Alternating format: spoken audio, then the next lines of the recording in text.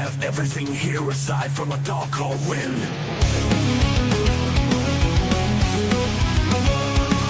The show is about to begin. We have everything here aside from a dark cold wind. Get very real, keep it real, keep it yeah. Welcome to the cave, welcome to the show. A beer is cold and it's time to blow. LongHairedYeti'sCave is the place to hang out. Come on the show and scream and shout. Keeping it real is what it's all about. The show is about to begin. We have everything here aside from a dark cold wind. Come on, win.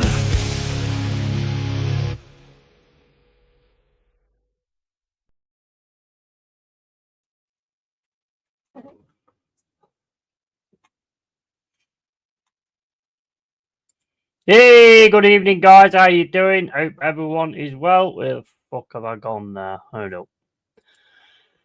Where the fuck have I gone there? How you doing, guys? Hope everyone is well. Big how was your day, and how are you doing? I am all good, mate. How was your day, and how are you doing? I am absolutely sound. I watched the highlights of England yesterday, and I must admit I saw some quite nice football. To be fair, I thought some quite nice stuff. And I tell you what, right? All I keep hearing about is Anderson. I mean, the lad is just like so consistent. To keep him, he's going to be very, very difficult. Very difficult. Regardless what kind of like player he is, whether he is in Isaac or whatever. I'm reading a lot of things at the minute, but obviously you get a lot of these journos that put two and two together. You know, it's pretty obvious that he's going to be getting attention because of the kind of player that he is. And the 100% and a quality midfielder, which we don't have that many of other than certain characters. Good weather. I've not been great today. Yeah, I went out shopping earlier. I mean, it was absolutely chucking it down, but it was all good. But yeah, Anderson. So obviously, we value, well, according to what they said, we value him at 110 million to 137 million, right? Now, I can see it. I can totally see it. The lad is consistent. He's always on it. He always brings it to every single game. You know, he stood out against Arsenal at the Emirates. He stood out in many of like the big games as well. He is an absolute 100%er when it comes to midfield. I've never seen him really have a game where I haven't keyed him out. It's always been very difficult not to sort of give him man of the match unless the other players are like on it as well. But so he's definitely going to be garnering attention. I mean, I'm reading Man United, obviously.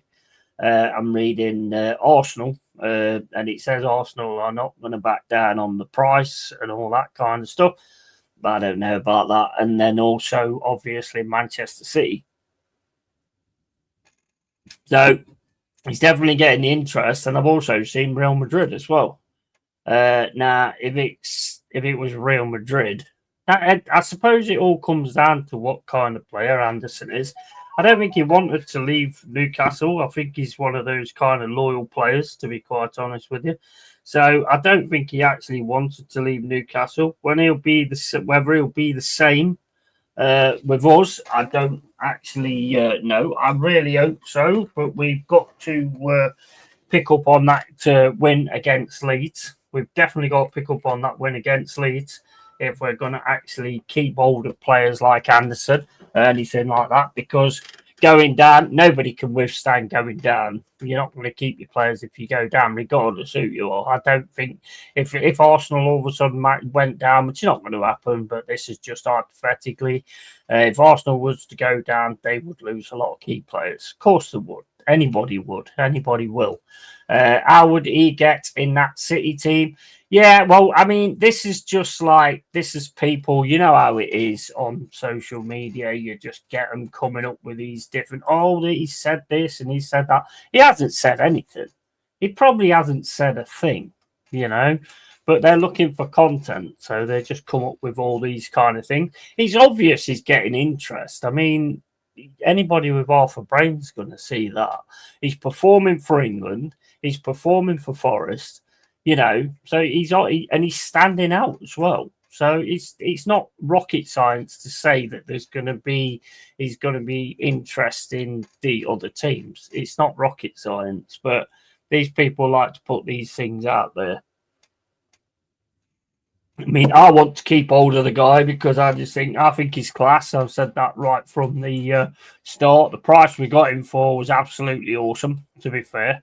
I would imagine there'd be some kind of sell-on with Newcastle as well. It'd be a bit crazy if there wasn't.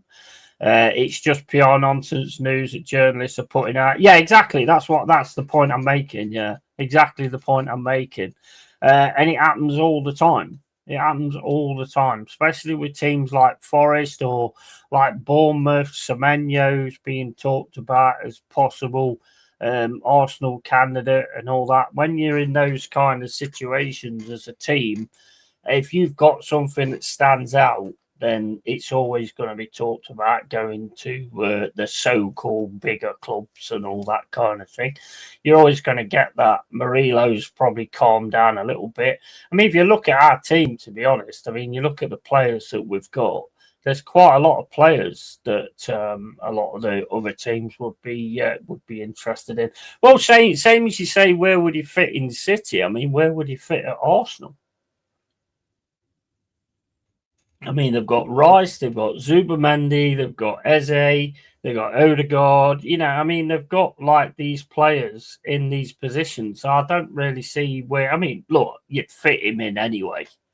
Because he just gives you that something else. His drive and passion and everything for the game of football is just insane.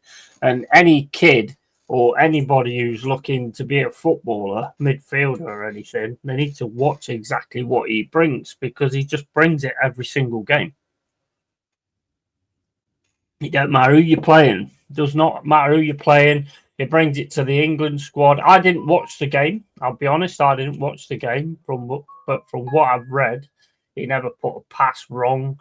He never did anything wrong. He's a real standout player on the pitch, and that will get him noticed. I mean, England haven't really played anybody yet. Let's face it. They've not really played anybody yet. So to think about all these things, that's the way the tournament's going to go is just silly. It's just all too early, to be honest. Who will he replace at Arsenal? That's just pure news. Yeah, exactly. I can't. Exactly. That's the point. That is the point. I don't see it being anything anyway. It's just something I saw today, and it's just something you're always going to get anyway. It's just one of those things. Now, look, I'm not being funny. I would imagine he is being noticed by certain teams. If he's not, then the scouts don't really know what they're doing because he is looking like a bit of a standout player at the moment. Want to bring everyone's attention to this, yeah? Basically, I bought this yesterday, and I'm not sponsored for it either. I'm not sponsored for it in any way, shape, or form. I just like to give credit where credit's due. And I got like a Bluetooth speaker and it started to go wrong. Basically, I think the steam being in the bathroom and that has actually got into the USB port and it's struggling to charge now. So I bought this one. I can't remember who made it now. I've got the box downstairs. But I bought this one, 20 quid, and it's waterproof and it actually floats. And it's got like a USB little plastic bit here, look, that you open, and there's like your USB. I don't know if you can see that or not. Yeah. Then obviously you seal that up before it floats, because otherwise water's going to go in there, then it's fucked. The sound on it is absolute class. It's absolute quality. About 20 quid that was. It's got quite a fair bit of weight on it as well for what it is. But the sound quality on it is absolutely awesome. So yeah, I just wanted to mention that. It's got these buttons on the top. Turn it on, get your Bluetooth on your phone or whatever. You've got like a stereo. To be fair, it is absolutely brilliant. I can't really play anything on it at the minute unless I actually get the get the channel on here, and then you'll be able to hear the quality of the sound. But it is actually very good. It's only 20 quid coming up to Christmas. Buy one for your mates or something. Like I say, I'm not sponsored by it. I'm not doing it for that at all. I like to, if when somebody comes up with something that's really good, and I buy into it and see what it's all about and everything, I like to put those things across because I think they deserve that kind of attention. But if I put this, it's going to be really weird. But if I put this on, attention, right? Okay, so this is going to be really weird. But yeah, it is. Hold up, let me shut up. Shut up, you stupid! Shut up, you stupid little man! Shut up!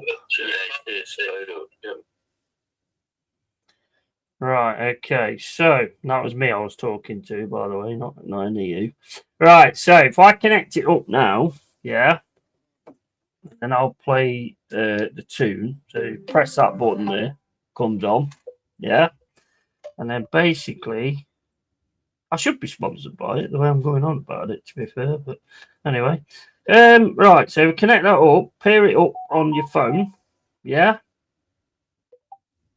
And then what I'm going to do is, what am I doing here? Big up, Carl, mate. How you doing? Right, let me just get this sorted out. Right. So what I'm going to do is I'm not going to say anything, and I'm going to just play the music so you can hear how it sounds, if it works.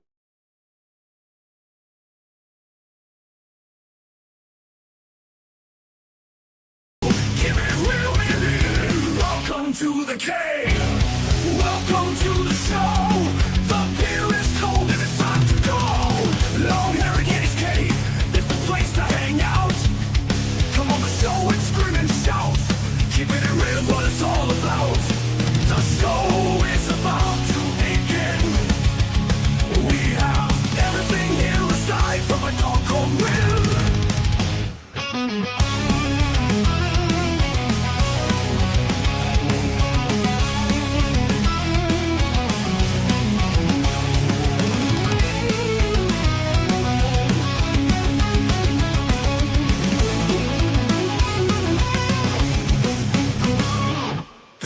About to begin, we have everything here aside from a doggone wind. The show is about to begin, we have everything here aside from a doggone wind. Get very real, keep it real, keep it yeah. Welcome to the cave, welcome to the show. The beer is cold and it's time to blow. LongHairedYeti'sCave is the place to hang out. Come on the show and scream and shout. Keeping it real is what it's all about. The show is about to begin. We have everything here aside from a dog called win. Come on, win.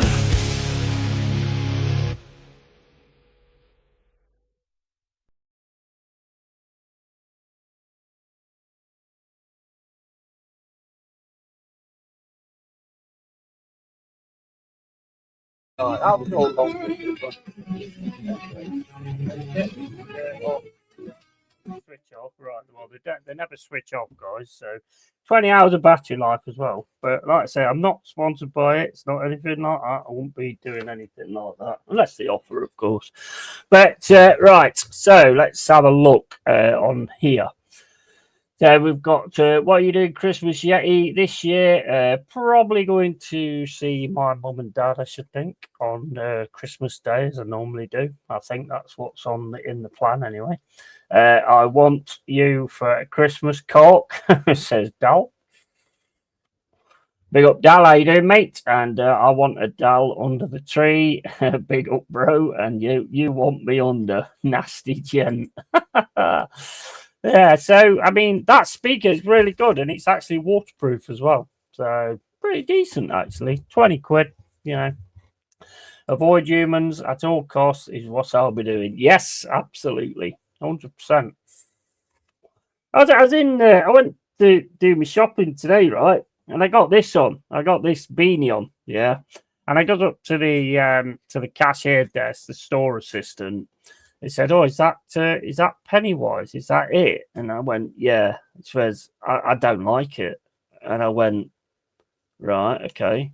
I said, "I'm here to buy me. I'm not. I ain't coming here to be liked by you. I've come in here to buy my groceries. So can we just get on with that part of the job instead?" Fucking, I don't like it. The fuck? What do you want me to do? I don't like his eyes. Oh well, never mind. Don't look at the fucking hat then. Yeah. Whatever. Get on with it, man. Right. Okay. So, like I say, I was just talking about Anderson. Just seen a few things online about teams being interested in him, which to me is obvious anyway. He's a class player. He's an absolute class individual. But I think a lot of it is just the same as it always is, just PR shit, to be quite honest with you. Just normal people just putting things on there, just throwing two and two together. If you've got a good team, a good player, then there's obvious that team's going to be interested in them, and it's not really rocket science, is it? Right. Okay. Yeti's random NPC encounters in the wild would have millions of views if recorded. Yeah, I know. Michael King out talks football again. He was absolutely talking nonsense again. Yeah, you been on the stage with him yet, or what? Have you actually been on the stream yet? You're obsessed with him, you are. Big up, Yeti, bro. You okay, mate? I am, Adam. How are you doing, matey? How are you doing?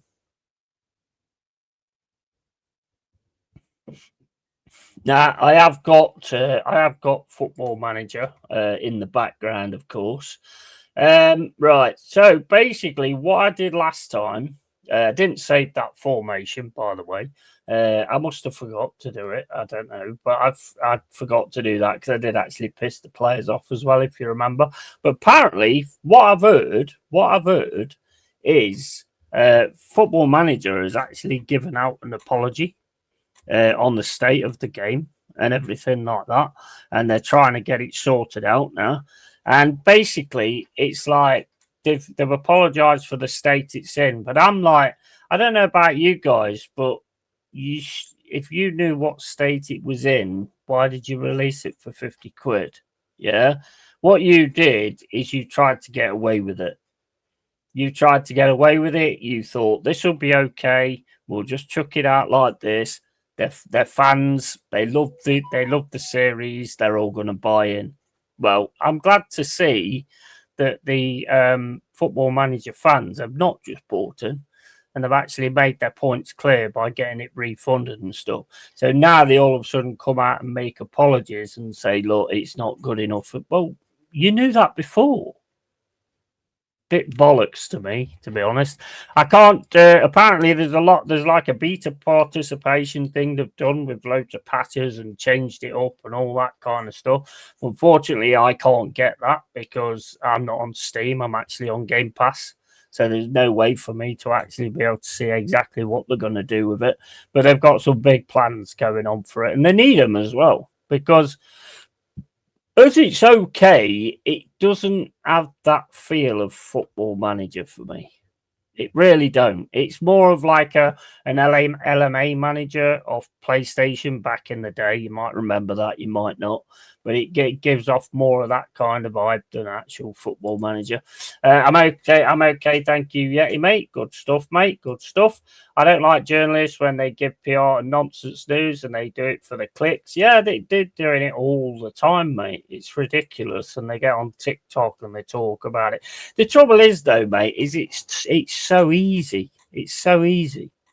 You know, it's like me all of a sudden doing a thing saying that Salah saying that Saka could be on the tip of a Ballon d'Or. It could be. He's not, but I could say that he's on the tip of being part of a Ballon d'Or. A discussion's been had that Saka is on the tip of winning a Ballon d'Or. That's as easy as it is. That's as easy as it is. And another thing that pisses me off as well is when you're looking on YouTube and you've got all these different clip thumbnails and stuff of people going, oh, oh, oh, yeah. I mean, what the fuck? What are you doing? What are you doing?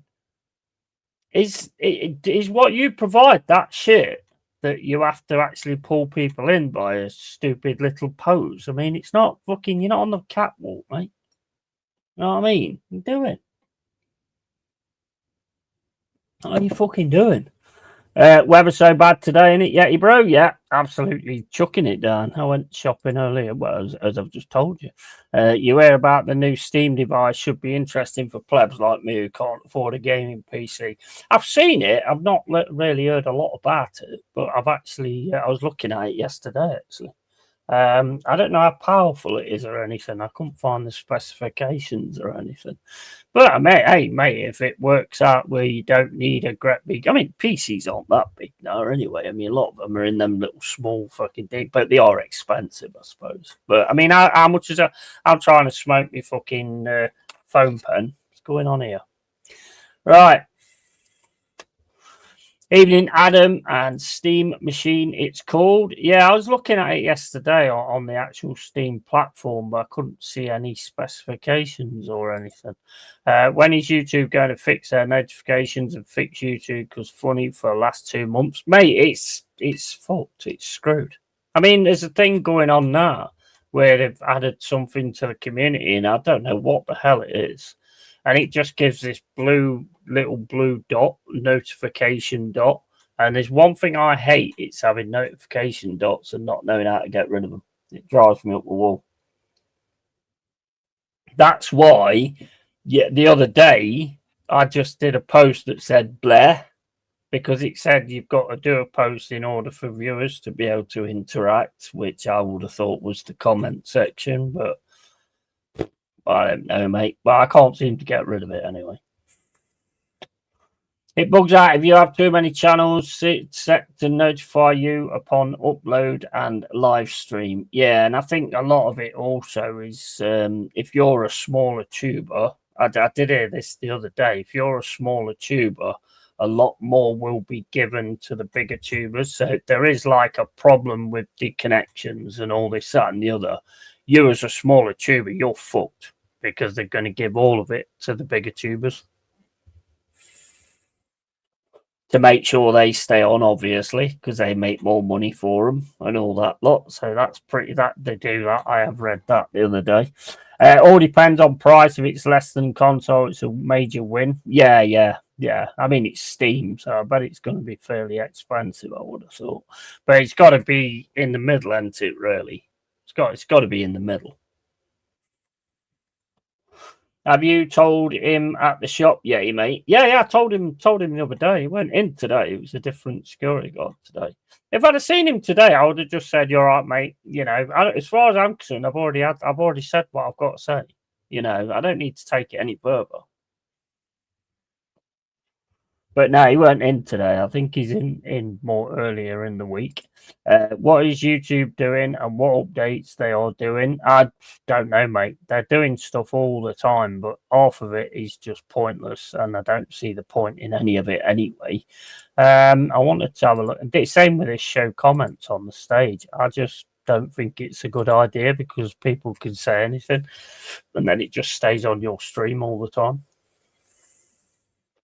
They should have done it where I can read it, but you can't see it. Can you guys see that? You can, can't you? Because I think I played a video back the other day, so you guys can see it. So anybody can come in here and say certain words. Now I'm going to turn it off just in case anybody is in the background listening and thinking, "Oh yeah, mate, yeah, it can be an idea," because that does happen. I have only notifications on for this channel and one other. Works a charm every time. Yeah, that probably comes into it as well. I mean, if I'm going live at the same time as one of the bigger tubers or whatever, I don't really know how it works, but it probably works something like that. 400 to 500 euros, I'd buy it. Yeah, that's not bad. It's not bad. What like kind of graphics card and all that kind of stuff has it got in it though? Is it updatable? Can you actually get a new graphics card for it? Because that's probably going to be next on the line. Whether you can actually sort of update it or anything. But then again, if you get a brand new system with a decent card in, it should last you for about 2 or 3 years, depending on what it is you want it for. I mean, the one I've got here, I mean, this is absolutely probably going to be perfect for about another 2-3 years, but that'll be it. Good on you, Yeti bro. Absolutely. Oh, I told him. Yeah, I told him straight. I said it on the stream the other day. I'm not about messing around like that. There's no point in watching me. I'm not doing anything aside from shopping. That's all I'm doing, pretty much. But yeah, I did mention it to him the other day. Like I say, I went in today. It weren't him though; it's somebody else. So I don't know whether he's quit or what. I'm not sure. Evening, Tony. How you doing, matey? As the international break treating everybody? Are you like busting to get the Premier League back on and get things going again? I know I am. After that win, we need to keep going. Got Liverpool at Anfield when we come back as well. So, I mean, that's going to be interesting. Tomorrow, be gaming with the guys in the afternoon to the evening, probably. Playing a game called Unknown Species, which is basically, if you like, aliens and all that kind of stuff. It's basically you're a team of 4. Yeah, and you have to go and go on to these like different space hulks and stuff, and there's certain aliens on there, so you'll find dead bodies and things like that. So it's one of those kind of horror game type things. But there should be another 3 players with me. Macaulay pipes possibly, and then we'll see how we go from there. But yeah, I've got a lot of ideas coming up. The Atomfall, I'm getting a little bit bored with it. I'm still going to finish it because I've started it, and like Bambergas going, mate. I started, so I'll finish. And you know how bad I ate them, mate. Yeah, absolutely, 100%. Big up Garrotti and Tony Neri, and big up Dan. So yeah, it's the international break is always enough. Mind you, 2 good goals from your 2 players yesterday. Some good stuff actually from England. What I watched, it's a good pass from what's his name? What's his fucking name? The little guy at fucking Manchester City. Yeah, him. I know. I can see his face. Can't think of his name. For Foden. Foden. That's it for Foden. Granville. Carl, cheers, mate, and evening, Adam, and evening, Tony. Yeah, Foden, nice pass from Foden over to gets Eze a goal. Very, very nice. Nice finish from Saka as well. So Saka and Eze was the goal scorers. Did Ireland beat Portugal? Sure, I read that yesterday. Banana Silver. Yeah, Banana Silver. I don't like the international break. I don't like pointless games. No, well, I mean, it's done, isn't it, really? I agree. I totally agree with you. You just don't want to get any injuries, do you, really? Ronaldo got sent. Yeah, I thought I read something that he lost his head or something like that. Foden been playing really, really well lately. Yeah, absolutely. And yes, 2-0. And apparently, yes. Wow, nice. Good old Ireland. And Ronaldo red card. Right. I didn't actually see it. I was just reading it because I was watching the highlights yesterday. And I'll be honest, I saw some pretty decent stuff from England, but I didn't watch it all. So I don't know whether it was constantly like that all through the game. But their attacking instances look really good, really well done. We've still not really played anybody yet, though, have we? Really? Irish fans were awesome. Always are. Always are. Absolute quality. And I didn't even see it. No, same here. I don't know. I did see something about Ronaldo losing his head, I did read something like that, but I wasn't actually sure exactly what had happened there. But you know, I did read that. But yeah, it looked quite decent actually. And you just got to hope you don't get no injuries because Eze's getting on it, big style, and so is Saka. I mean, what's the next game we've got to play? I wouldn't be surprised if a few players don't get pulled out, to be honest, because the next one we've got is, let's have a look, England football.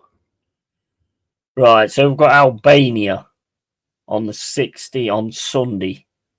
See, that's not really, I mean, and I think we're through. Are we through anyway? I don't know. I didn't really took much notice of it, to be honest. The only reason I really watched it was for Anderson, because I've heard loads of good things about how he's been performing and stuff like that. I mean, I know how good he is anyway for us. So if he can maintain that standard for international as well, then we've got an absolute hit on our hands there, to be honest. It's a matter of keeping him, that's all. Waste of time, Irish football, allocate to rugby instead. Yeah. I think next year is England's best shot in years. I hope they can take advantage and win the damn thing. Yeah, I'm not going that far. So, mate, I'm not going that far.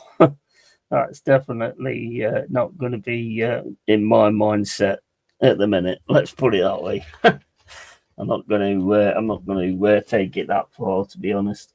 We'll do what we do. We haven't really played anybody yet, in my opinion. You know, we need to play one of the teams that's really going to give us a test in order to sort of see how that works. As for rugby, never really got into it. Didn't really like it at school when I played it at school. Just what was never really my kind of thing. Always liked football more. Just never really been that bothered. And obviously we've got episode 4 of Welcome to Derry coming this week, which I'm going to imagine is going to be another bit of a filler episode. I hope not, because they have started like speaking about certain things and stuff. So I would like to see a continuation of that, to be honest. But I suppose we'll just have to wait and see on that one, won't we? And whether they're actually going to do that or whether they're just going to put filler in again. Was always surprised you never got into it. No, I'll be honest, mate. I used to like American football.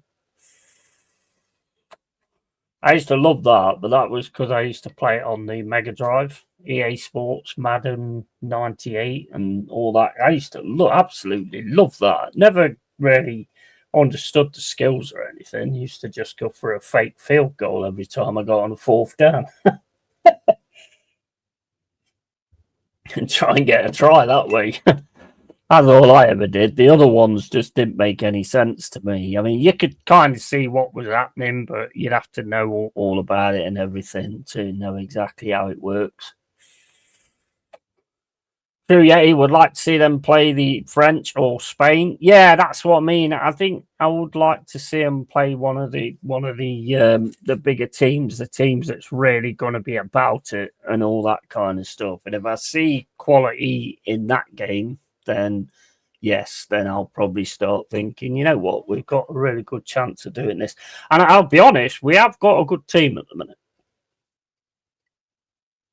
We've got some really good players at the moment. Anderson, obviously, Rice, Eze, you know, with Kane, who's always a good player anyway. Foden, I've always liked. He dropped a little bit, I think, and he's coming back to his own. Even Rashford looked quite decent as well. You know, I think we have got a good team building, to be fair. The rules in rugby are complicated, to be fair. I loved it. Best memories from my youth playing it. Yeah, I mean, I just didn't ever really take to it that much. Passing the ball backwards just seemed a bit odd to me. Croatia 0, Faroe Islands 1. Evening, Pepsi. How you doing, mate? Hope you're well, pal. and keep us up to date on those scores. Just see what's going on here. Right, so that's 5 hours. So I need to remember to shield up, otherwise I'm going to get fucking wasted. But yeah, I mean, if we go up against one of the big dogs and we manage to give them a good game, then I might start believing. But I know what we're like. I know what we do, and it's one of them things you just don't buy in. But like I say, I have to say, at this point in time, we have got some really, really good, interesting young players. There's no doubt about that. We have actually got some really good, interesting young players at this point in time. I mean, if you have a look at this, let's have a look. You got Pickford, which I think we could do better than him eventually. Personally, just my point of view. James, when he stays fit, he's a decent player. He can pick a good cross. Stones, he's like getting better and better. Consolder never put really, but he's decent. O'Reilly is impressing me a lot. The way he kept Salah quiet the other day, he's impressing me a lot.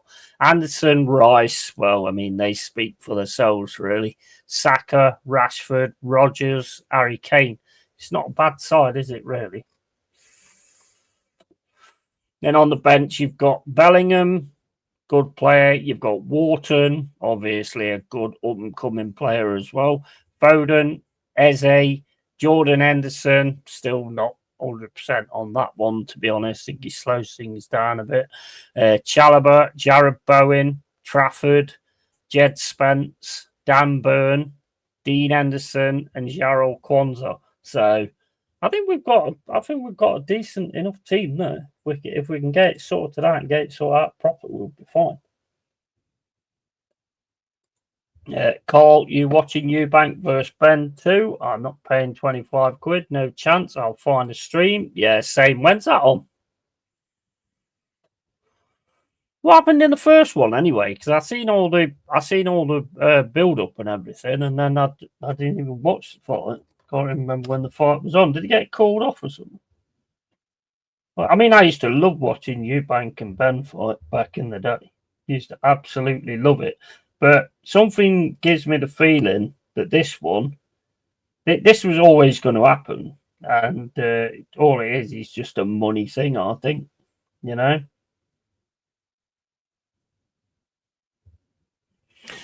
It's just one of those things, isn't it, really? Zidane, as mentioned, his return to management is soon. I believe it will be the French national team, but one can only dream. Yeah, that's possible. That's possible. And tomorrow night. Oh, tomorrow night, is it? Might have a look at that. I might actually have a look at that then. I've never done like a boxing match on here, but I can always sort of see if I can find anything. Is it on? It's not on Sky, is it? Is it on Sky? Actually, does my Sky work? Let me check. It weren't working the other day. See if it's working now. Yeah, it's back on now.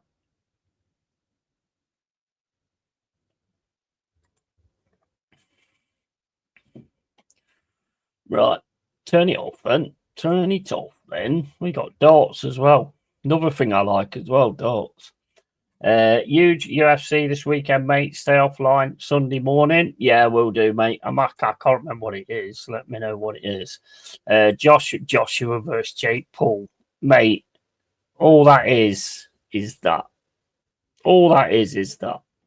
It's all it is. No doubt about it. I'm sick of like that for me, that kind of thing, the Conor McGregor against Mayweather and all that kind of thing ruined boxing, in my opinion.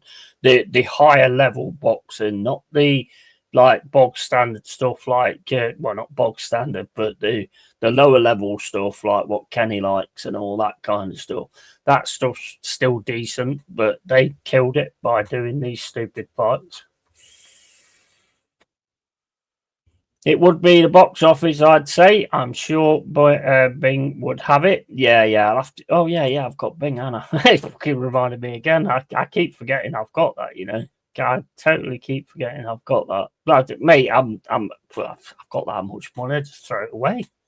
Throw it away. Hey, you want some money? Hey, come on. Hey, Brennan, you want some money? Here, mate. Here.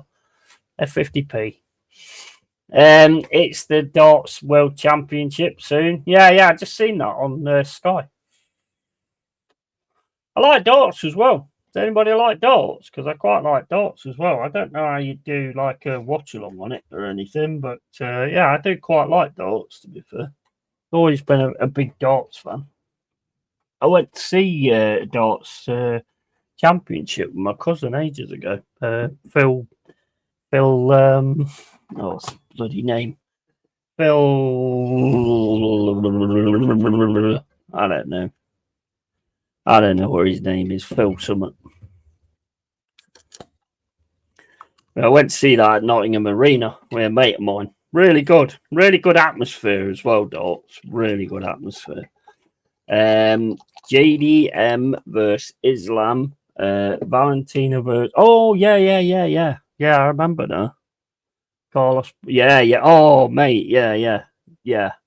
Sean Brady versus Morales. Dariush versus Ben. Yeah, Benoit Saint-Denis and a stacked prelims. Ah, yes. It was the one I was on about, innit? I forgot about that, bro. Good job you exist, because otherwise I'd probably miss everything. I'd play darts with a few pints in me, but can't understand watching it. I've played it loads of times. I think it's a real skillful game. It's a real skillful game, darts is. Like darts myself, but it isn't very popular over here, to be honest. No, I don't think. I think it's massively popular in the UK. It's always been a thing with Eric Bristow and John Lowe and all those characters. I mean, a lot of the characters ain't there now. They're more fight and kick off and get Mordy and stuff. Used to have some great characters back in the day. Taylor, yeah, that's him. Yeah. I can't think of his fucking name. Saved my life. Yeah, I've seen tournament of that live. Pretty good as well. Really good atmosphere, darts. Really good atmosphere. I can score big, but struggle checking out. Yeah, I'm not too bad at hitting the doubles, to be fair. Scoring big, I'm not too bad at it. Hit the ball a few times. I didn't go for it, but I hit it. That's the main thing. It's incredibly high skilled, to be fair. It is 100%. Well, it's all about the eyes and the coordination, isn't it? And making sure you got to keep your hand completely still on what you're targeting, and then make sure you throw it with the right sort of thing. It's a difficult game, but it is fun. I can hit the wall, Shane. There's no points for that. I don't know. We'll have to do a petition call to make it where if you hit the wall, you actually get more points. But yeah, I mean, the worst one for me was always when you have to start on a double and you cannot get a fucking double. You can't hit a double for the sake of your life. So they like on their double to finish the game while you're still trying to get started on double 7. Oh man. But I have done some good stuff on it though, like like they do on the actual like tournaments and stuff where they just all of a sudden go up and get a double top to win it and things like that. I used to play in like a mixed darts fucking tournament in pubs and shit. It was all right. It was good, but the problem was by the time we played, I was fucking pissed out my face. Honestly, we went to one of them, and I was paired up with this girl, and both of us was pissed out faces. Neither one of us could. I don't think we even got off the fucking. We didn't even get going. We kept missing the fucking board. fucking the bloke that was like in charge and stuff like that, he was not impressed at all. We was laughing our asses off. We could not hit the fucking board at all. We kept getting it out the board every single time, and the other team just took the game easily. Yes, it wasn't a good advert for for darts or anything like that. But that's it started about 8, 9 o'clock. You go out about 6, 7. By the time you start, you fucking can't even see. It's good fun though. It was good fun because you travelled to like all different pubs and things like that. So it was always like really good fun to see these different pubs and stuff. I mean, I did a bit of like pool as well. I can remember going and playing pool with some mates of mine after we'd finished work, and we went into this pub that was near the area, and these guys came in, and it was like, oh, we'll put somebody. We need to get the table because we're the pub team. I fucking beat them all. I just beat them all. I was proper on it that night. You know how you had them special times where you're just on it? I was on it big style. They was not impressed. In the end, I just went, here, I'll just have the table. We're going somewhere else anyway. But they weren't impressed because they put one of their best players on against me and I beat him. Oh, mate, it's great. It's fucking awesome when it goes like that. Absolutely awesome when it goes like that. I don't think they was very impressed. They thought we was showing off and all this, that, and the other. It's like, well, I don't play in a team. I just play for fun. And I don't like the way some people get when, what you're saying, really. Don't get me started about these territorial pricks who think they're in the pool table or dartboard. Yeah. You always get that, don't you? Always get that. I can remember me and my cousin was playing some guys in the Salutation, and I think it was ages ago. And we was like proper arguing with each other. What the fucking hell are you doing, bro? Do you even know how to play? And all, and we was proper like fucking standing up to each other, pushing each other around, and all this, that, and the other. And the guys that were playing, one of them just turned around and says, "What a bunch of fucking pricks!" And then we was both like, "You fucking want some?" We both just then like stopped arguing with each other and was like straight on to this guy that said it. Thank God we didn't grow beat around each other. We'd have been both in jail for life. Yeah, absolutely, 100%. I've never been that competitive when it comes to like sports and stuff. When I'm gaming, then I am. Like I used to play this NHL ice hockey game with my mate, and it got to a point where we couldn't sort of sit facing each other because if I'd score, I'd be laughing and he'd see me laughing, and then we'd kick off with each other. And so it got to a point where he sat behind me and we played the game. Yeah. And if he scored, knock it out, I'm like, you fucking laughing at?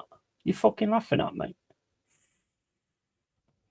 Crazy. Same with my bro. Same with my bro. What was that game we was playing? Like a fucking, I think it was a wrestling game or Street Fighter or something like that. And he beat me, and I just turned around and said, "Yeah. Well done." I said, "Do you want to do it for fucking real?" fucking mental.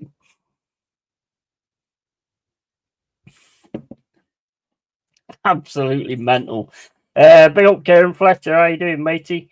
And Tekken. No, it weren't Tekken. I think it was Street Fighter because whenever I got a game like Street Fighter or something like that, I would get really good at it, and I would like look into everything, all these different moves and all this stuff, and then I'd like say to my brother, "Yeah, do you fancy a go?" Because I'm thinking like I'm just gonna batter him. He's not gonna stand a chance. My brother just keeps clicking one button and just keeps kicking me. So every time I'm trying to get these moves going, I'm just getting kicked all the time, and he wins. Oh my days!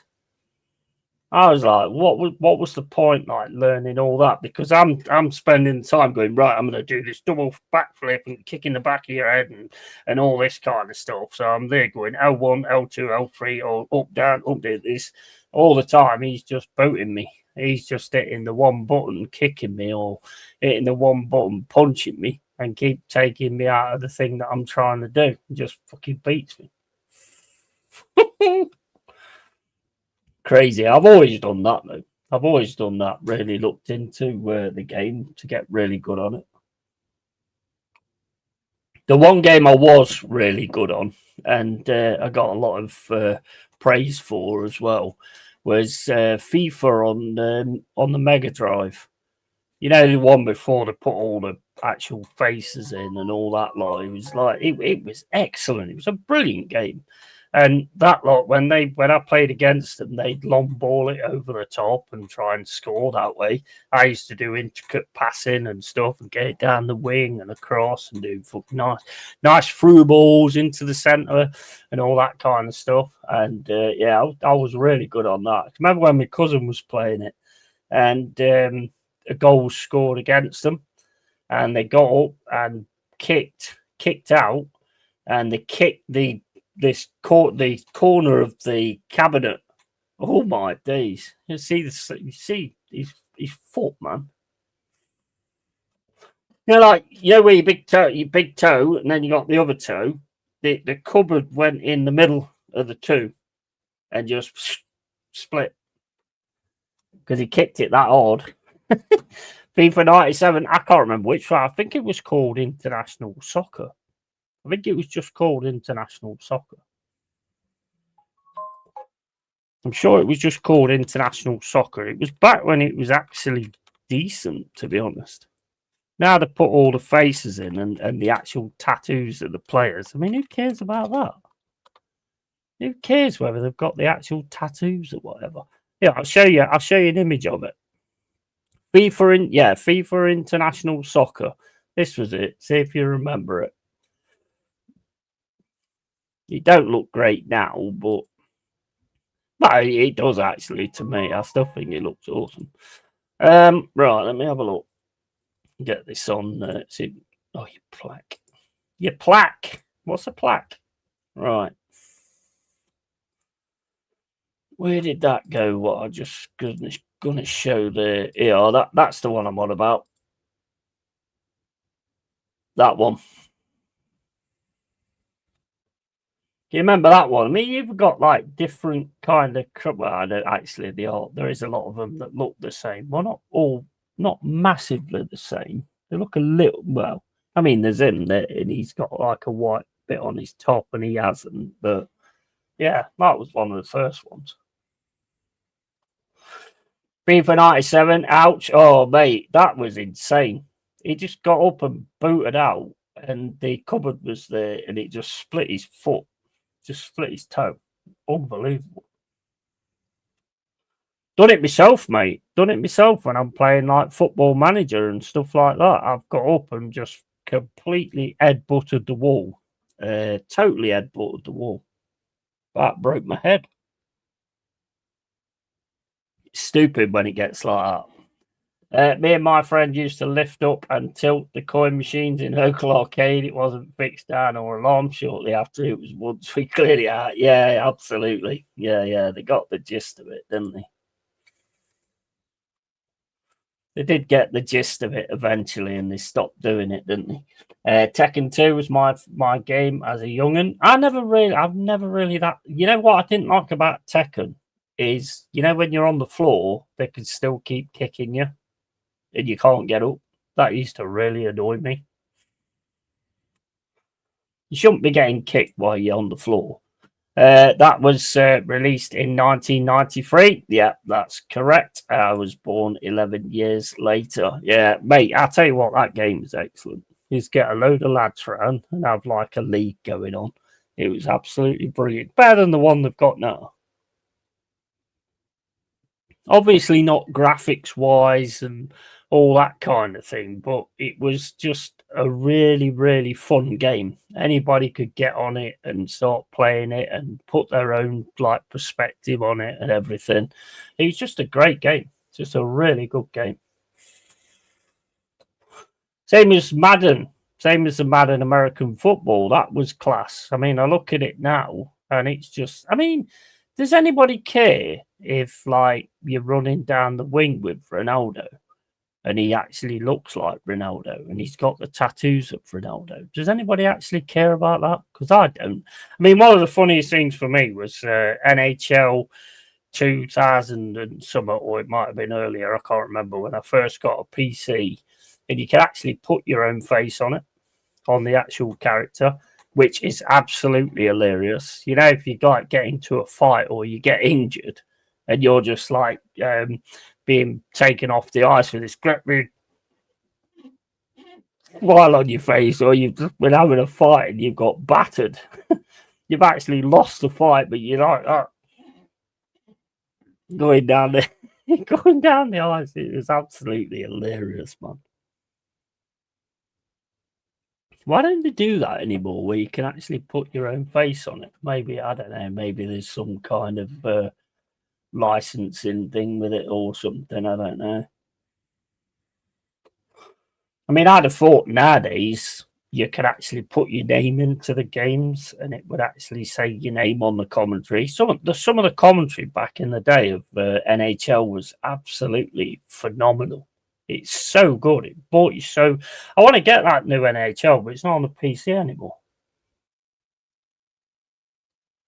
It's only on consoles now, which is a shame. Have you played any of the UFC games? I haven't. No, I haven't. No, I've been tempted. But I haven't played it. Is any of them on the PC or are they just console? I've never actually played any, but funny you saying that, because it's like with doing the gaming and all that kind of stuff, if I can find one on the PC, but I don't know if are they actually on the PC? I don't think they are they? No. No, they're all on console, aren't they? So I haven't actually got a PlayStation 5 or anything like that. I would play them. I would definitely play them. And if NHL 24 is on Game Pass, I believe, is it still on there? Let's have a look. Hold up. Got Game Pass here. Let's have a look. I haven't actually seen it on there. I know they did have one of them on here. But I know what EA's like for taking them off as soon as they release like new ones. Let's have a look. No, it's not there. Madden is. Madden 24 is on there, and Formula 1's on there, but that's it. They, for some reason, they took the NHL off the PC. I don't know why. And it's just on consoles now. So if I can get myself a console, then I'd definitely do that. Don't play UFC 5 or 4. Are they bad? Are they actually bad? No, only console, and Undisputed 3 was the best, and UFC 2 was the best, and fuck. Yeah, I mean, like I say, I ain't played them. They're games that I would have liked to have got involved with. Do you like build your own fighter and stuff like that, though, or do you have to sort of play the fighters that you know of? Because, I mean, I used to love there's one game called WWE Attitude, and it was in the Attitude era with Stone Cold, The Rock, Triple H, you know, all the good ones other than the ones in the past, obviously. That one was excellent. That one was brilliant because you got the storyline before it where you just like having an interview and Triple H would come and push you out the way, and then you'd kick off and you'd start fighting him and all that. That was absolute class. That was horrifically bad. Mind you, the Attitude Era was one of the best eras of the WWE, to be fair. I didn't like any of the EA UFC games, says Cole. Yeah, I never played them. Didn't play them. Big up, Stephanie. How you doing?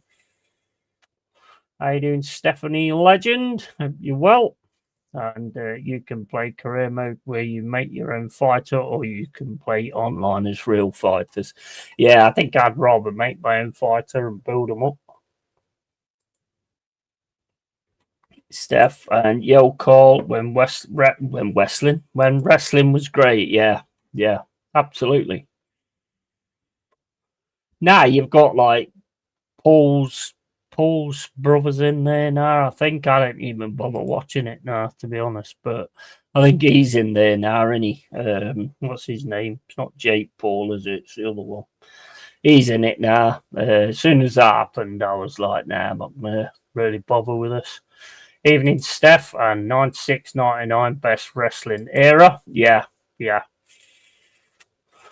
Definitely. Yeah, you ever see, because me and my bro, we used to watch them all the time. That the funniest ones I can remember, Logan Paul, that's it, yeah. The funniest ones I can remember was the ones where Vince McMahon was thinking that Stone Cold was there somewhere, and Shane McMahon was like going into every room, and he and he finds it, and he goes in and punches that cardboard cutout of Stone Cold. They're just panicking everywhere they're going, thinking Stone Cold's in there somewhere. And then I think he's in the hospital, and he is the doctor. They was excellent. That's excellent entertainment. Regardless, I mean, you know, people telling you it's not real. Of course, it's not real, but well, it is. I mean, it is real. They are actually throwing each other about, you know. But the stories are made up, of course. And on the Paul brothers, have you seen that Jake might be fighting Anthony Joshua? Yeah, just been talking about it. What a force! What a force have made of boxing, really. Boxing has just become a force, but you know what? People pay to do it, to see it. So why not? It is. It's an absolute force now. Boxing is. It's an absolute force. It's just ridiculous. Well, do no. Oh right, okay.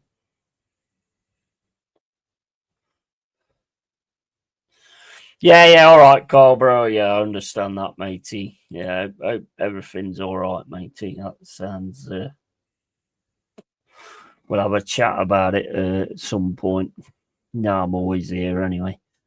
But yeah, the wrestling sort of back then, I mean, the old stuff, even the arcade games was great as well. Ultimate Warrior, all those characters back in the day, Barber Beefcake, Zeus, Hulk Hogan, Undertaker when he first came on as well. Absolutely awesome. Boogeyman. Eubank Jr. versus Ben tomorrow night. Mind? Yeah, it's not on Sky, is it? That's going to be a box office jobby. I might see if it's on anything that I've got, and I might look into that after we've done the Unknown Species stream, and then we'll have a look at that one instead. I'll have a look at that one as well. Where is it? Did I not save? I didn't save the thing, did I? What a donut. What an absolute donut. Hold up.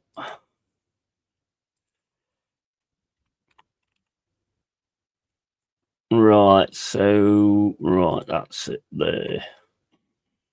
Let's have a look, see if it's actually on here.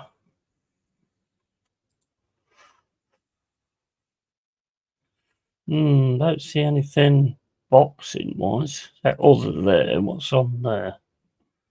They got NHL on here as well. I didn't know that. Penguins against Predators. That's on that. Right, let's have a look. See if we've got any of the boxing. There's loads of stuff on here. I can't see the boxing though. No, I don't think the boxing's on here. I might be able to find it on one of the others, I suppose. But no, I can't see the boxing tomorrow. But I'll have a look into it, see if I can actually find it. Been the first boxing stream I've done. DAZN, I think. Yeah, I should be able to get it if it's on there.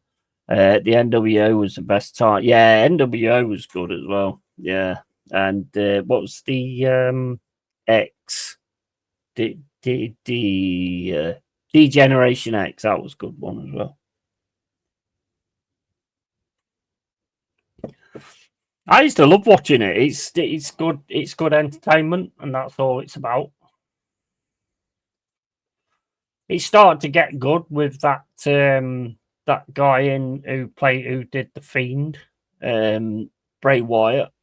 He passed away, unfortunately. It started to get good with him. I think that was kind of the point that I was at, to be honest. It did start getting good with him. But obviously, with what happened, that sort of cut that short.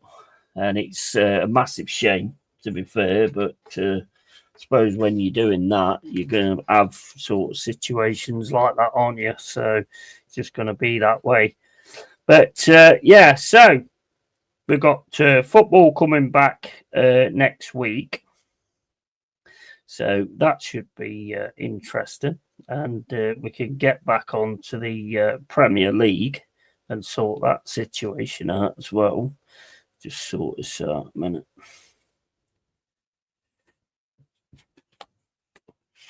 So yeah, it'd be good to get back to the football. But like I say, I've got a stream going tomorrow with the Unknown Species game,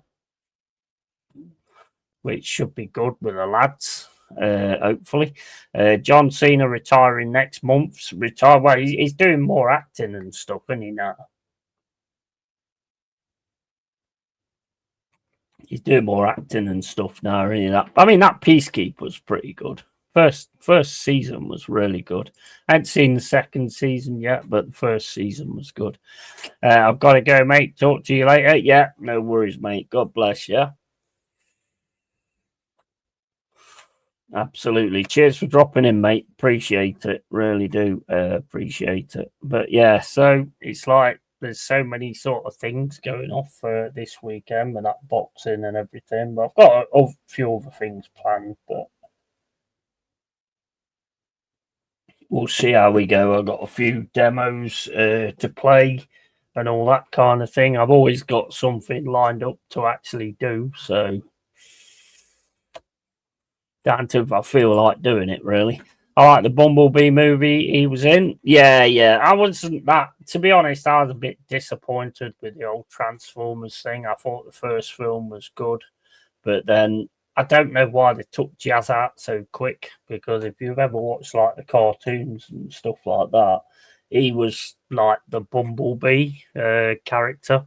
Bumblebee was kind of in the background. It was Jazz and Optimus Prime. But some of them are all right. Some of them ain't bad. But I can't say as I was that impressed with that, taking Jazz out as quick as that. I just didn't understand the concept of it. And I know he wanted to push like Bumblebee forward and all that kind of thing. But if you're going to do the story and everything, then you need to keep it the way it is, don't you? That's my take on it anyway. You keep it how it is. E-Man out next year. Who's playing E-Man? Oh, there's a Michael Jackson film as well out next year as well, isn't there? I don't know whether that Michael Jackson film is going to be about him becoming, getting as big as he was or anything like that, or a lot of the controversy and stuff like that. I think this one would be more about sort of how he made it and stuff. And to be fair, you can't really fault the guy. I mean, he is the king of pop. He has got some good tracks out there. It's not my kind of thing, to be fair, but I do enjoy the songs, and that's all that matters, isn't it, really? You enjoy the songs, that's really all that matters. So, that's all you really go on. So anyway, what you guys been up to? in this 2 week, 1 week break for international. Been up to anything? Been watching anything? Been out? Been doing anything? What's the crack, as they say? What's the crack?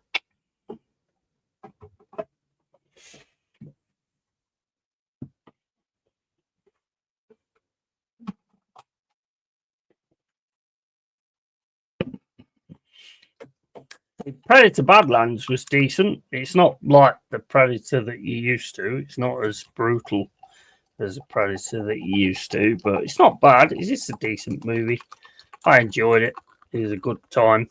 It was interesting, I thought. So, I would definitely recommend to actually watch that as well. The Running Man out today. Running Man out today, innit? I'm not too thingy on that from what I've seen of the trailers. I don't know what they've actually done to that. I mean, the original's class. The original's awesome with Schwarzenegger. But this one just looks like they've gone I don't know, but it looks like they've gone a total different route. I don't know why. When you remake these films, just remake the films and just make them look better now. Instead of messing around with them and changing certain things to suit certain perspectives. Just really does annoy me, that does, when they do things like that. Right, guys, I'll be back in a second.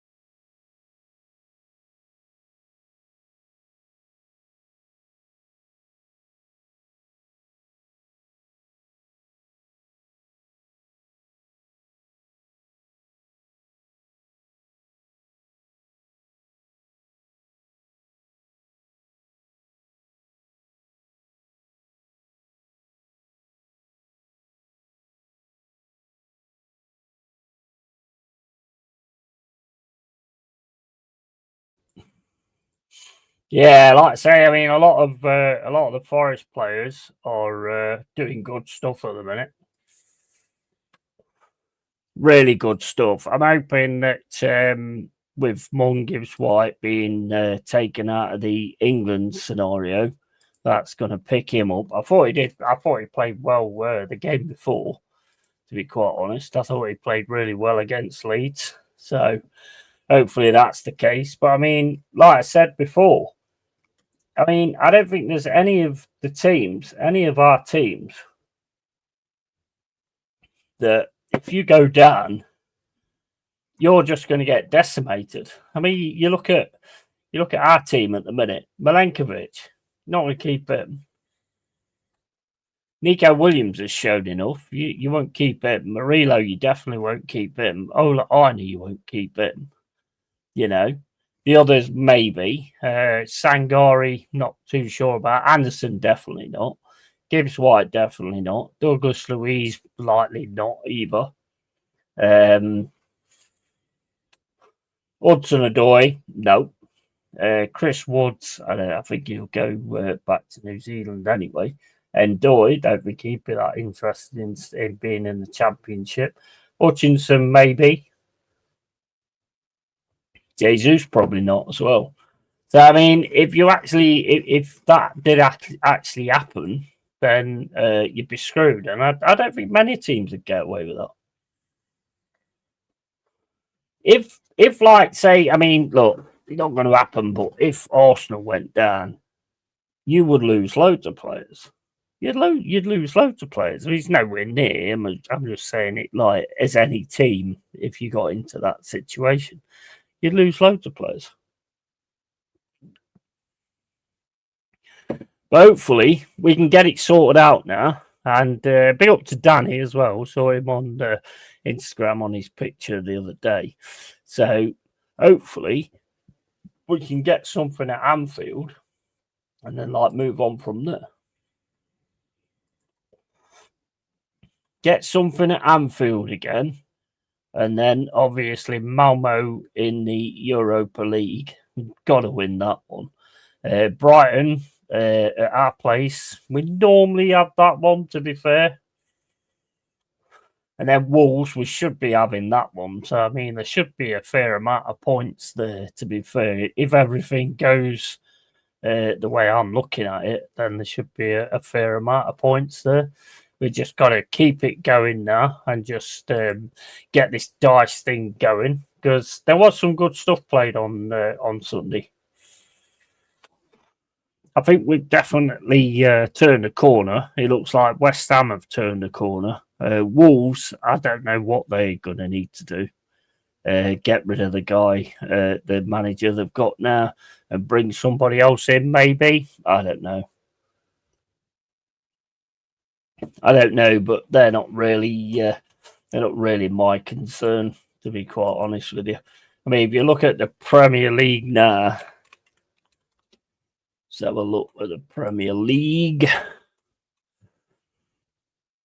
You've got Arsenal at the top with 26 points. You've got City 4 points less. So Arsenal's got to win their next game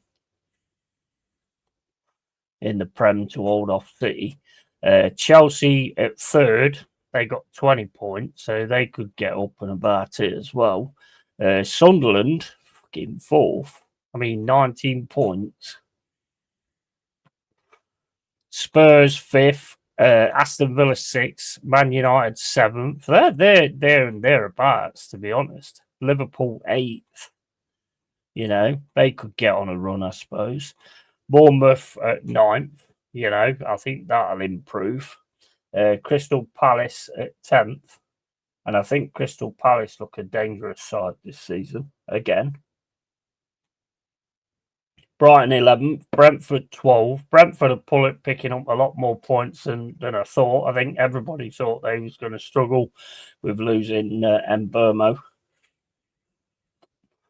to be honest. 13th is Everton and 14th Newcastle. Newcastle are sort of up and then down at the minute. I'm not quite sure what's going on there.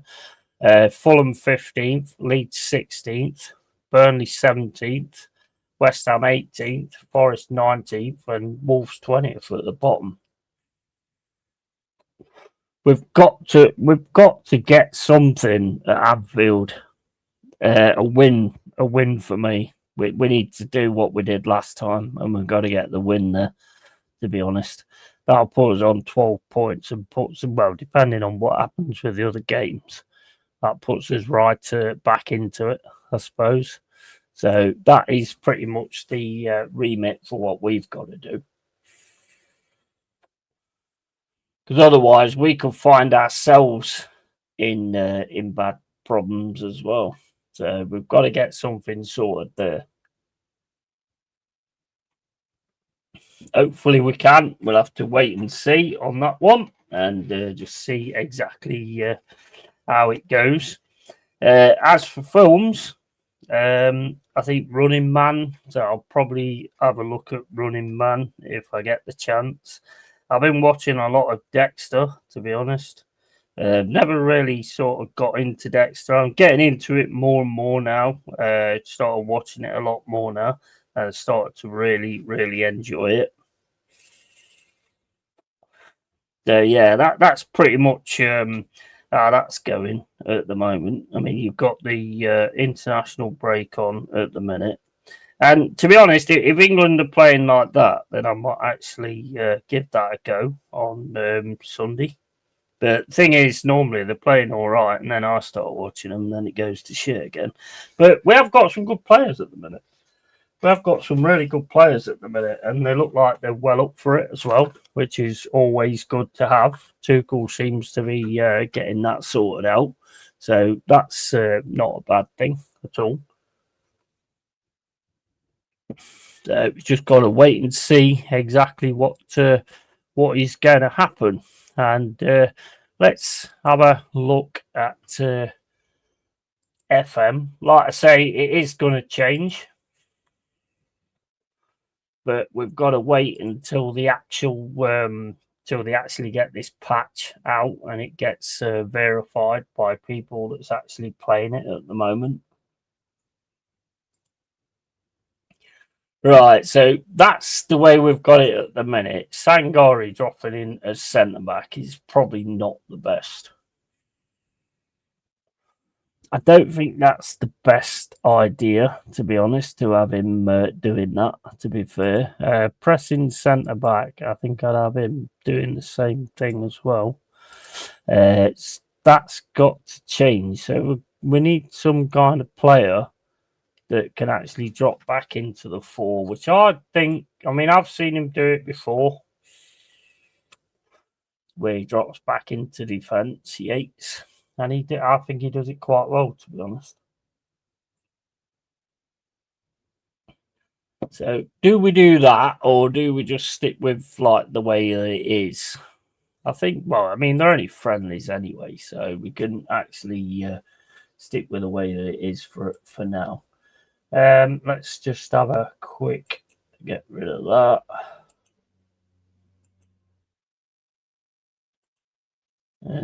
Get rid of that. Get rid of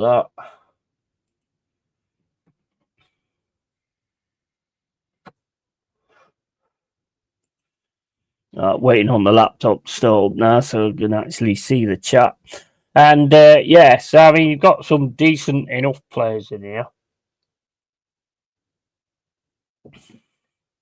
I did screw it up with a team talk the other day, to be honest. I did absolutely screw it up. But I did save it.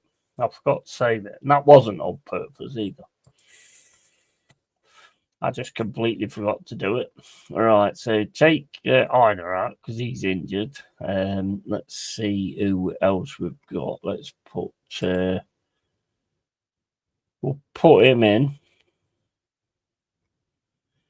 See, how do you do that then? Because that says pick. So if I'm... Where's... No, right, he's gone. Right, okay. I've got another 2 there as well. So who are we going to put in there then? Right. So these are already on. These are already actually on. So I won't be using them, would I? This one's very unintuitive, if that's a word. I think that is a word. Very unintuitive.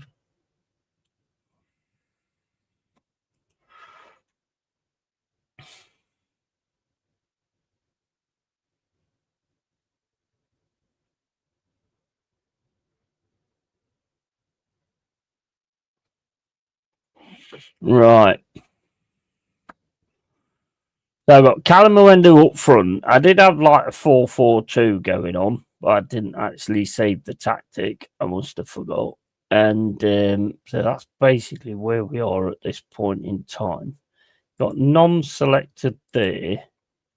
So, right, who is...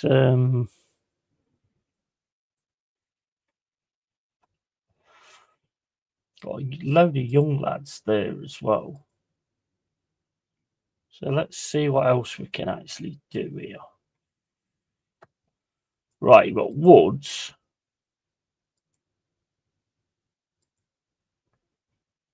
Let's put Woods on as well.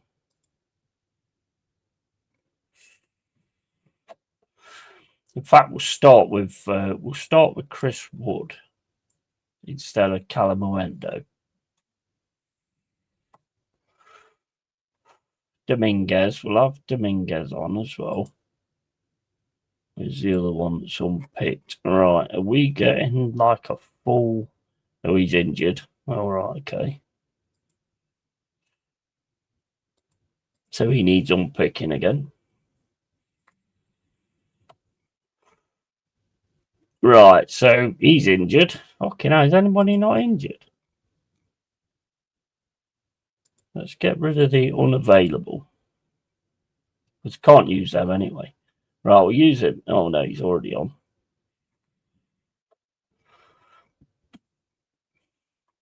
Right, so we've got one. Right, number 8. We need a number 8. A number 8. We'll have Mac T as a number 8. Who else? Right, we've got 15 there. So we're good there. Let's go to the match. Arsenal apparently playing a behind closed doors friendly this weekend with Gyökeres, Havertz, Martinelli and Madueke in lineup. Odegaard with the Norway team. Yeah.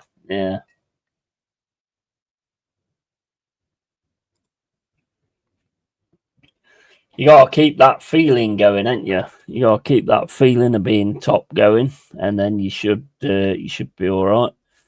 Right, this is a match we should be winning. Who we play? Oh, we're playing Celtic. We're favourites. We should be winning this. Right, let's see that one. Hardly any reactions at all. No reaction whatsoever. Hanging on every word, says Milenkovic. Looking pensive. It's not really making any difference, is it?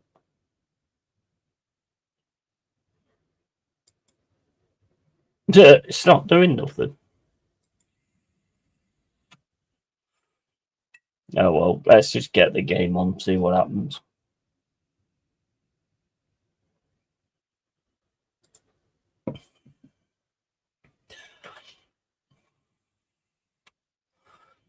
Yeah, I think Arsenal's got to come back fighting, keep that top spot. Who you got when we come back?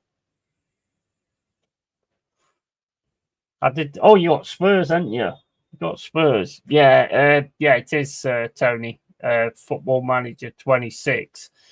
They have actually done like a lot of changes apparently, and they've got a lot of changes to come to make it better apparently. But unfortunately, you have to be part of like this beta participation, and because I've got it on Game Pass, I ain't got it, so I've got to play it like this. Do you know the one thing about this that I will say, right, is, and I think a lot of Football Manager fans will understand this. When I first start playing a Football Manager game, a new one, I can't leave it alone. And you know, this one, I've been able to leave it alone, you know? I've actually been able to I've not been bothered about playing it. And that's the first time I've ever had that with a Football Manager game, ever. So hopefully they do get it sorted out. Spuds at home, yeah, that's a game and all, isn't it, to come back to? Because there's a lot more riding on it than like staying top, isn't there? There's obviously the bragging rights and all that kind of stuff. Right, we've got a replay anyway. Celtic on the attack on this right-hand side. Come on, lads, you got to put your foot in. No, he's took him down. That's a free kick. Well, Nico Williams didn't see much of a press there, to be fair. It's raining, so it's obviously realistic.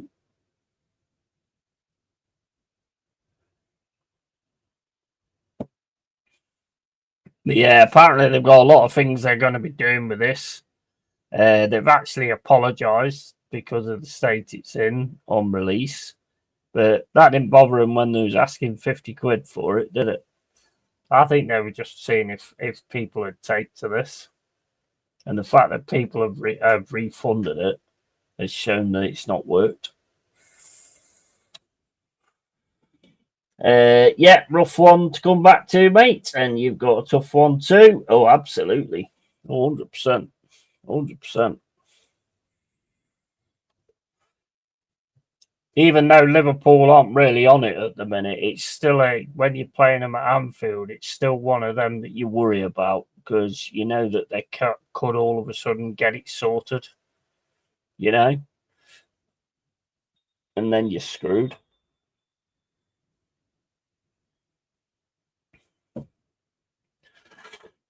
Another free kick. What are we doing, guys?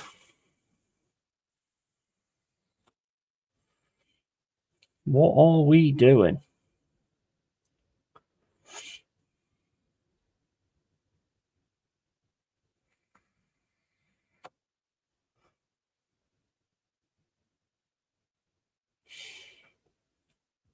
I don't much like this 2D engine he's through, and he go on, stop him.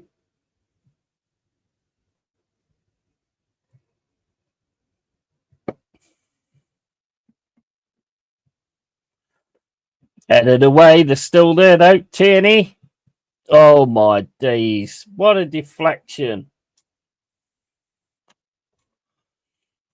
Shot and deflection. Wow. Totally took Sells out the game there. Look at that. Tierney gets it over to his left-hand side. Should never have done that. Gets the shot and just deflected in the net. Completely took Sells out of it there. Oh, what was that?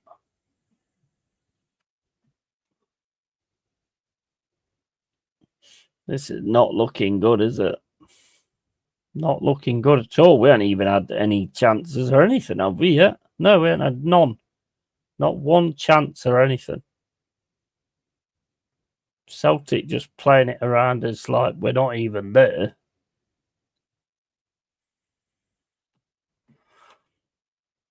This has got to change. How do you do the sharty thing then?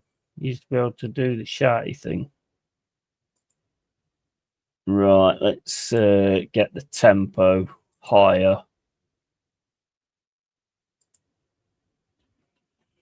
Because we're being a bit lazy out there.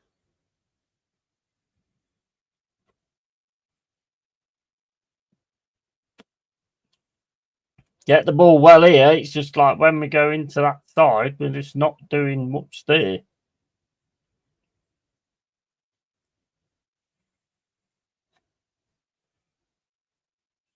Chasing the ball at the minute.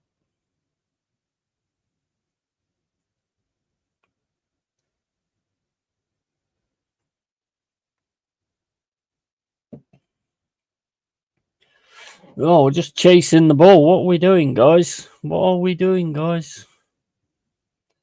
Be the light bulb days.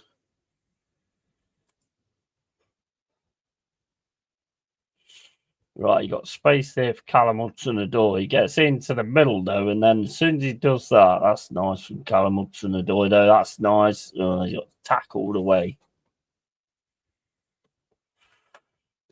Their two fullbacks are playing really well as well.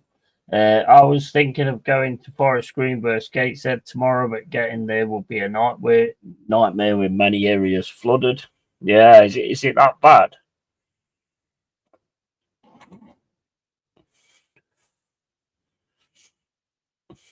This ain't good for us. We've got a lot of space there. Maybe, I don't know, maybe go for like a long ball, because it's when it gets into the middle, it just gets really congested and we can't really do anything.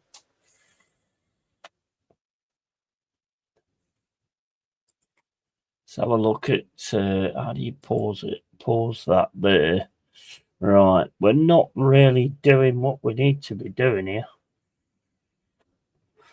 It's getting congested in the midfield. You can drop Gibbs White to there, maybe.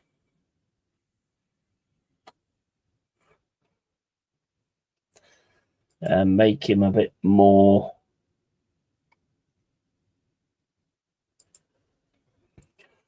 of a centre mid.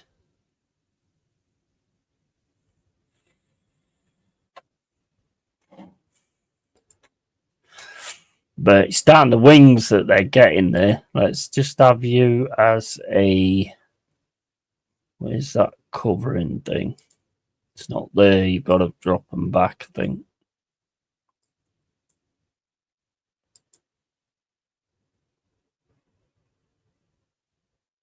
Okay, I can't find that thing that was on here the other day. Oh, well, never mind.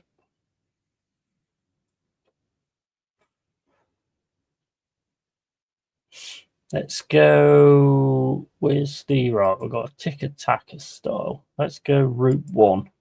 See if we can get away from that midfield by doing that.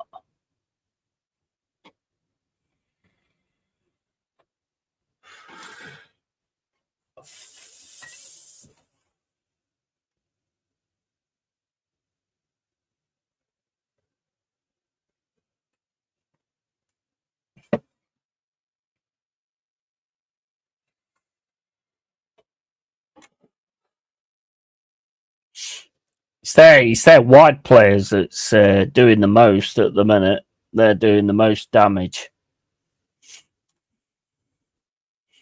My players ain't doing too great at all.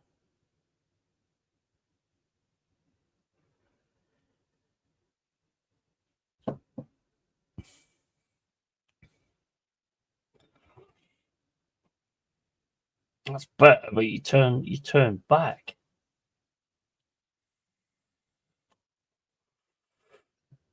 Oh no, it's a nightmare.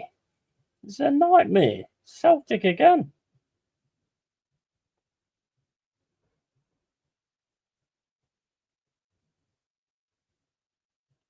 Completely misses the tackle. Oh my days.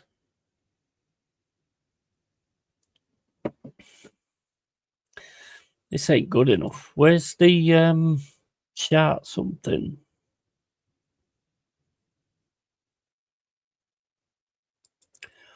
Out of possession. Right, trigger press. Right, we're going to go into that much more often because we're not pressing it, don't look like at the minute.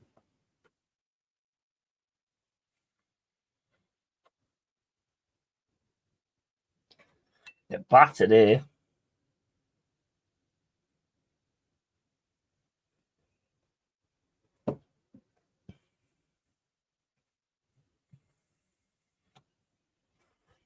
Wow, yay, great highlight there. Just watching it go to the keeper. Come on, win that in the air. Nice. Then lose it. Oh, here we go. Look at this space there, look. Good save by Sells. Where do you actually, like, have a go at them, sort of thing? Where's that gone?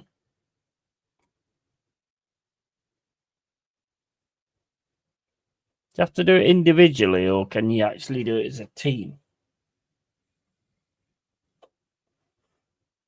How's this long ball?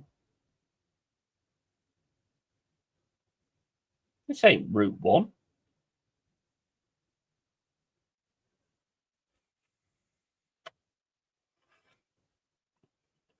Go on, that's better. Down the right. Crap cross.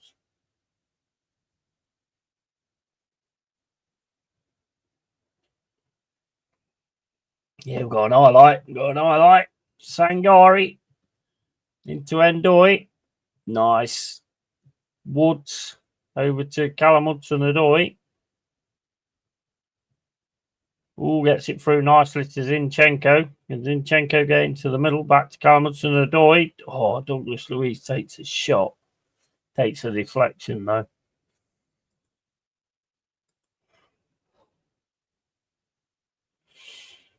Come on, lads, let's get it in from a corner. Shit. Oh, my. What was that, Gibbs White?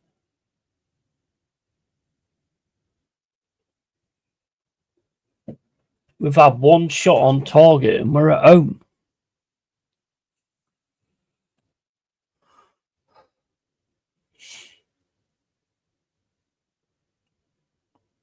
I've got to change this up big style.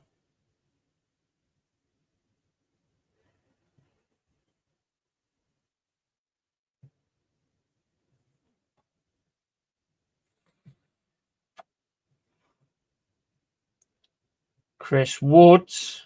Go on, Endoi. Go on, have a run. Nice. Go on. Go on up to the door. Go off the crossbar. Definitely. Oh, it's offside. Definitely improved, though.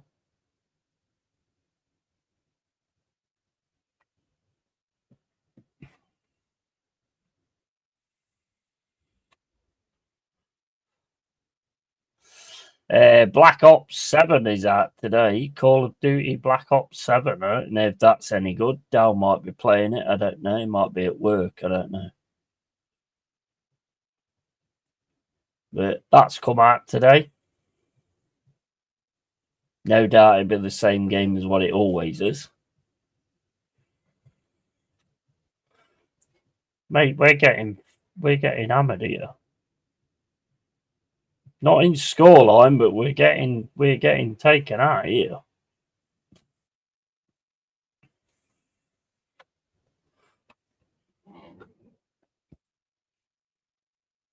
This is poor.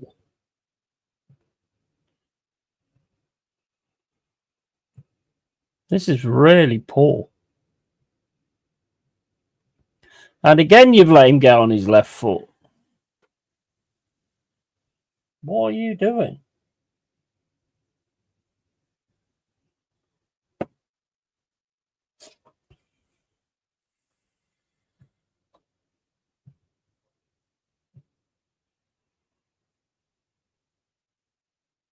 What's happened? What's happened to my team? Had 2 shots on goal, guys. It's worth the ticket money in itself. Oh, man. Nearly half time.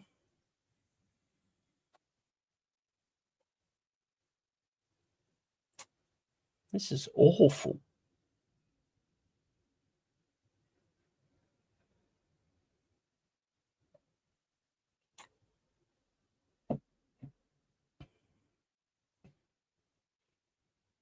Can't get anything through that middle at all. Trying to get down the wings, but we can't seem to get anything down the middle at all.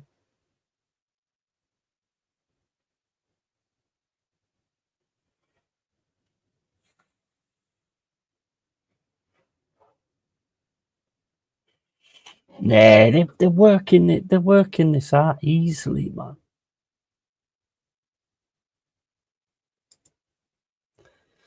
Right, well, it's nearly half time. There's 2 minutes left to go.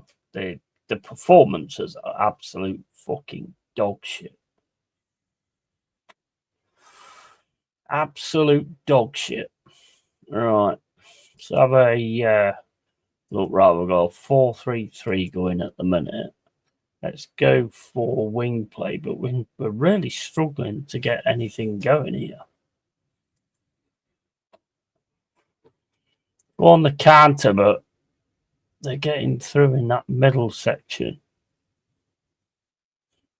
So we need to maybe, I don't know, maybe push players up into the middle section, maybe.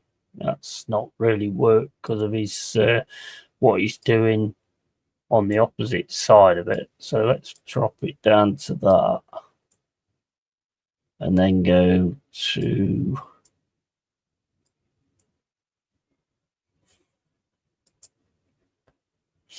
Let's try that, but it's nearly half time anyway, so...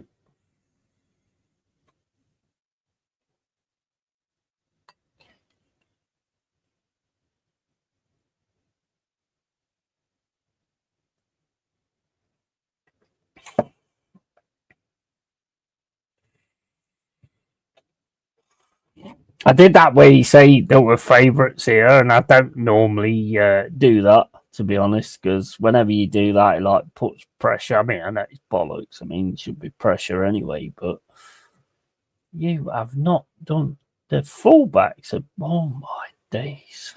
Oh my days! This is shocking. Shocking.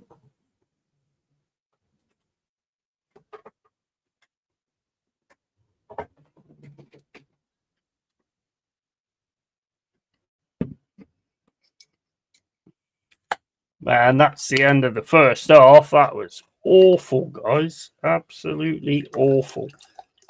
I'm gonna go in and all. I'm gonna go in because that was terrible. Absolutely terrible. Right. Address the team. Right. We're gonna short performance is unacceptable. Right. So motivation, got motivation from the players that's actually not seemed in deep thought. Right, okay. Let's go for that one. That didn't change anything.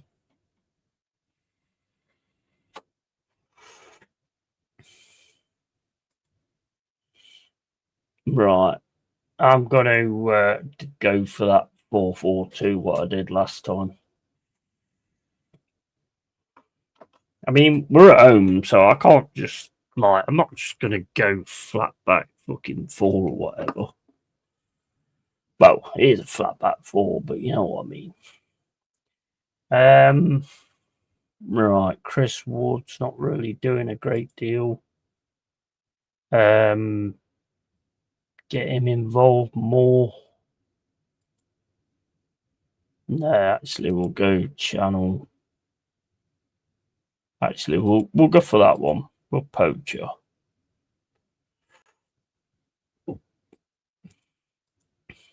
Possession. They're all going to go back like that. Can't really put them there because it's not their style. Not really Endoy's style to go into the middle either.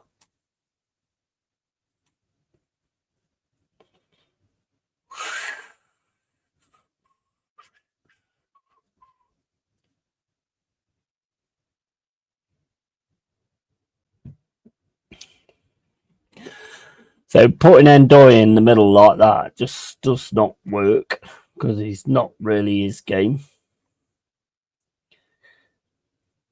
Who else we got that we can use? McAtee can play in the Endoy position, so that might actually work out in that respect.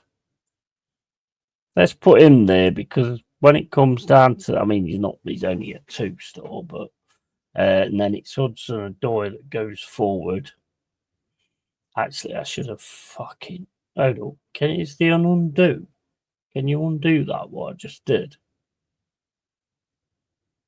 Where's the undo then? Oh, it's there.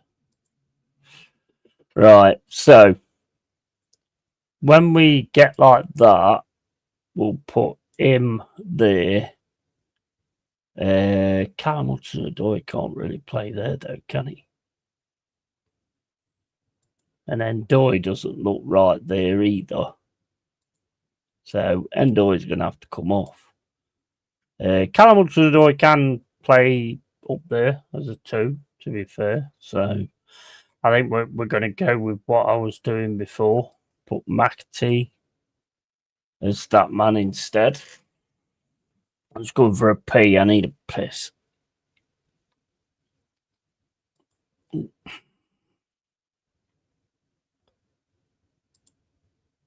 Back in a sec.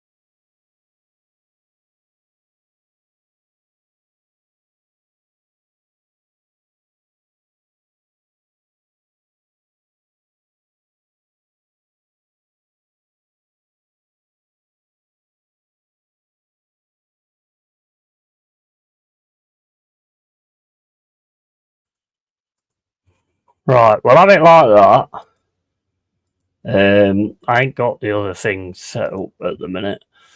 Let me try and sort that out at the minute. Right, so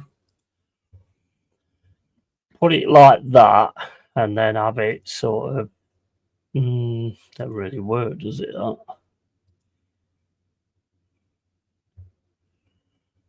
Okay, whatever. Right. Okay, so let's look at it like this instead. We just sort this out as well.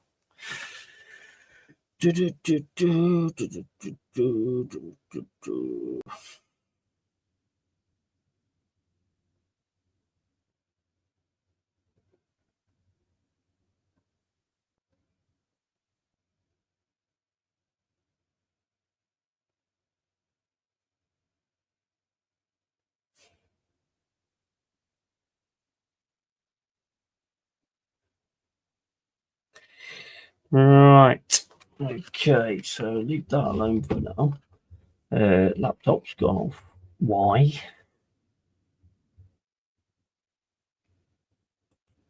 What the? What is going on here? Oh my days! You know what?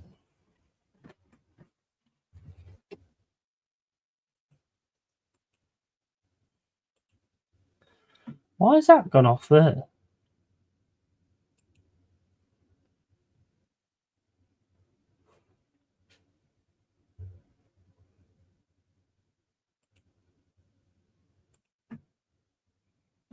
Yeah, well, that's more like it. Right. Okay. So let's have a look. See what we can do here. So we can change it.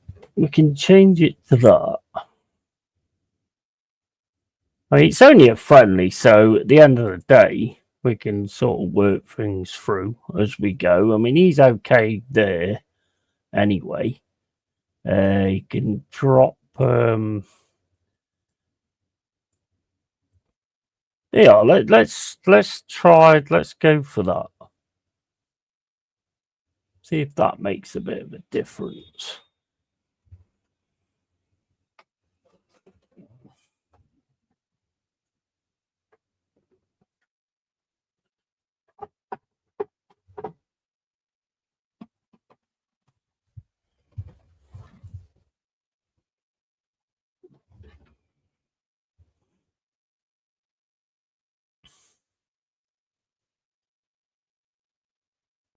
It's looking better already.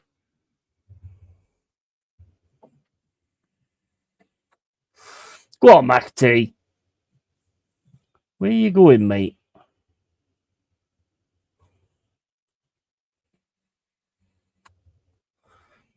Still do that then. That's been doing that on FM for a while now, where they'll just run it straight out of play.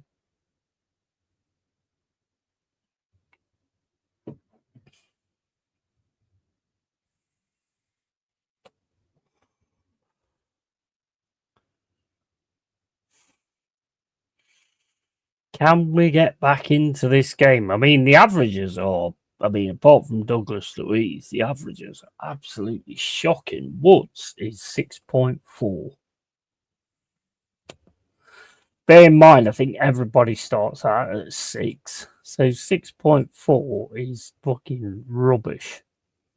Absolutely rubbish.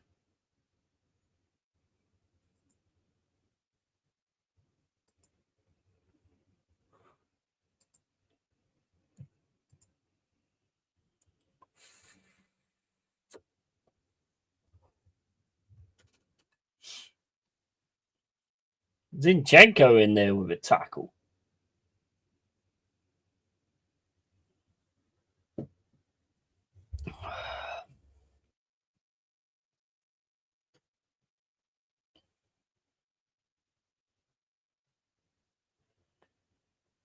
That's better. Get right in there. Go on. This is better. Oh, that's a lot better. Good pass there from Callum. Yeah, okay. Yeah, we won't talk about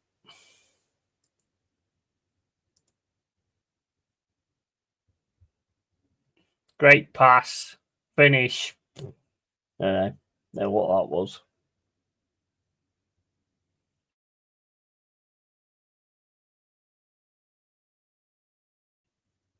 Sorry.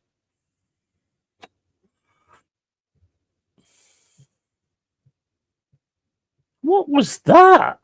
What was that? Chris Woods again. Chris Woods, man. Get off the pitch, bro. What was that?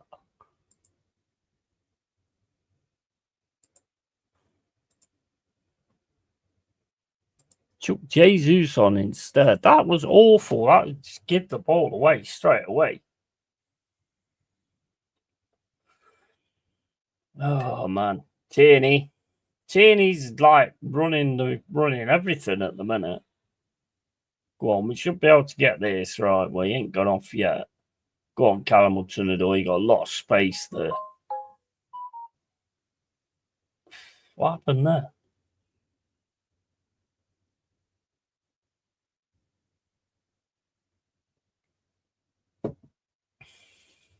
Why does it go off there when you're going in on goal?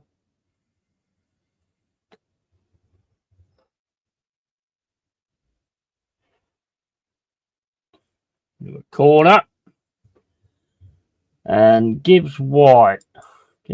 How do you actually sort of like, player instructions? Freedom of movement. There's no.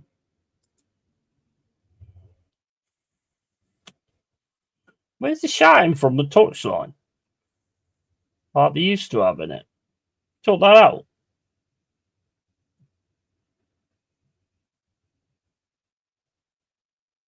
Oh my days! What are you doing?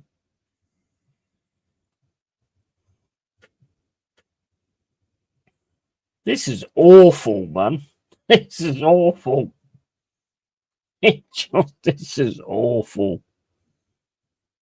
Absolutely awful. I'm not gonna mess around with this, to be honest. We're gonna go.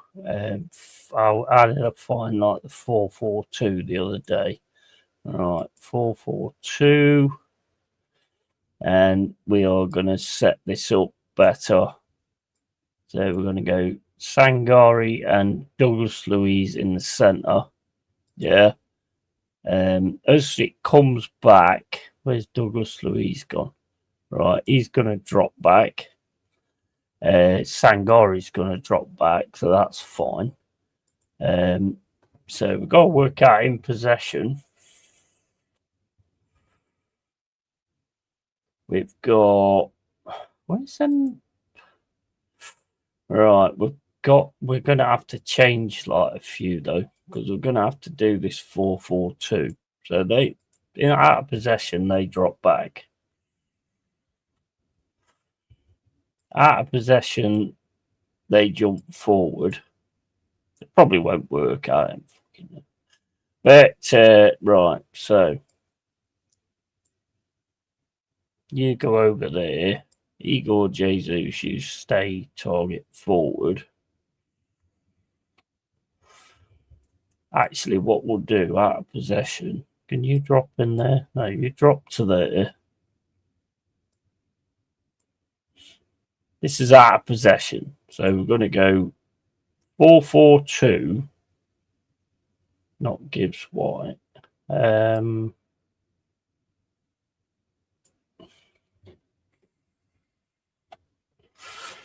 Gibbs White's not been good anyway, has he? No, he's not been good anyway. So we're looking. That's in possession.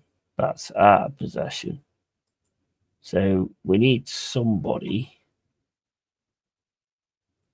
who can fill both spaces. Woods is off. What about Callum Owendo? Can he actually fill those two spaces? Have a look what he's able to do.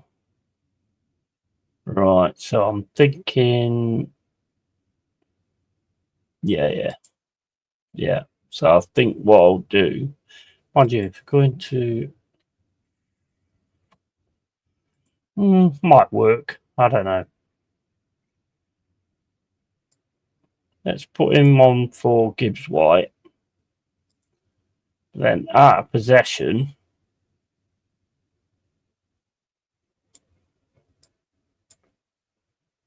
Something like that. Yeah, because it pushes forward.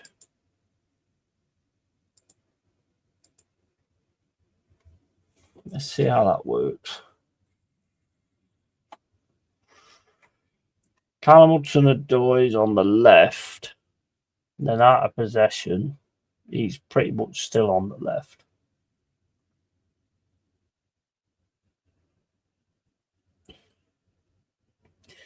Right, we don't really want Port the Bus, to be fair. Want more, maybe, fluid counter-attack.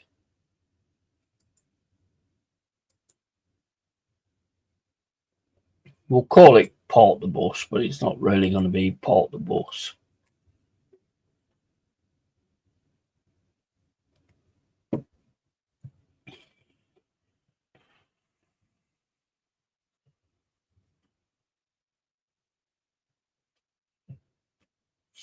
Although, to be honest, Port the Bus might be a good idea, although we've got a score, so...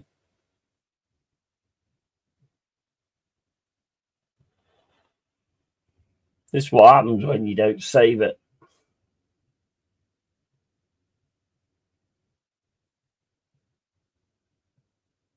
He's absolutely had us on toast on that left-hand side. That Serati has had us on toast, mate. Right, I can't do anything now because the tactical changes are pending. So they've not even made the tactical changes yet.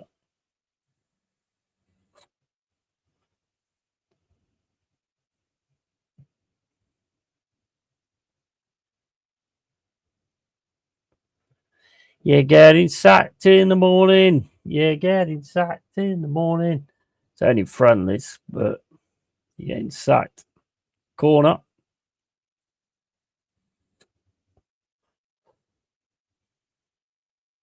Right, the changes have taken effect. We're now like 4-4-2.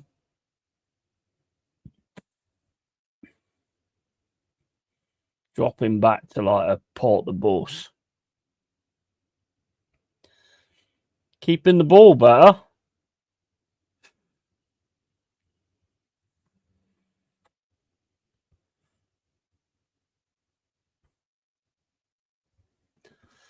About 5 shots on target now.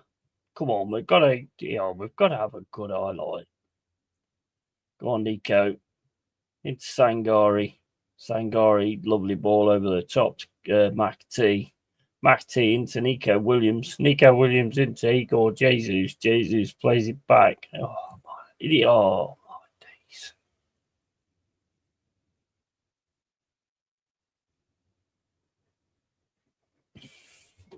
It's not going good, guys. It's not going good.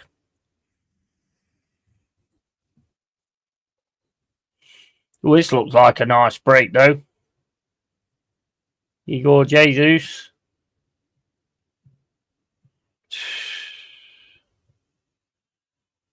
Go on, Callum Hudson-Odoi. Zinchenko. Douglas Luiz getting pressured. Gets it to Callum Hudson-Odoi. Callum Moreno. Oh, my days, over the ball.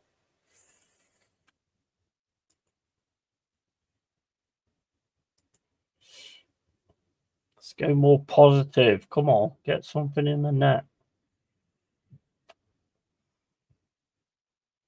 Headed away. Callum Moreno. Actually, I was going to make Callum Moreno a false 9. That's what I was going to do.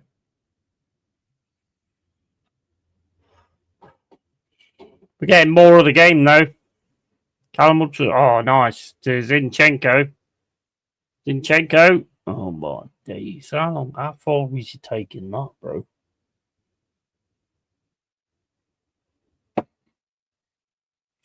Call the ball.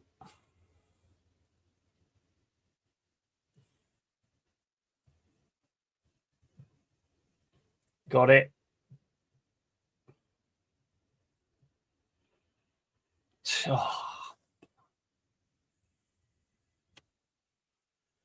Getting sacked in pre-season, guys, for the looks of it.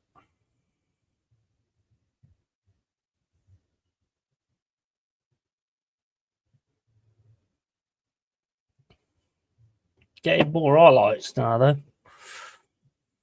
Nice.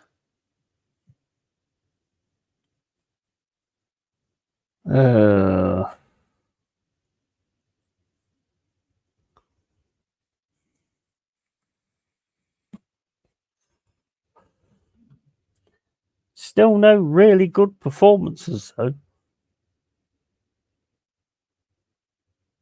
Nico Williams is, like, not really offered a lot, to be fair.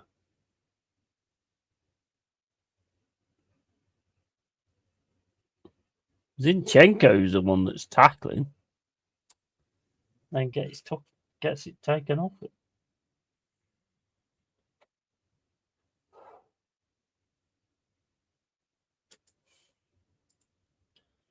Right, Nico, mate.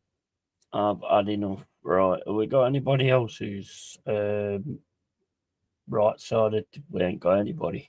They're nice. Awesome.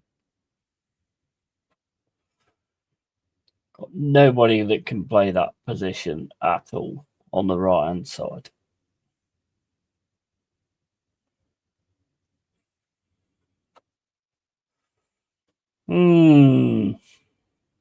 Morato's more left, I think. Yeah, he's more left, but he's not major left.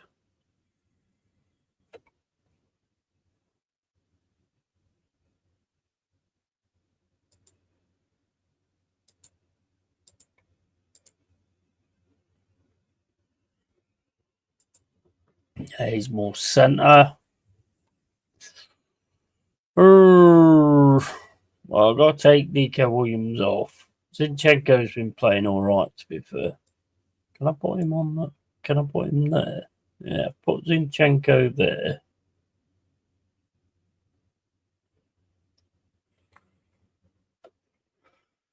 Have I got anybody? I ain't got anybody who can play on the left. Defence. Well, I've got Morato. I mean, he can, but he's not great at it.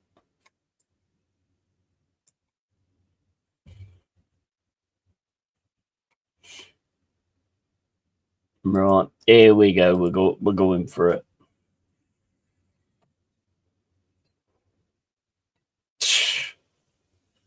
That's nice. Gonna get tackled though.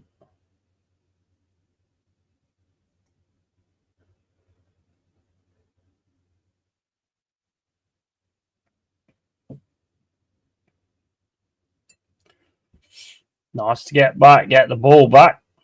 But nah, it's not gonna happen, is it?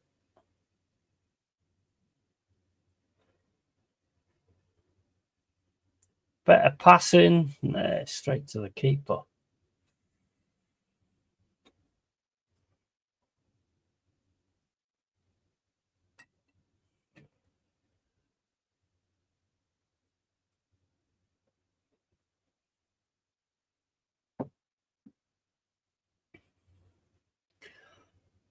Zinchenko's been the only one that's really getting involved.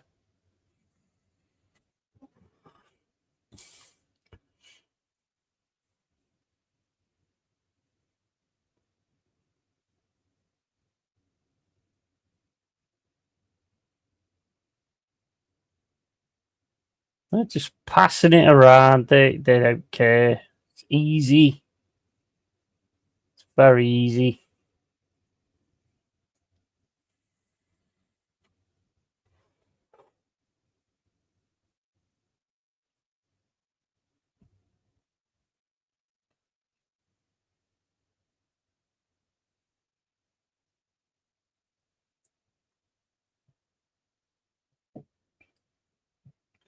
Sangor is at a 7 average, so that's good. Go on.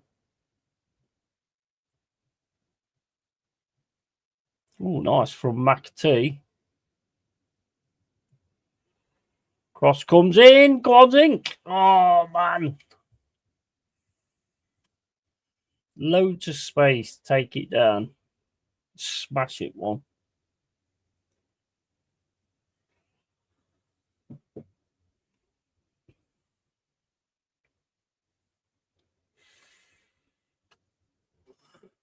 So we're on friendlies, so we can like make different changes and shit like that. So got no Mung gives white, got no Wasu, got Yates. Oh, Yatesy. Okay. Bring Yatesy in for Douglas Louise.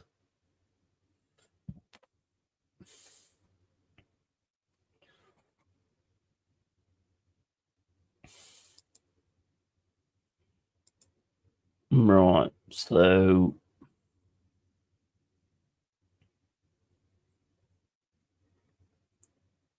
keep him as central midfielder.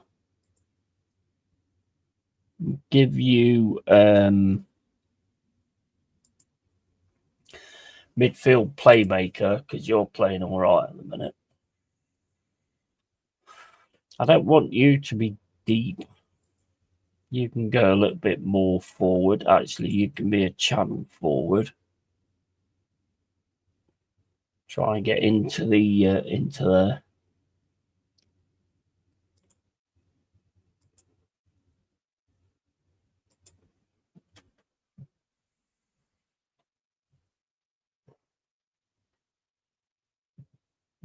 Oh, off the crossbar again. Oh my days, off the crossbar again. Go on, Nico. Why is Nico Williams still off? I took him off.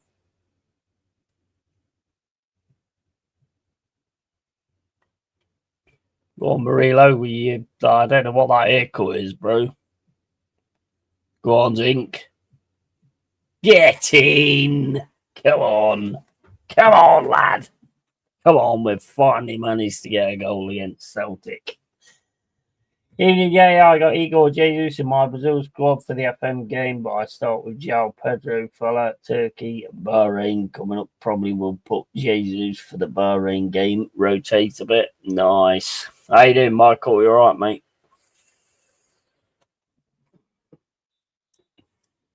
Mate, I'll be honest, this is the first game that I've actually struggled with, to be honest, on here. Apparently there's like a load of there's like a beta with a load of patches and stuff like that with this game. They've made an apology, apparently, about the way the game's been released. Go on, Zink. Zink's been really good today. He's not got a very good average. Oh, yes, shit, you are, Zink. Get off. Get off, lad. Rubbish.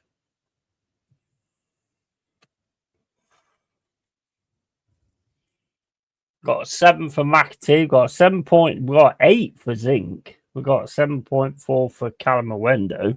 6.7 for Jesus. Yates is 6.7, but he's only just come on. What are you making of this game anyway, Michael? You liking it or? Apparently there's loads of improvements to come. I've not played it that much, to be honest.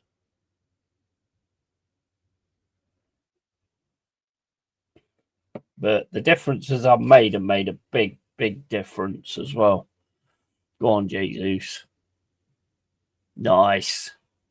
Nice. Get it to him. No, get it to him. If you run through all my defence and score, I'm going to be annoyed.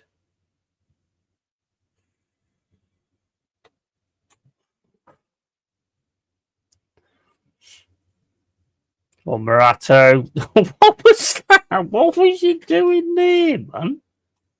What are you doing, ballet dancing? The hell was you doing there? Evening, yeah, I got Igor Jesus. Yeah, I mean, Igor Jesus, he's a good player. No doubt about that. He is a good player. Got a lot more to see from him, I think.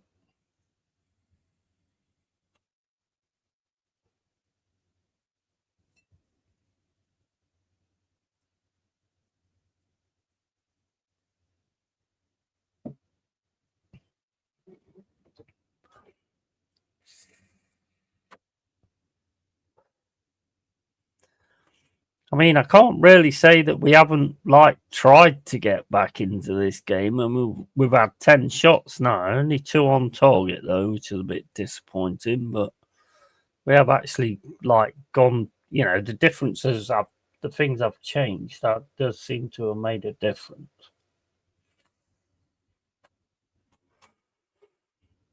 Just not quite getting it right though.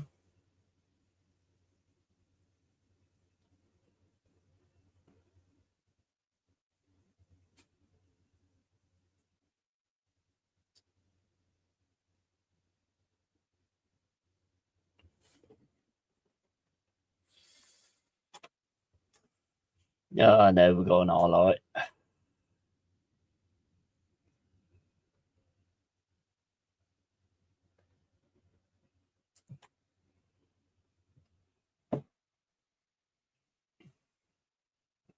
Oh man, the wide. Right, let's have a look, see what else we can do. Right, there's 1 or 2 that's knackered. Zinc's absolutely knackered, but I haven't got anybody else. So, actually, he's on the left, so I can actually change him for Hutchinson, maybe. And what's the other? Struggling to get into the game. Yeah, I don't like that one, to be honest. You're a footballer, mate. What's wrong with you?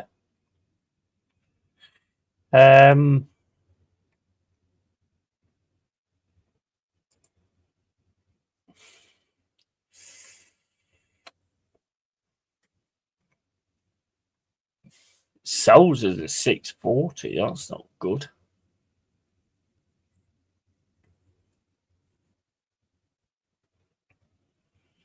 See, Sangori's run himself into the ground as well.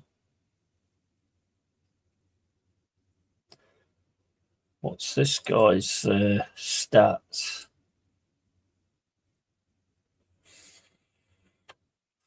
Good passing, vision 10. It's not bad. Yeah, let's put this guy on. We'll make him just a central mid. No, actually, we'll keep him in the same thing as what Sangori had.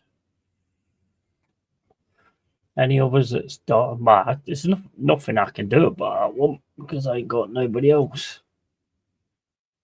It is a friendly though, so you can actually try some. You know what? We'll chuck in the. It's not gonna. He might get all right there. I don't know. We'll see. We will see. That's what the pre-season's all about, isn't it? Seeing who can play in certain positions and all that kind of stuff, and see who can do different things. Go on, Hutchinson. Nice. Calamawendo. Back to Hutchinson. Into Calamawendo. Calamawendo is going to have to turn back there. Hutchinson. Oh, get in. Get in. Oh, mate, I just put him on. And he scored.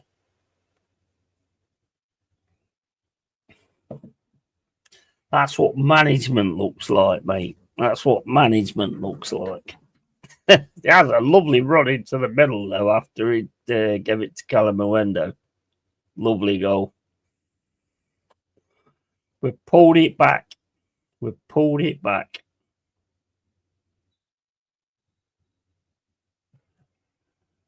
Sheer magic from Nottingham Forest.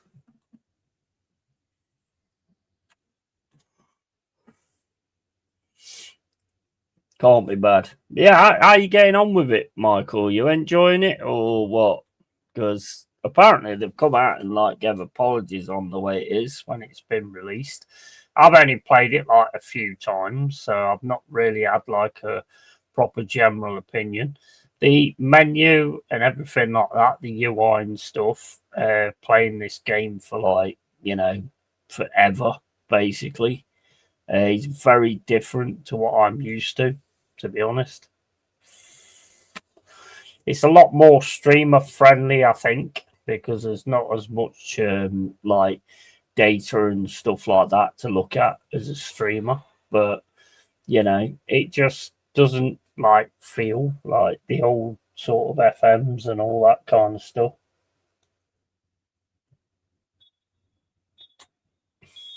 But they have actually made an apology about the way this is released, which makes no sense to me at all.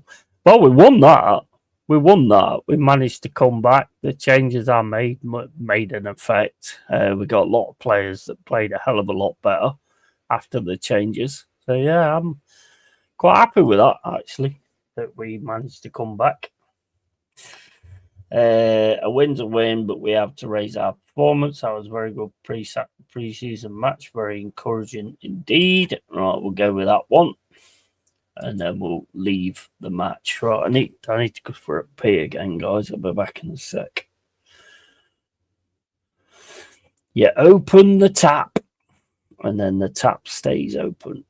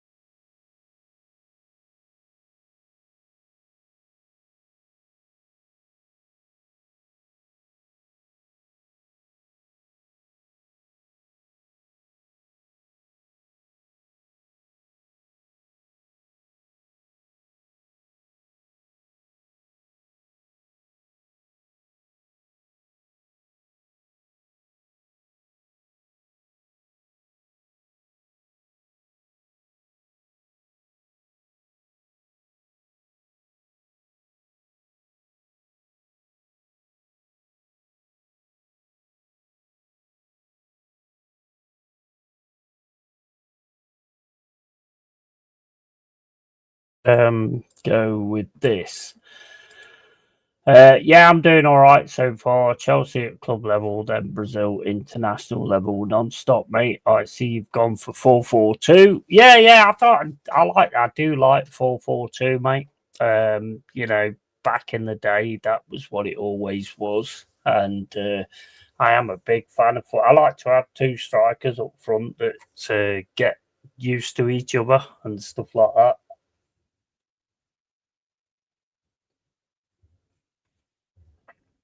Always been a big fan of 4-4-2 from back in the day. So it's just always been a thing for me. If you want to come on, mate, you can come on. It's fine. I might have to end a little bit soon. I don't know. We'll see kind of what's going on. But if you want to jump on, you're more than welcome. But at the minute, the jury's still out for me on this FM26. I can't quite put my finger on it, but it's not like I normally get with Football Manager games. I'm not quite kind of getting that, where I just want to keep wake up in the morning and get on FM and all that, which I've had that with every single version for a long, long time since Championship Manager on the Amiga, With this one, it's just like, I don't know. I mean, to be honest, that's one of the first games I've seen where I've actually made a difference to the way it ended. So yeah, that's kind of my perspective at this point in time. That's kind of how I'm looking at it, But stream's in there, bro. If you want to jump on, you're all more than welcome. Yeah, I'm doing all right so far. Chelsea at club level. But yeah, I mean that's one of the first games where I've actually made a difference to the game by doing something different, So yeah, I'm quite enjoying it. But I've not really got into the meat of it yet. I mean, I've only really had the pre-seasons and stuff. But like I say, apparently they have actually made apologies for the way it was released. The UI for me is not like what it used to be. It is a little bit more intuitive, but it just doesn't feel the same. It just does not feel the same at all. It feels more like I'm playing like a console game or something like that. I don't know many things about how you sort of get this sorted and that sorted. I mean, everything's sort of in a really sort of weird way. I mean, if I put FM24 on, you'd see what I mean, because there's so many different things you go through. I get confused with this one because I don't play it all that much. So a lot of the things just don't make a lot of sense, I don't know, mate. Jury's out for me. I'm not quite sure yet, to be honest. You know me, mate. I won't make an opinion on something until my opinion is solid. So, but I find a lot of it very sort of confusing in what I'm trying to do. I mean, I like the aspect of the tactics where you can basically go from sort of in possession and out possession. I like that. I do like the fact they've added that, because I think that is massively important. But at the same point, I can't see that working, when I'm watching the 2D match engine or the 3D match engine, which, to be honest, the 3D match engine is loads better than what it used to be. It's loads better. It looks a lot more normal. It looks a lot more football. So I'll give it respect on that. But when that 2D engine comes up, I can't find a way of slowing it down anymore. Whereas I can basically see what I'm choosing is working. And I think that's a massive thing with Football Manager. It's the ultimate thing on Football Manager because you want to create your own fucking empire and your own situation and everything, you know? So, I mean, it's like the changes I made there, right? The changes I made there, I mean, are they there? They're not. It's gone back to what I did before. Maybe I should have saved it. I mean, it was mid-match, so normally it kind of changes as you go along. All this to me is just gubbins, to be honest. It's just gubbins. I don't really see a lot in a lot of things here, to be honest. I like this. I like this thing here, where it's slower to see exactly what the player's going to do or the way the game's going to be tried to played and all that kind of thing. I do like that. I mean, that's a lot better than I've had it before, because before you just seen this and it just looked all the same all the time. So I think they have actually really worked on that.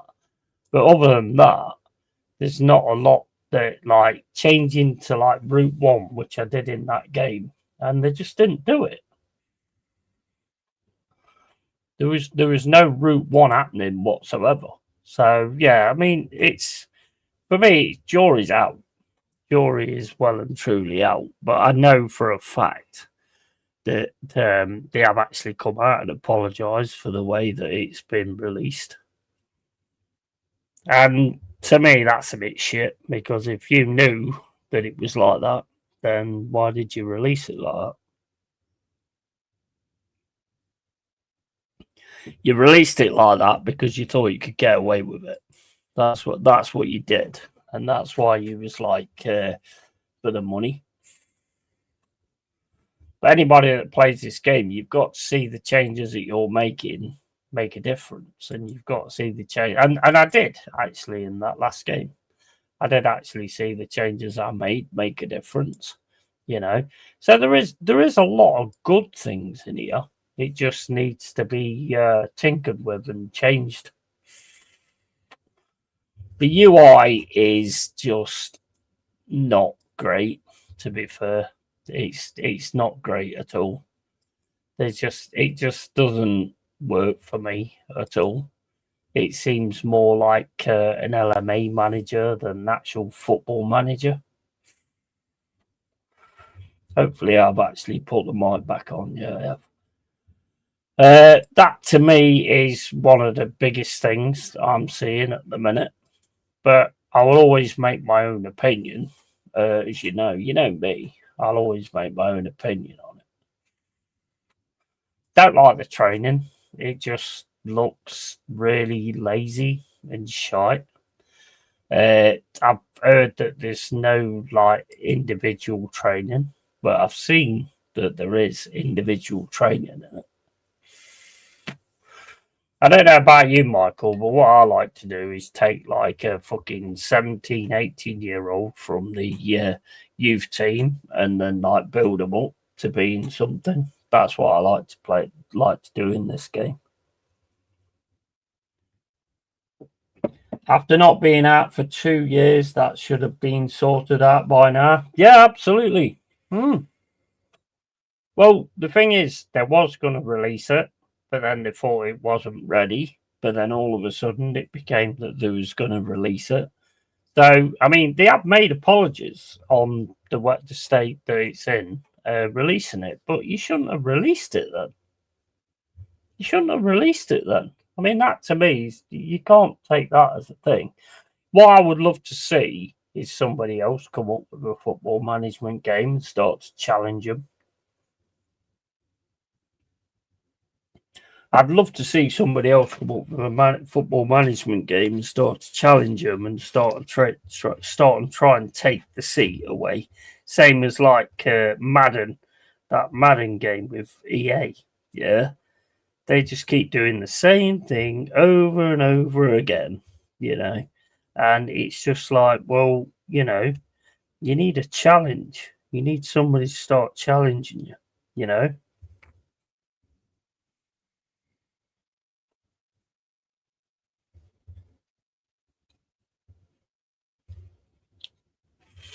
That to me is the main thing. I just find it a little bit annoying that they've had to come out and make an apology, because why did you release it then? You released it because you thought you'd get 50 quid for it and then fucking like try and sort it out afterwards. And that to me is ridiculous. And I think hopefully they've learnt the lesson, because they're now working on trying to sort it out. After not being out for 2 years, big up Yeti, I'm back, mate. Big up Adam, how you doing, bro? All right, matey. Right, let's just cut off this for a minute. But yeah, that to me is the main thing with this game. We've been playing for years.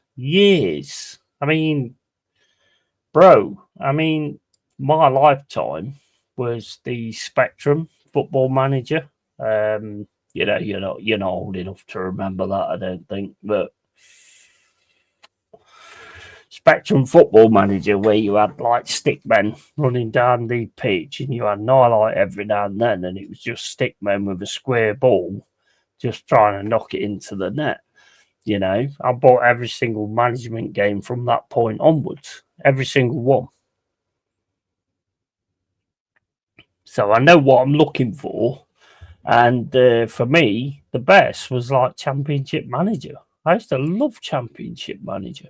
I bought Tactical Manager, I bought Championship Manager, bought Football Manager, I bought fucking LMA Manager, I bought Ultimate Football Manager. You had loads of different ones, so I played every single one of them. Tracksuit Manager, that was another one, but it's just text.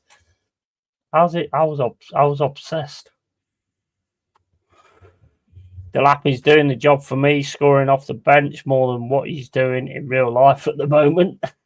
Yeah, I'm missing the Prem. Are you Yeti, mate? Yeah, man, 100%. Premier League is the main thing, isn't it? Big up to Joshy J. How you doing, bro? Hope you're well, pal.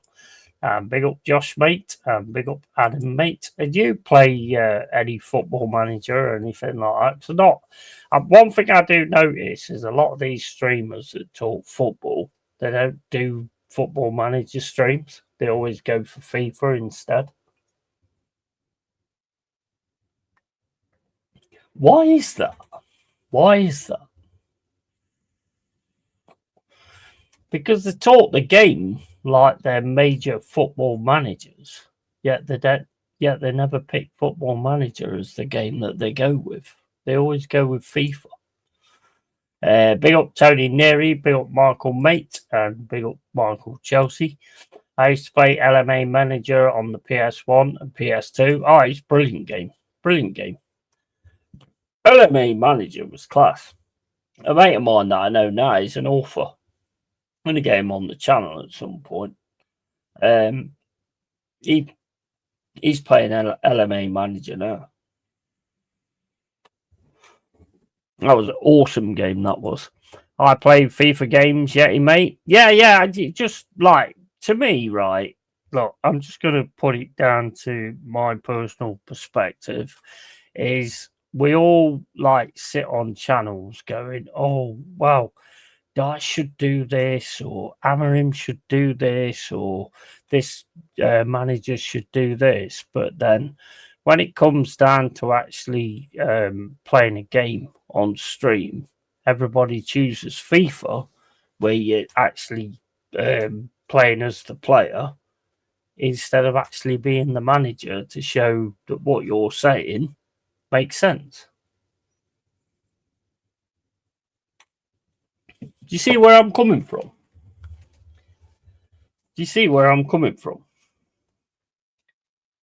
It's like if you know all about. Look, I'm not saying I know all about football. I don't. I just go with what makes sense. To be honest, I think a lot of football is about common sense, and I just think if everybody's like talking this like big management like style and this big I know what I'm doing and all this that and the other, then play Football Manager. I'll play it with any of you. I mean, if we can get like enough people, If we can get enough people, I'd run a league. I'd absolutely run a league, you know. Trouble is, I've got a lot of Arsenal fans, so you know they can't all be Arsenal, can they? You know, but I'd do that 100%. That was my plan when I sort of started doing YouTube and stuff like that. To start Football Manager and have an Aston Villa fan, a Chelsea fan, got a Chelsea fan, got a Man United fan, got a few Man United fans actually, Arsenal fan, Spurs fan, you know. Let's do a fucking Football Manager league and see what happens. I'd be well up for that. Well up for that. Be good if we all met up, Yeti mate. Absolutely, 100%. Yeah, man. Eventually, hopefully, that will be the case. But I mean, at the minute, I don't want to travel anywhere. Too expensive to actually travel anywhere anyway. Fucking voice is going Daesh again.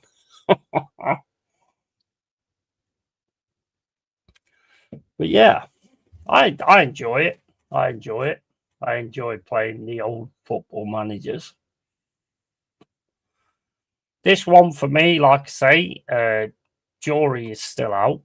You know, I mean, I'll be honest, that did impress me. The fact that I changed it up there and went to a 4-4-2 instead, and actually took the game and won it. That did impress me, but I know there's a lot of changes coming to this game. So, you know, it's very difficult to sort of play it as it is at the minute. I'll be honest, I don't mind it. I don't mind it. I don't want to be one of those people that just says, oh, yeah, you know, it'll do. I don't mean, when I say that, I don't mean it'll do. I mean that it's like, see, this is what I like to do on Football Manager. Like, look at the under-18s and, like, have a look at the player and just see what they're capable of. And then look at their training. Like, you look at that guy, right? He's got good dribbling, he's got good finishing, he's got good first touch, and he's got good heading.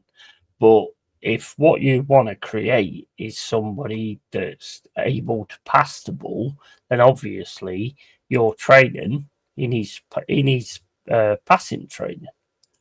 You know, he needs to get better at that. He's 17 years old. He needs to get better at that. He's a striker, yes, but you can like turn him into, because the best thing to do with a player is to make him a master of all trades instead of just one. So he's got all, because that will increase his value, making him being able to do a load of different things.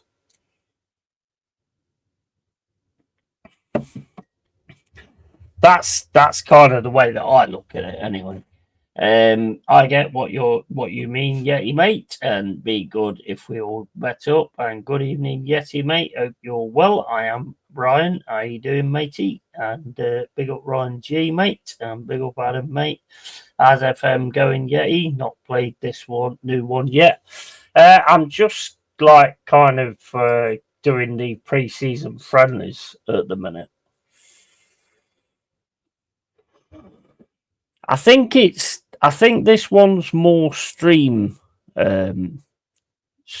wise personally, because it's more sort of streamlined for that, you know, where you can get into this and get into that.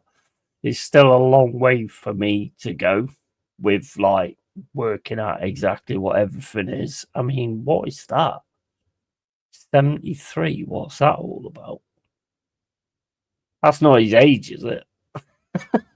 73, or is that his playing position? Is that his shirt number? I don't know what that is. He ain't got one, which is weird. But yeah, that's the way I like to play it. I want to bring in the new players and make the young players better, because that's how I always used to enjoy it back in the day. I had a guy when I used to play Championship Manager. I had a guy playing for his name was McManaman, but it wasn't. I had it generated names. I don't tend to go with the actual names or anything. I tend to generate it because I think that makes it a more even. Like, say, Michael's taking over Chelsea, so he loves Esteval, so he's always going to put Esteval in those positions. I like to sort of do it where, I mean, I haven't seen that option, to be honest. I don't know whether it's there, but I haven't seen that option where you don't have the actual player names so you can work out who the players are. You know, that's kind of how I've always done it. And I got this lad, and it generated the name. So his name was not Steve McManaman. It weren't him. It was Gregory McManaman or something like that. It just generated the names. And I took him from like a 17-year-old that I bought for like 40k. And he was like being shipped for like fucking 60, 70 odd million by the end of it when I trained him up. And that's what I like about it. Big up Ryan G, big up Josh Mate, and always love Football Manager games. LMA is my all-time favourite. Loved that growing up. Yeah, LMA was class. LMA was great. That was a really good game. Do you ever play that? I mean, I don't know how old you are, but do you ever play that Ultimate Soccer Manager where you actually had to build the ground? And then you had to sort out the burger bars. And see, I like that kind of stuff as well. Where you actually have to build the ground and you actually have to build the burger bars and put the prices of scarves and put the prices of shirts and all that kind of. I like that kind of thing as well, where you're heavily involved in all of it.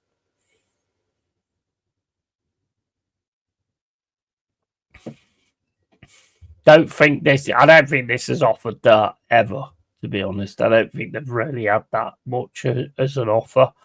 But they've had games where there was another one as well that was like, oh man, what was that called? There's another one where it was massively graphic and you took over I can't remember what it was called, but you took over everything. Not quite like that. Yeah, that was a quality one as well. Yeah, I can't. I mean, bro, I have played all of them from the Spectrum to the Amiga to the PC. I used to always. I mean, you know how much there was. Do you know how much they cost when you went out to buy them? By £8. £8 Football Manager was. And it was a cassette, and you just go out, buy it, and then just like work through it and stuff. And I've seen most of them, so I'm very fucking versed in the way these games go and how they are. And even if I play FIFA or something like that, I'll play the management side of it, you know, instead of the actual playing side of it. Kickoff, player manager. That was class. Kickoff player manager. That was absolutely brilliant. Kickoff. That was before Sensible Soccer came in. And even when Sensible Soccer came in, that became like a management type of game as well. The Sensible World of Soccer, where you're managing it and then playing it. I love stuff like that.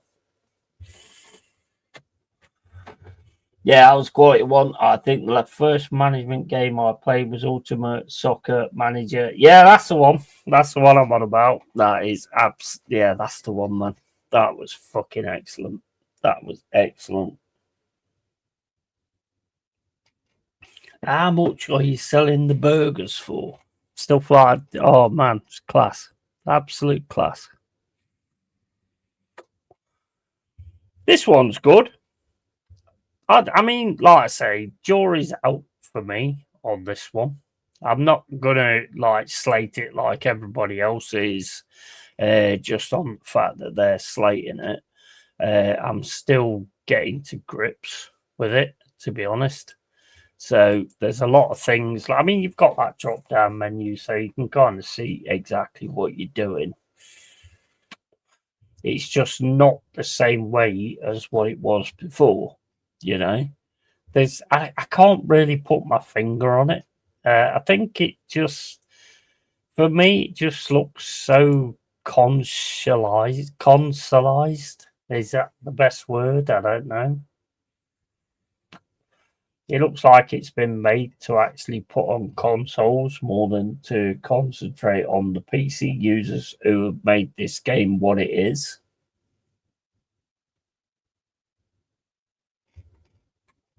So yeah, I mean, I like the 3D match engine. I think that's absolutely awesome. They've done a really good job with that. I do think they've done a good job with that because you can actually make out what's going on and stuff. I can't find where you actually, where you shout at them from the touchline. I can't find that. I don't know where that is. But like I say, I haven't played it that much to actually be able to give like a proper 100% rundown. But I do want to continue with a 442. It's a bit sad that it didn't save like what I was doing there, but then again, maybe I could go into the see. I don't know where anything is. That's the problem. Fixture schedule. So you look at that. That's gonna give the highlights, but does it actually give the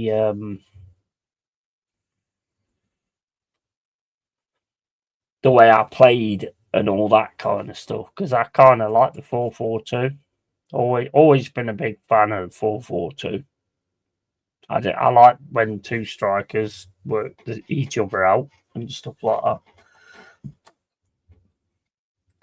Do you watch the England last night? Yeah, I did, to see what team he played, mate. I watched the highlights. Saw some good stuff, actually. Saw some good stuff. We're going to have to be very careful on keeping that Anderson because he's looking absolute class. You can get this game for free on your phone as well if you have a Netflix account. Yeah, I don't bother with Netflix. I've got it on Game Pass, which is why I can't take part in the beta participation because that's on Steam. You keep seeing the news about Elliot Anderson this week. Yeah, bro. Yeah, man. He's quality. I've not seen him have a bad game. I have not seen him have a bad game. He's a worry, matey. He's a worry to keep. I have to say, he's a massive worry to keep because I think they're all keeping an eye on him and they're all interested in like what he's doing. And he's just class. He's a quality player. Absolute quality. See, like this, I mean, why can I not get on that?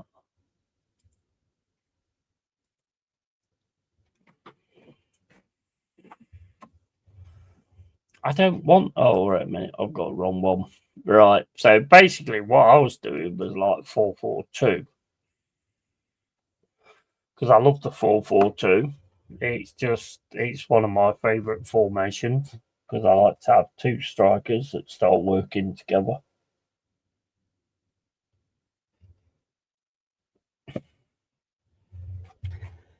Proper player is Elliot Anderson. I was surprised Newcastle sold him at the time, but I believe they had to sell out. Yeah, mate, that is.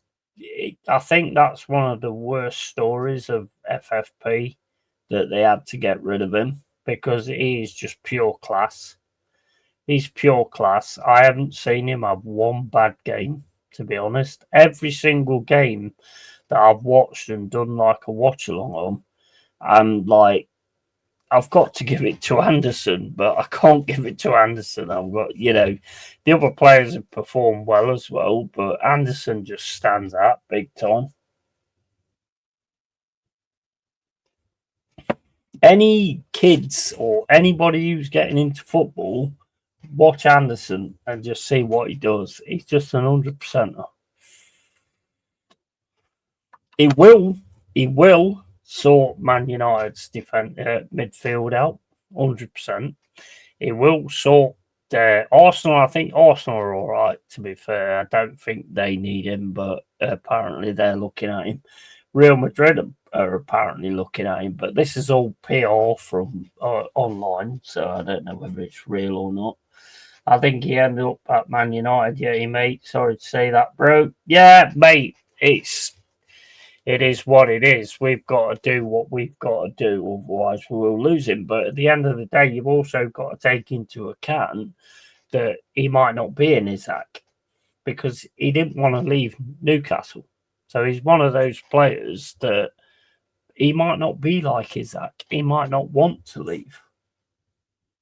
You know? So you've got to look at it that way. Well, that's the way I'm looking at it anyway. Yeah, he's so good. Glad to see him get time for England now, fully deserved. Yeah, I mean, that's another thing, isn't it? I mean, and he's looking absolutely fantastic for them as well. So it's going to be really difficult to keep hold of him, to be honest. And I think if I was to call it, if he was to go, then I think Man United would be where he'd go, to be honest.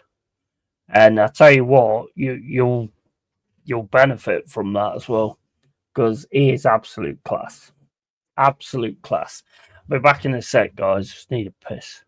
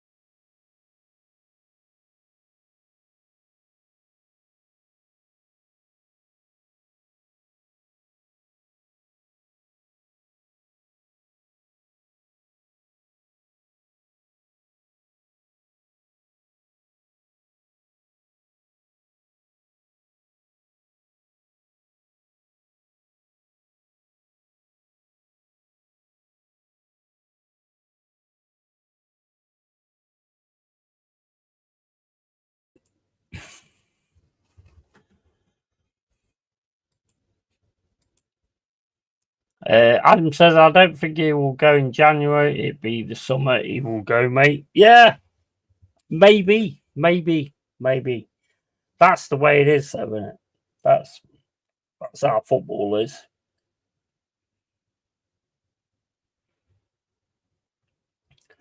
That's how football is.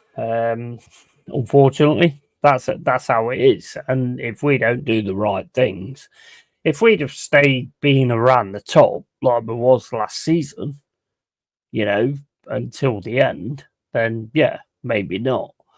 But you know, this is how football works. Do I think he'd want to go?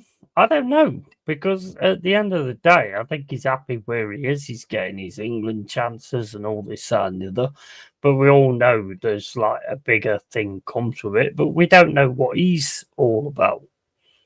You know?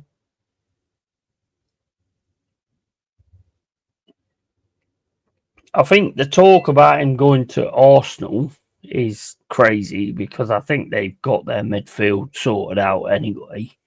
I don't think there'd be any point in him going to Arsenal. But I mean, if you had him at the back and then Rice, I mean, that is just unbelievable. I mean, Anderson's one of the best like midfielders I've seen for a long time.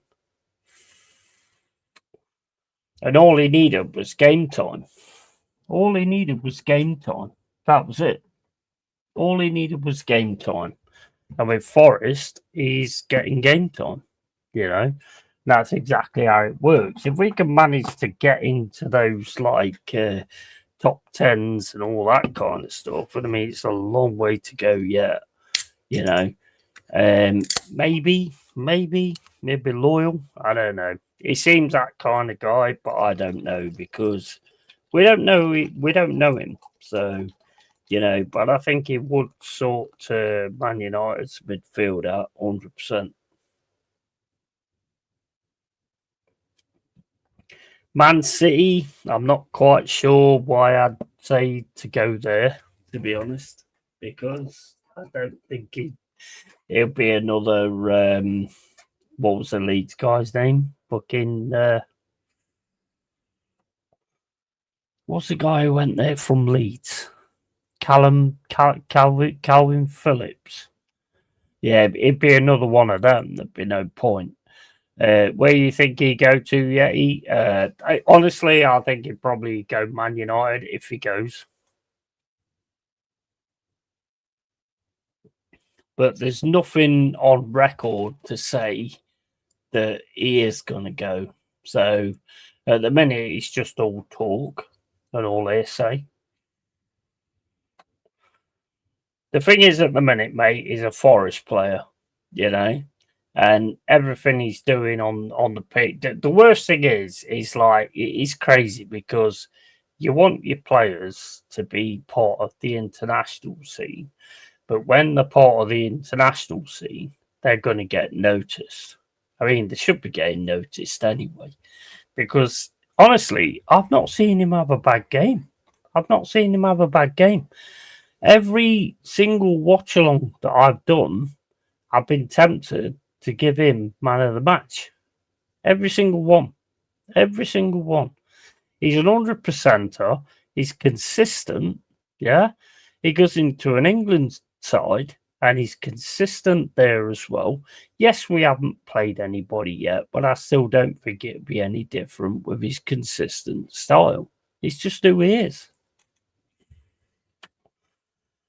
If Man United couldn't call in, he'd go, Yeti, bro. You think, mate? I think, look, Man United ain't the pull that it used to be, but it is still a big team, and it is still one of the biggest teams in the UK. Yeah. So I think it will come down to his mindset and whether he wants to stick with a team that's put him where he needs to be. If he wasn't getting involved in England and he wasn't getting noticed by England, then yes, there's every chance. But he is, you know. So I think it all comes down to what we do next. If we start getting up and about it, maybe win the Europa League or whatever, you know, then we've got to look at it then. It's all going to come down to his mindset and where he is, you know, in his life. And whether he actually wants to make that jump or whether he wants to continue doing what he's doing, playing every week in, week out for Forest, you know. It's all going to come down to that and where we finish, basically. It'd be a sad day. If he does go. It would be a sad day if he goes. Because I just think he's class. He's absolute class. There ain't not stop all days, has it, Yeti, bro? Nah, man. Nah, not at all. But I do think, like, you know, no disrespect, but Man United ain't the giants that they used to be. Yeah. I'd be sort of more worried if, like, Arsenal wanted him or Man City wanted him or Liverpool wanted him or something like that. You've got a long way to go, and I think getting Anderson would be a big part of your long way to go, 100%. But, I mean, apparently, I mean, look, I don't know. I don't like going on about things that I don't 100% know. But apparently we're looking for like 110 to 137 million for him.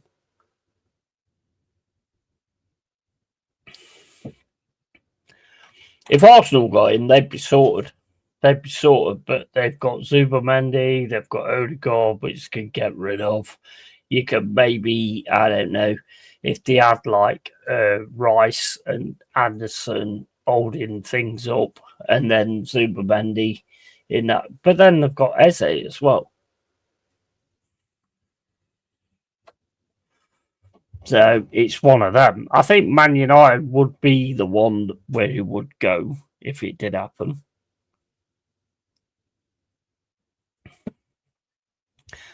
I'm going to the Man United game versus West Ham on 4th of December. That a Thursday night game at 8 o'clock. Yeah, mate. Oh, nice. How much that costing you? How much does that cost?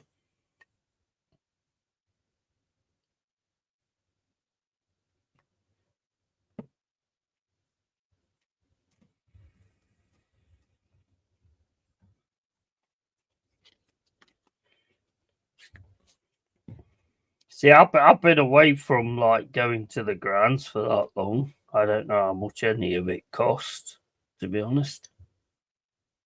So I have no like opinion on like all of that kind of stuff, you know.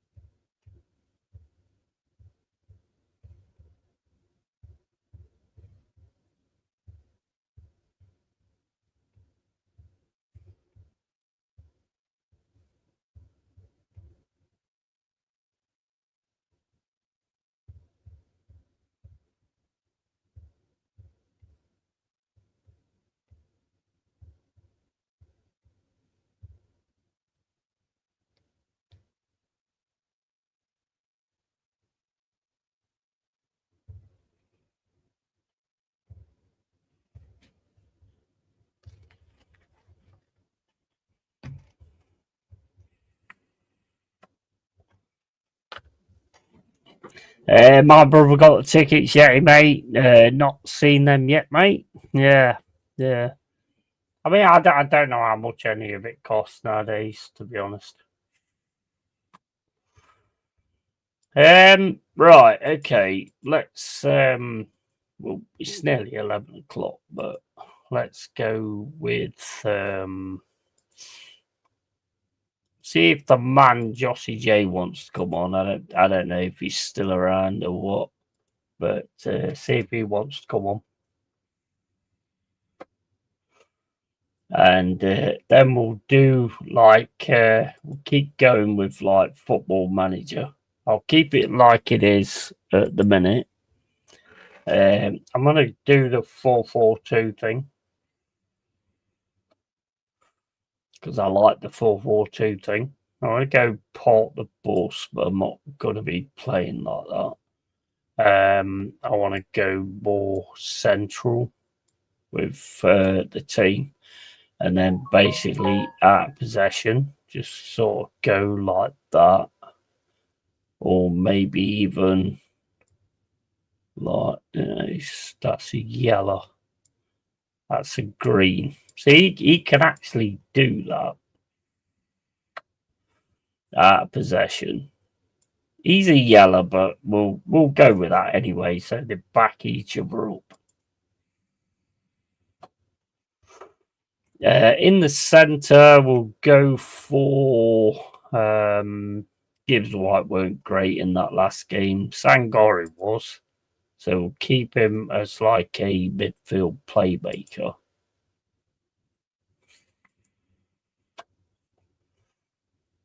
And then I think we'll go. You know what? Where is he?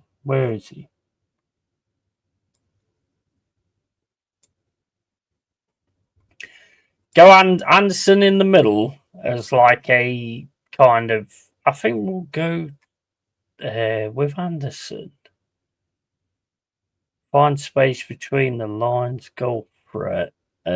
I'm going to go for runs into the channels for Anderson. Now we'll have Woods at front as a target forward. And then I'm going to have not Gibbs White, but I'm going to have Igor Jesus as a poacher.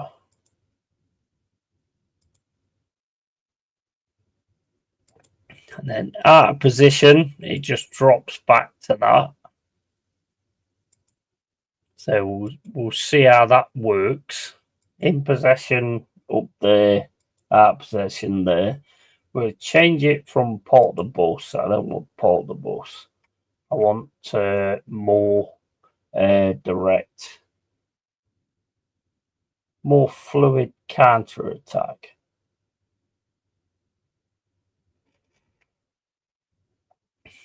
I don't want to soak up pressure. I want to direct counter attack, soak up pressure. They're both soak up pressure.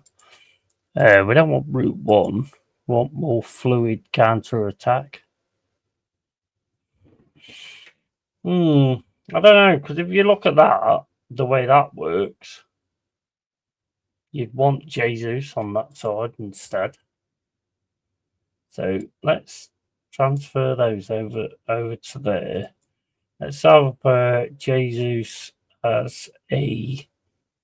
Oh, why can't I have him as a poacher then?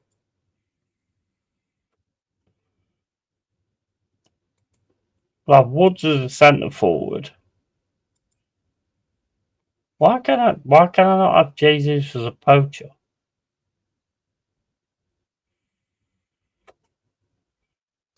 We'll put him as a centre outlet, centre forward.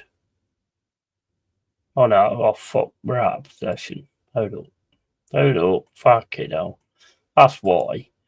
Right, we'll have him tracking back on that point. We'll have Jesus over here. We'll have him more as a poacher because the way that works, it might work. It might work out that way if you look at the way a poacher works. And we'll go for that one a little bit more. Passing directness, encourage longer passes, strongly emphasize longer passes, balance of short and long. Yeah, we'll go for standard. Tempo is high. We're even higher than that. Attacking width is wider. Counter attack. Yeah, we'll definitely go on the counter. Creative freedom. A balanced or more expressive. More creative freedom, roam from position. No, we'll go for balanced on that. Time wasting, play for set pieces. No, we don't want to. We're not about dark arts. So we'll go for that. See how that one goes. Out of possession. Go for the team instructions. Right, that's out of possession. It's pretty much the same.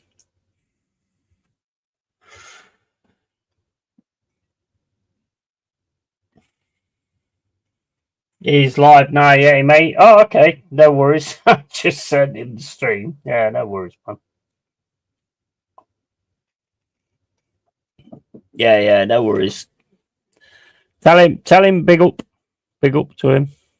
Tell him big up to him in the chat. Right, we'll have you as like a pressing forward as well. You as a fullback. holds position, cautious, moves up, assertive. Yeah, we'll have you in that respect as well. And you in that respect as well. Right. I like that because it sort of like drops forward, drops back. I think that works.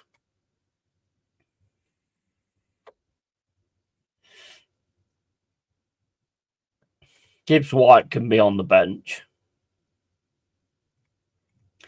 And we'll go Igor Jesus and Wood. Yeah, we'll go for that.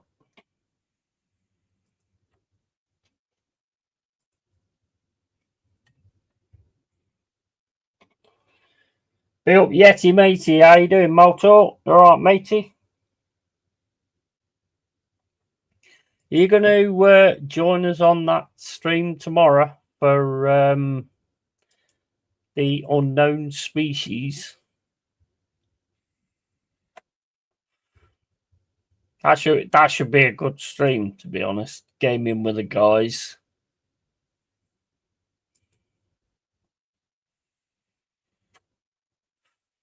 Good data analyst. Very good. Good. Very good. Right, we'll take them then.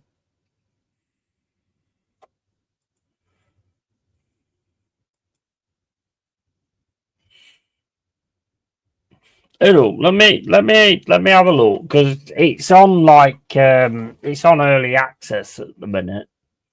So it'd be good to have you on there if you want to join in. I think I'm not sure whether Pipes is going to buy it because it's like one of those like alien scary games. So I don't know if he's actually going to buy it or not. Macaulay got it.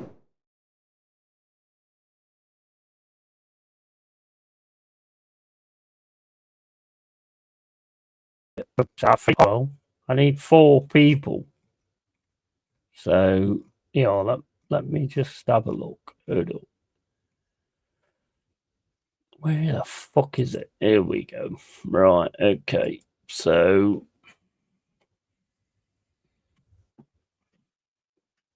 but if you can manage to get on, that'd be awesome, mate. Right, say it's £8.50, mate. It's £8.50. So have I got you on Steam?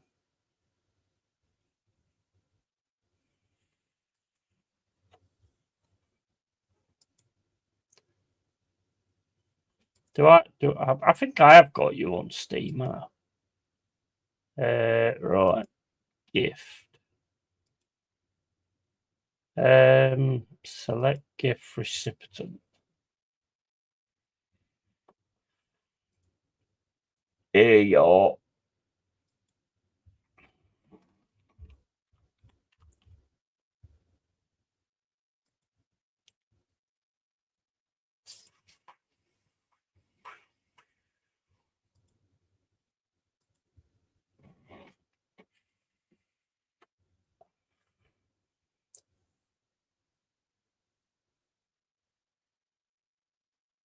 Right.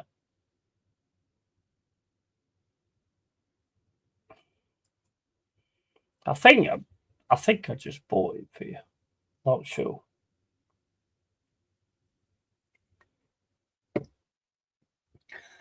I'm going out in real life tomorrow, so we'll see. Yeah, no worries. I think I've just bought it for you, mate. It should be gifted to you, I think. I don't know. How do you fucking how do you find that shit? I don't know. I'm sure I've just bought it for you, but I can't. Just check your Steam. Check your Steam, bro. I'm sure I've just your gift. Yeah. I've just bought it for you anyway, mate. So if you want to join us, it'll be a pleasure.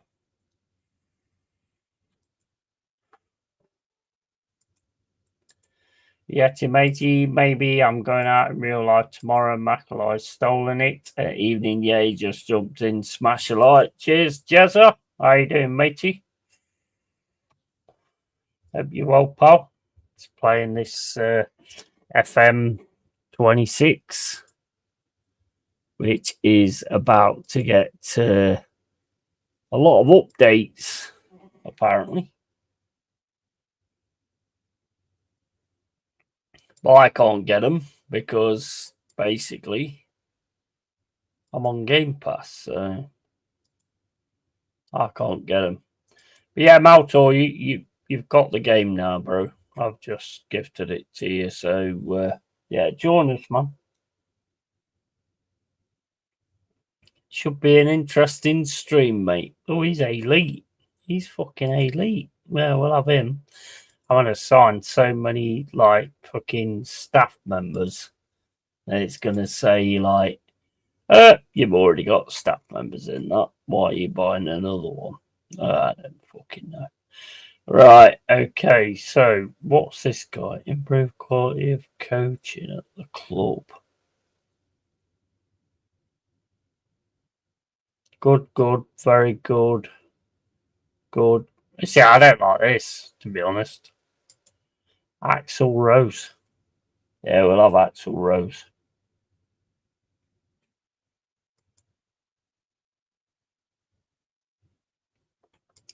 We'll have Axel Rose. Welcome to the jungle. Welcome to the jungle.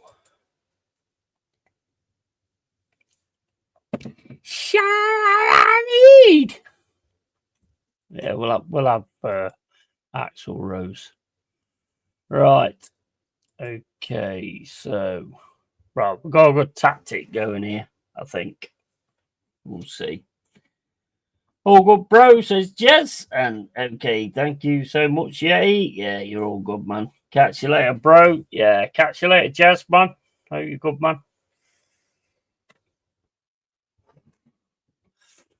Right.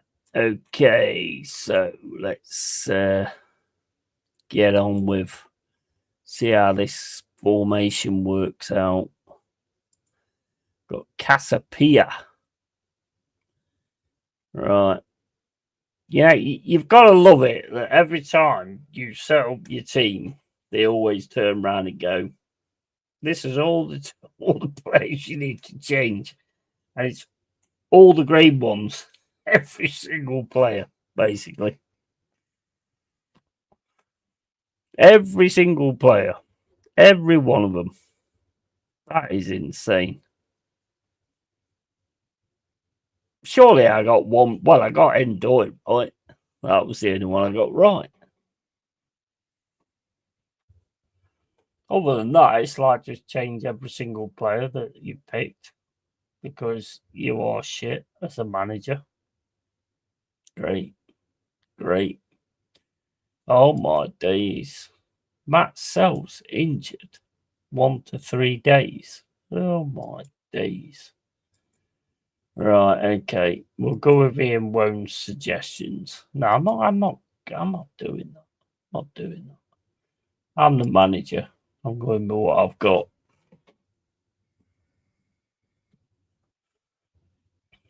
I'm the manager. You come on if you want, Jez, but I'm assuming you've got other things to do, bro.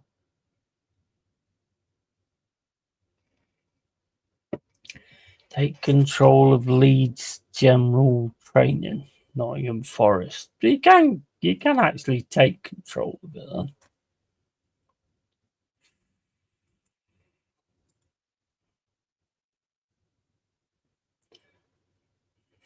Right. Okay. Let's. I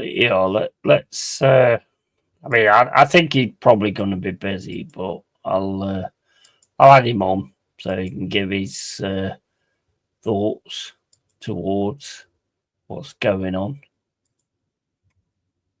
But I think he'd probably have a stream lined up. So, but I'll drop him the stream anyway. Right. So we're gonna go for this.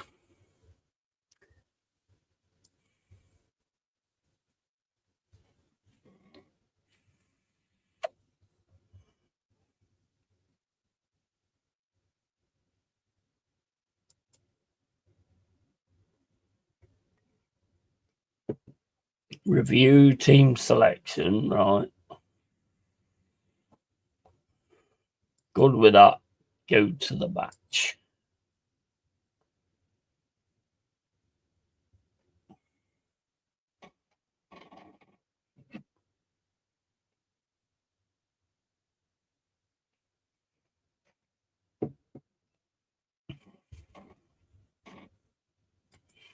Do that.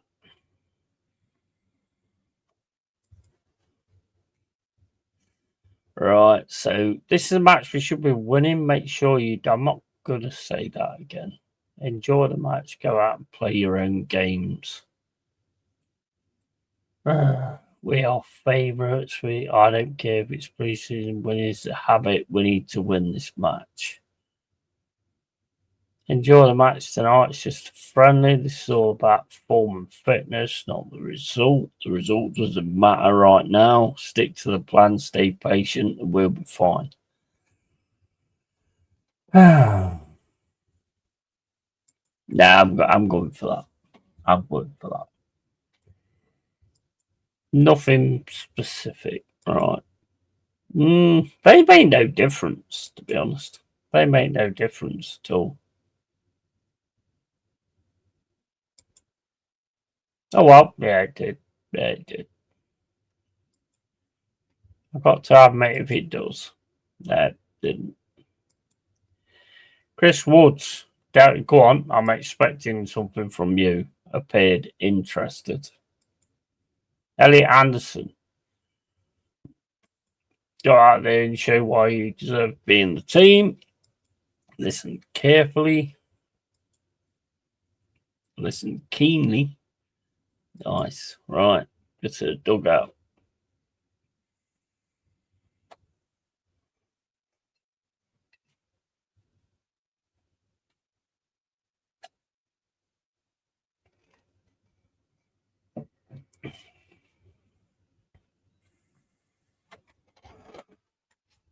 Here we are. Come on, lads. Make me proud.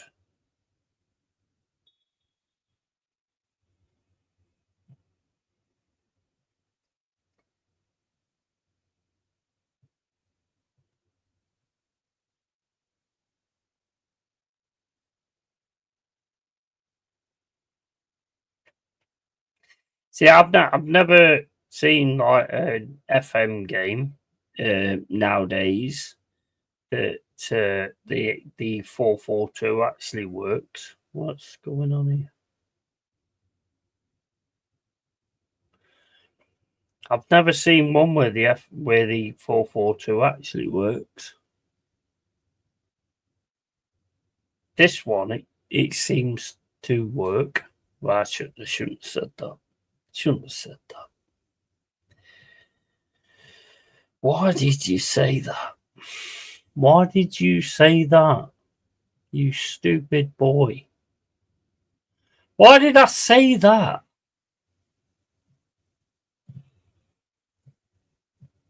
Look at him. Look at him.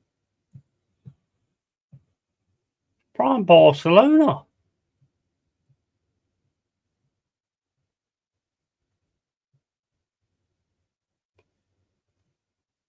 There's certain things as a football fan you should never say. And you should never turn around and say this is going to work because it will always go wrong. Oh, nice. Zinchenko. Look at him. Look at him go.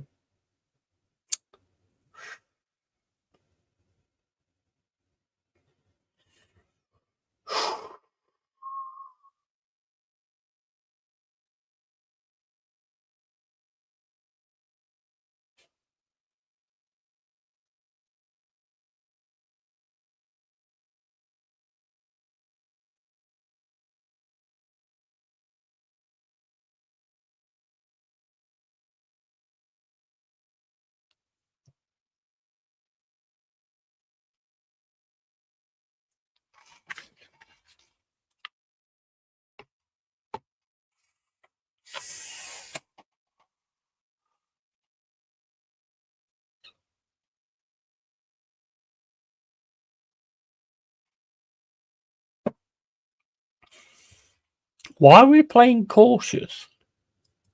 I didn't pick cautious.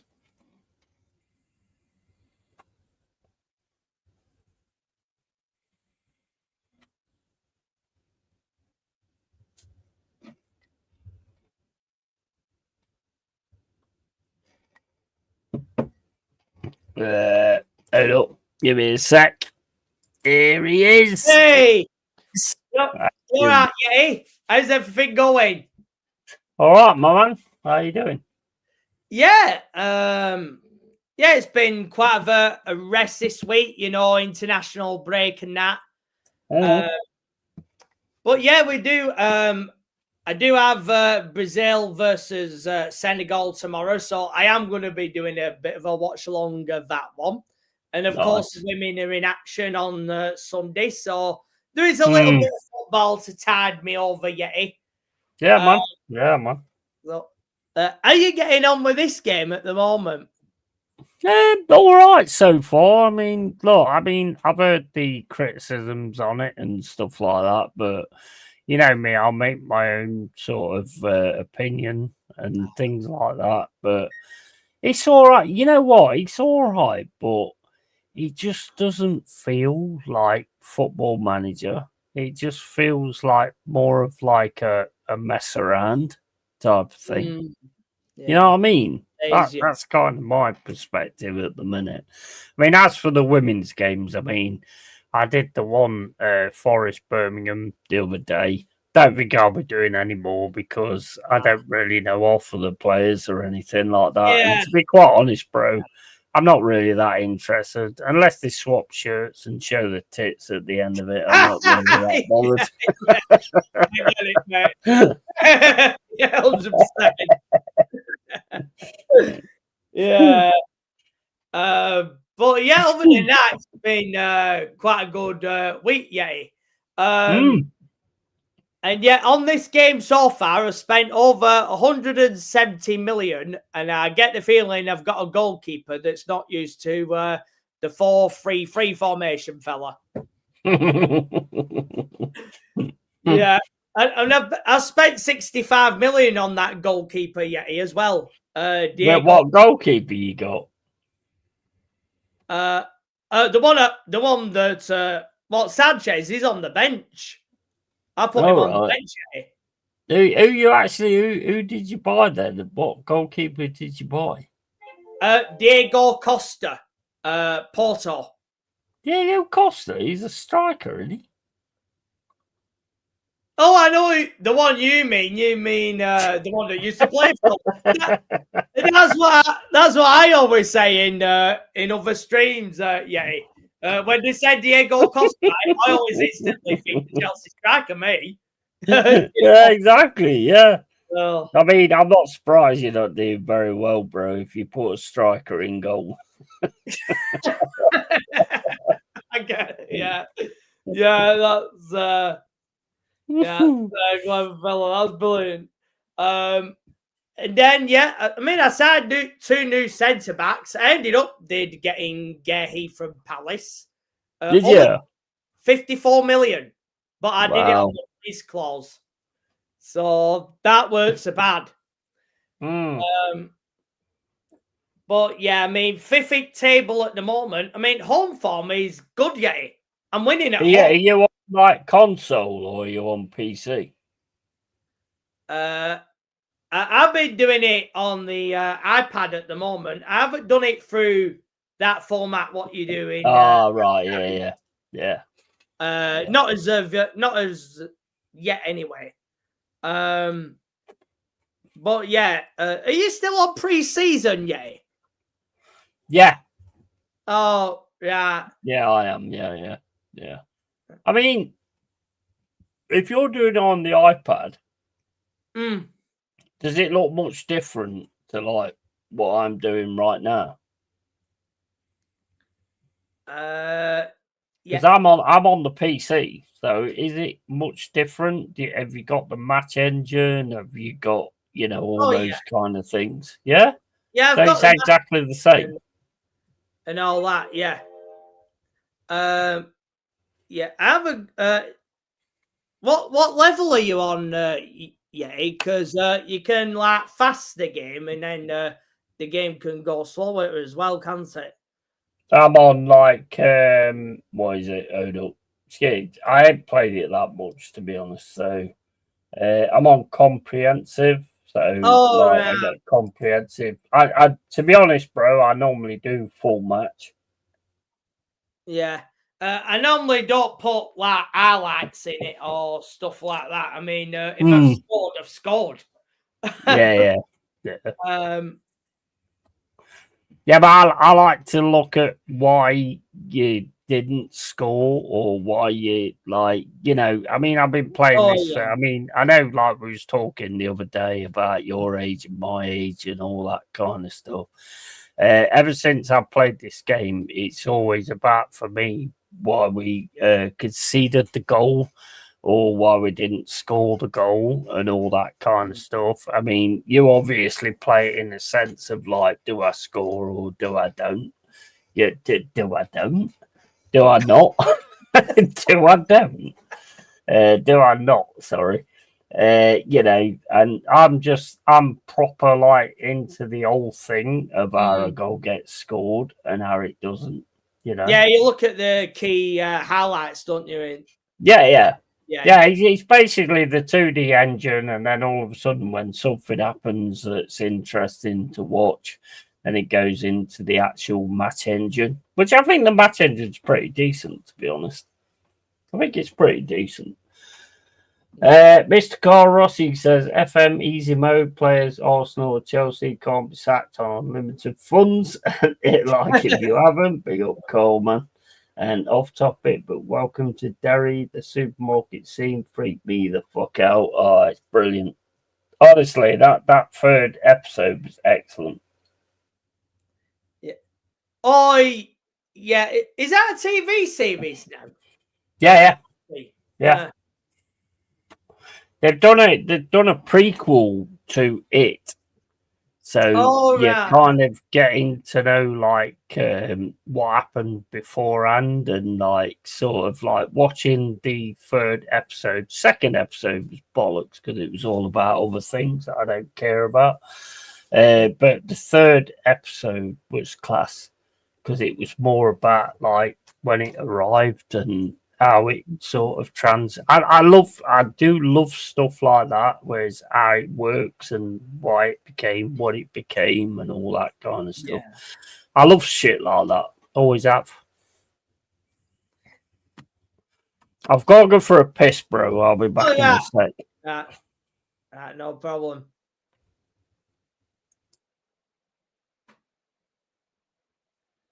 Yeah, he's just doing highlights. Fucking freak me the fuck out. Yeah, good. Evening, Carl Rossi.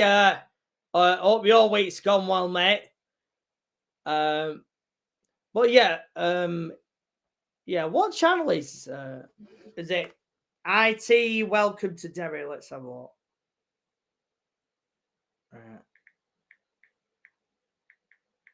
What's it premiering on?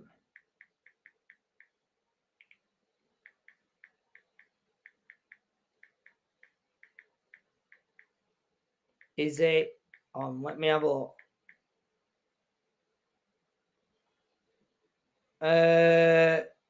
Sky Atlantic. Oh, right. Okay. Sky Atlantic streaming service now and HBO. All right. Yeah,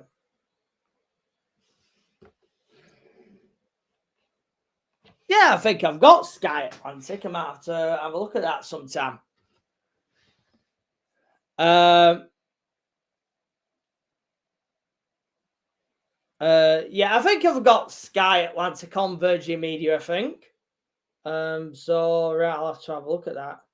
Yeah, HBO, yeah, it's a streaming service. That I haven't got that actually.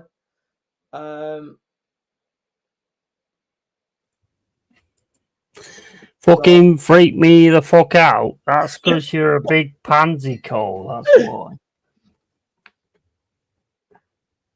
Yeah, there is some great scenes in that. To be honest, there is some absolutely great scenes. So, have you got yourself back streaming now, then, Michael? Yeah, I did over the weekend. Last weekend. What did you go with? Yes, sorry, fella. What? Oh yeah, I did the Chelsea and Wolves game last week, wasn't it? 3-0 in the end. First half was shit, and then Estevao came on, and then we won the game, didn't we? 3 points in the end. But yeah, Wolves. They've got to struggle them this season, haven't they? Yeah, 100%. 11 games and they've not won one.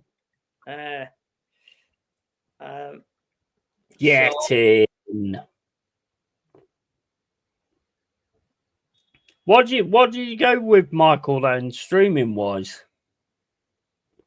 I've got Amazon Prime and I've got Netflix. No, I mean, like, what did you go with so you could still be on Rumble? All right. Yeah, I've still got Restream yet, but I've just paid for it. That's the only difference. How much does that cost then? I think it was £14.91, I think. Let me have a look. So a month. Yeah, it's a month. Yeah, that's not bad, bro. That's not bad. Yeah. I mean, if you look at StreamYard at the minute, you're talking like 40 quid a month. So Yeah, 40 quid for. I insane. mean, Restream's pretty decent as well. I do think Restream's pretty decent. So yeah, I think that's pretty good, bro. Pretty good. Oh, I see you're winning in this one as well. I am, mate. Bro, I'm a fucking manager aficionado, mate. Are you on the first season or second season? That means if you're on the first season. All right. I've not actually gone into the league yet. So, I mean, how it'll go when I get into the league will be a different story. Got a free kick, though. Come on, Nico. Come on, put it on his head. Put it on one of them's head. Crap. Yeah.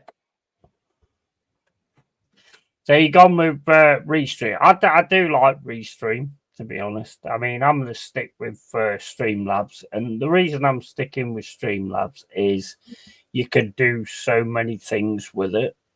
Whereas you can like put a clock timer on there, you can like do it, and you can do all this yourself as well.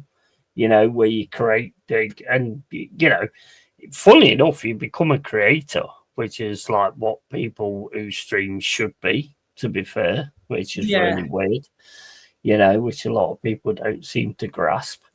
But yeah, I mean, that's pretty much where I'm going to go now with Streamlabs. But I know you're not very like computer knowledgeable and all that kind of stuff. True. I mean, I'll help you out with that. I've always said I will.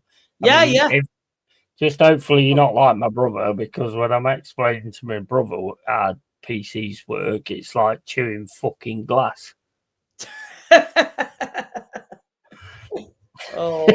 It's honestly, it's like, oh, click the Windows button. Which one's the Windows button? The big fucking one in the middle that says Windows.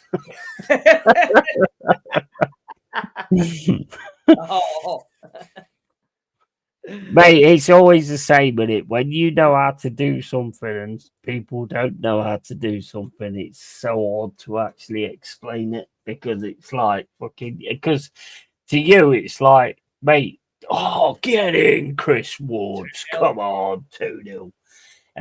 It's like fucking, it's like looking at it like, you know, it's just, you know how to do it. And it's so difficult to tell other people how to do it. And if they don't get it, you're just thinking like, are you like stupid or something? But I mean, that's not the case. They don't know how to do it. So, you know. Yeah, not everyone. Carl Rossi says, "I told you I'm a pussy with horror shit." You did, you did, and I did. I did actually tell you that it is scary. Yeah. Oh man. I love shit like that. I do. I absolutely love shit like that. I went into the supermarket today and I had this beanie on. You know, the It eyes. Oh And, yeah. I went to the cashier desk and she went, "Oh, is that it?" And I went, "Yeah." I went, "It's his eyes." And she went, "Oh, I really don't like that."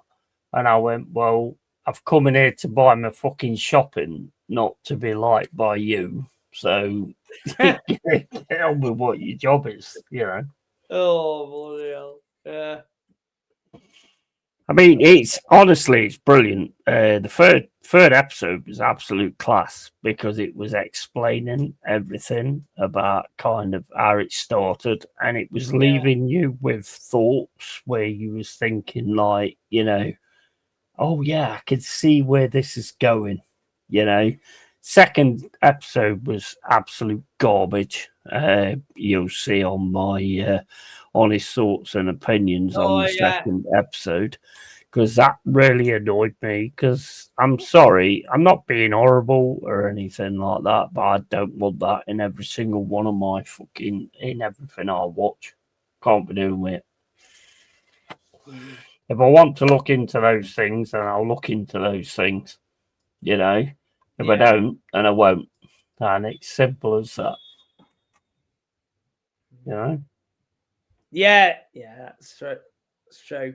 Yeah, I am concerned about what you said on Predator Badlands. Yeah, that Disney and Marvel sort of stuff. It's not really the stuff that I'm sort of into. Yeah, I mean, I haven't really watched those new Planet of the Apes. You know, watch the old ones. I love the old ones, but the new versions, I just can't take to that. For me. I enjoyed them. But the thing is, what you got to take into account is all things you watch now, because it's 2025. They're always going to have some kind of message in there, you know? Which I've always said, and I always will say, if people don't want to listen to the message, it doesn't matter how many times you give them the message, they're still not going to want to listen. But they still continue to actually put these messages in there. I just want to watch something that makes sense, you know, makes sense to me. You know, not just me, well, to everybody. But it's like there's no need to keep putting these agendas in that make you feel like a certain way about certain people. If you're watching certain films that's about that, like what's the cavalry film? I can't remember what it was called. The Chain Gang film. There's another one as well. Glory. If you want to watch films that's got that aspect in them, then yeah, fair enough. I've got no problem with that. But I choose whether I want to watch it or not.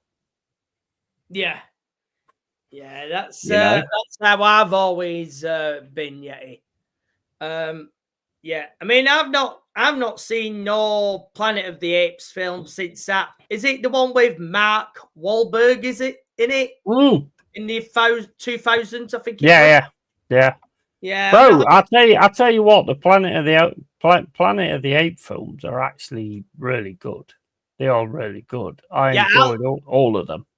Yeah, I love the old ones. I mean, the classics and the early ones are always the best ones for me. Yeah. It's the way it's always been with these movies. I mean, Predator, the first two movies are the top-notch ones. Terminator, Terminator's the same as well. First two, levels. It's just difficult, isn't it? To and yet they can't create that in this day and age. The problem in this day and age is they want to put message across instead of a great film, and that's one of the biggest issues we have nowadays. Big up to Mr. Joshy J Raid. Big up to you, bro. Thanks for that, bro. Yeah, I've sent you the stream, I think. So if you want to come on, give your tactical analysis of the way I'm doing Football Manager at the minute. I mean, if you get it wrong though, I'm booting you off. So yeah, I mean when I'm doing this, I'm usually stubborn. I usually stick to the formation that I know. But it does get me the sack though, doesn't it? So, it does. Of course it does. You've got to change it up, man. You've got to change it up. I do change players when I'm not doing well, but of course sometimes that doesn't always work though, does it? No, it's not about changing players, is it? It's about changing the whole ethic of the team and the way it works. I mean, what I'm doing now is just phenomenal. I mean, look at these scores. Look at these averages of the players. I mean, we're 2-0 up. Got 7, 7-2, 7-3, 7s. Yeah, we've got a few that's not really performing. I mean, I've been playing these kind of games for years, back on the Spectrum. I was mental for like buying every single one of them. There was £8. There was £8 back then. You know, when you went into the shop and you bought these games, there was £8. Yeah, they've gone up, haven't they, over the years? I mean, when I started, when I started getting them, they were like 25 at that time. But the prices now, they're just mad, aren't they? They just go up and up and up. Yeah, but I mean, the thing is, like I've always said, prices can only go up when idiots pay them. Yeah, that's true, don't they? Yeah, getting them on the day of release and all that stuff. Yeah. If people don't pay the prices, they don't go up. I mean, it's common sense, isn't it? You know, if you don't pay the money that they're asking for, then the prices have to go down. Right, let's put McAtee, because he played really well last time. Let's put him on for Endoy, because Endoy ain't playing all that great at the minute. Sells is doing okay. We're 2-0 up. Callum Hudson-Odoi. Can we have a word with him? What? You see, this is the thing with this. I can't find where I have a word with him or anything like that. Whereas before, it was really easy to do. And I can't find how you actually do that. So we'll leave it on that. Fluid counter attack. Put Callum Hudson up front. And then we'll kick it off. Yeah, you can make 9 substitutions on friendlies. Yeah. So, I mean, that's like practically a different team, bro, isn't it? But that's how friendly should work, isn't it? You know, that's what always annoyed me with like FIFA, because they never got that grasp of like how many players you could have like on friendlies, so they're not making any sense. Big up Daniel Knights, how you doing? Big up Michael. YouTube add a new feature. What's the new feature? There is something they've added, but it's driving me fucking nuts, to be honest. Who's the opposition? Casapia or something. Oh, Never heard of them, bro. Never heard of them. I lost against them last time, and then I think we beat them, and then I made a mistake and said that wasn't good enough. I think we beat them like 4-0, and I made a mistake and said that wasn't good enough. I can't remember. Jack was in there, so he remembers. I like the match engine. I do like the match engine. I think it looks a lot more realistic to football nowadays, where they sort of get it in the defence and pass it sideways, and then your players pass it back and all that. I do like the match engine. I think they've done a good job with the match engine. Well, it's took them 2 years, hasn't it? Yeah, I mean, well, they've just got on to Unity, which is like a big, like graphical thing, and they've just got onto that. But to me, the main thing that needs to be sorted out in Football Manager is, since they've done this, like talking to players and stuff like that, it needs to make sense. And over the years, it's not made sense. Like, I mean, I was a manager of Barnet, right? And I got a striker who was banging goals in left, right, and centre. And he came to me. Well, he didn't actually come to me, but he came to me on the game. And he said, like, oh, I've got to leave because I want a bigger club. So I offered him as much money as we possibly could. And he went, no, I've got to leave. And then all of a sudden he signs for a team that's in a lower division than mine. And I looked at his wages and he's on less money than I was paying him. And I was like, that makes no fucking sense. And it kills the immersion of it. Yeah. You know what I mean? Football Manager for me is all about immersion. And when it all of a sudden, well, any game really, when it stops making sense, that's what pisses me off. It's same with films as well. Yeah, true. Big up Michael YouTube. With news, YouTube features, you can clip people now on their streams now. I thought you could do that anyway. I didn't think that I you could clip people anyway. I thought you could actually clip people anyway. To be honest, yeah. I don't know. But I mean, that Strangers 2, like you said, I thought he was all right. To be fair, I didn't think it was bad. I liked the fact that they explained certain things and stuff like that. You know, I don't give spoilers. It's not my thing. No, that's fair enough. Well, I mean, you've wrote most of them in the fucking comments in the reply. Yeah, I did. True. Yeah. Yeah. I mean, I get why. You know, the way you do it. You want, you know, you don't want to say too much on it, but you're trying to like word it the best you can to everyone out there. And you know, let people make. It's very difficult. It's very difficult doing it where you don't do spoilers. But it's like, if somebody wants to watch the film, then I'm not gonna like give spoilers or anything like that. I mean, to be honest, I'll be honest with you, bro, as I always have been. I don't appreciate it being put in the comments as giving spoilers away. Oh, we've got another goal by Calamuendo. Yeah, I'll remember that in future then. Yeah, no worries, man. Remember that in future. Yeah. I mean, you don't have spoilers when Forrest are playing, do you? So, oh, he's firing shots there. Firing shots, Michael. But yeah, you'll be.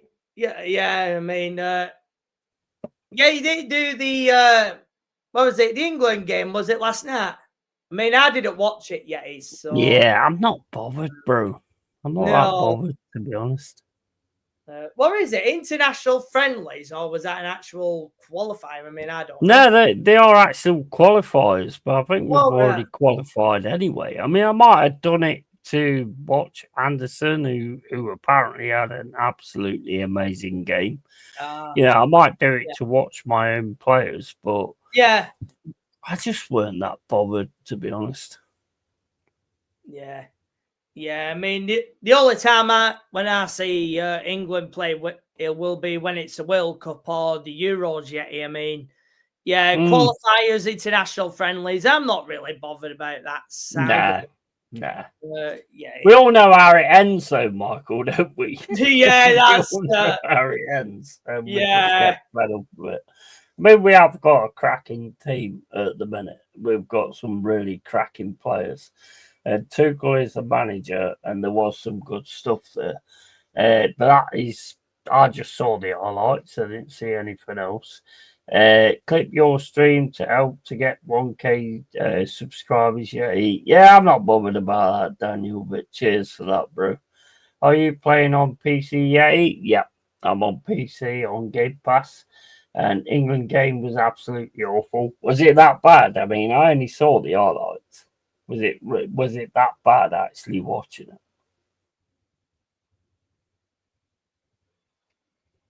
I don't know. I didn't actually bother doing it or anything like that. I just when I stream, it's just when I feel like it. Basically, never done it any other way. That's just the way I do it. Yeah, do it at the last moment. Yeah, the unplanned ones are always the best ones, aren't they? Anyway. Do you know what? You know, one of the best things I saw ages ago when I started streaming on Twitch and stuff like that. Oh yeah. Was I was watching a video and this person who's a very, very big streamer was saying it's quality over quantity.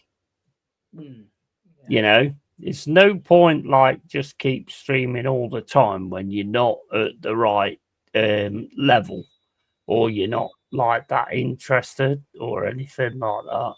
You know, it's better to actually do it when you're in the right sort of mindset and things like that. And that's the way I've always done it. Yeah, so yeah.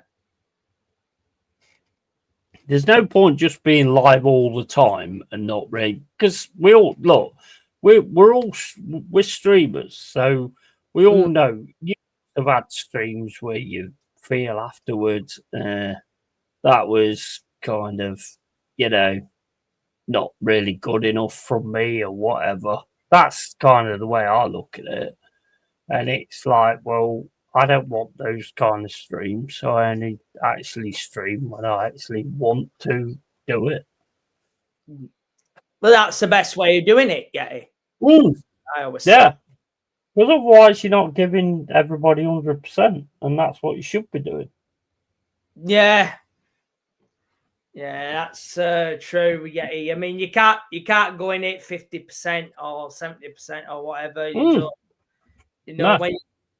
When you do stream, you've got to land, haven't you? Of course you have. Yeah, exactly. And yeah, that's probably the best way of saying it, actually, that you've got to land.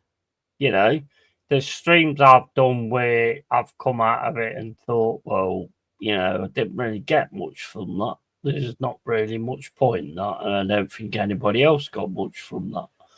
And I don't want to be that kind of streamer. I don't want to be somebody who just goes live just for the sake of it, and that's what I always do. I want to offer some kind of quality, something that people want to watch and, create different things and all this, that, and the other. I mean, I see so many, the biggest streamers. They all do this fucking thing with their thumbnails where they're like that. I mean, look, if you're good at what you're doing, why do you need to pull people in by doing that? I just don't get it. Yeah. Quite a lot of them will do it for shock value, though. Don't they? But I'm not down for that sort of shit. This shock value nonsense. I mean, no. Yeah, I mean, you were talking about obviously Anderson earlier on, and transfer news and all that. I don't really pay attention to that stuff anymore. No. I'm worried. I'm worried though, because it does actually build something, because he is just consistent all the time, every single game. And that will get him noticed by the Chelseas, by the Arsenals, by the Manchester.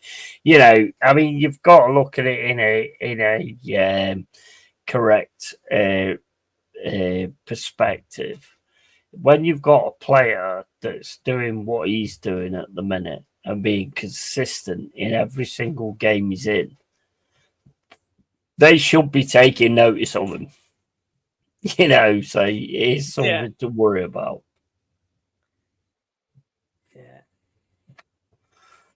Yeah. But at the same point, you've also got to take into account that he might not be an Isaac.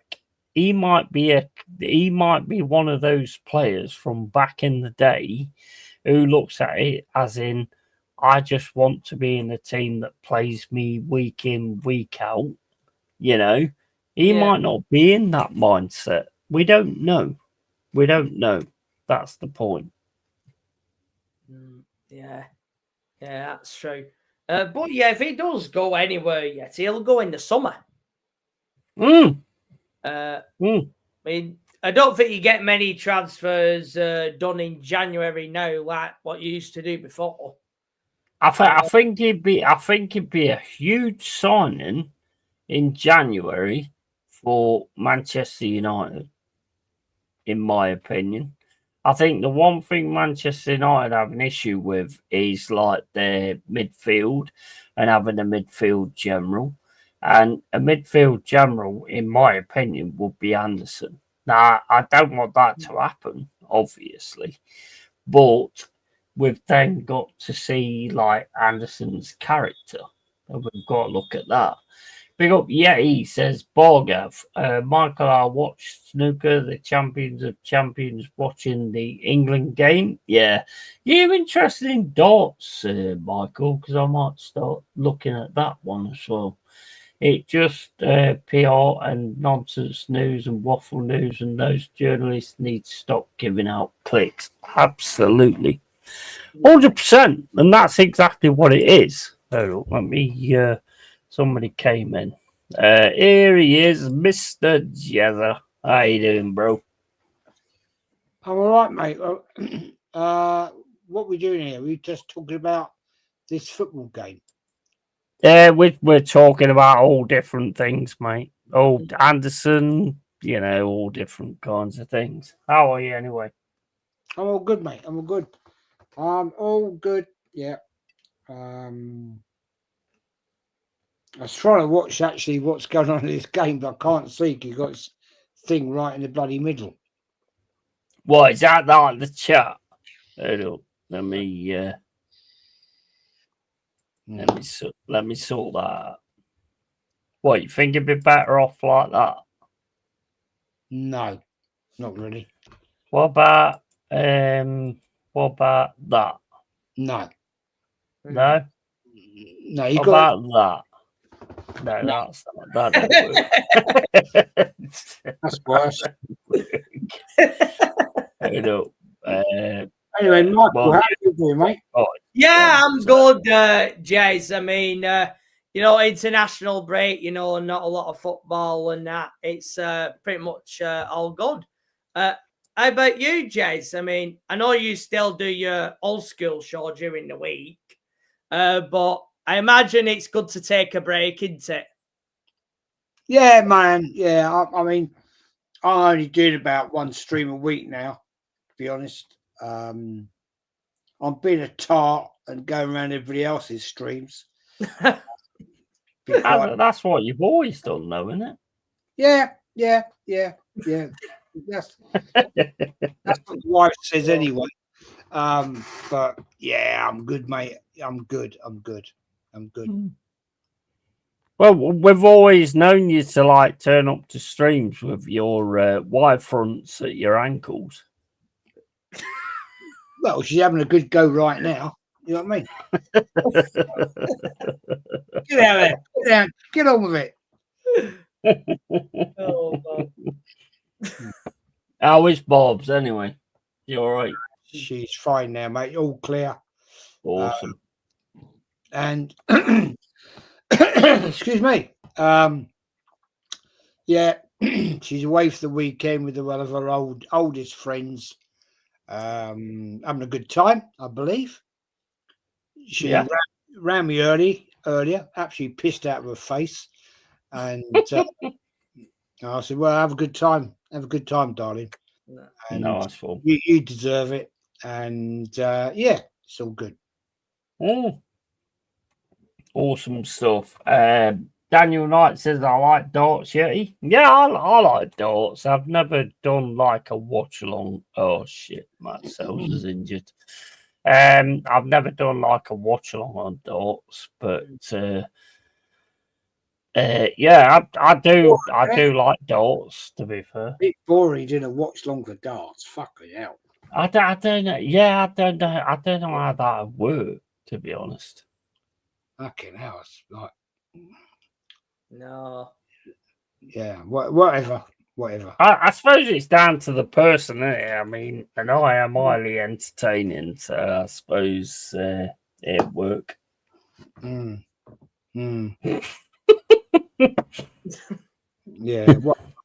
Cheers for that, Jez.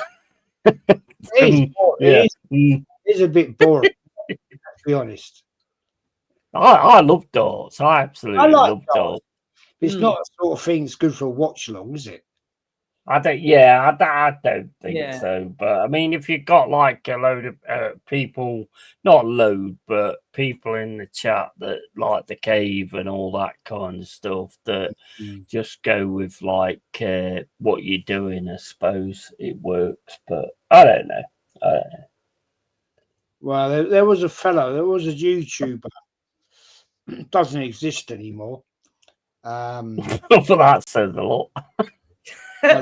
Well, we're not going to get into it, but he made the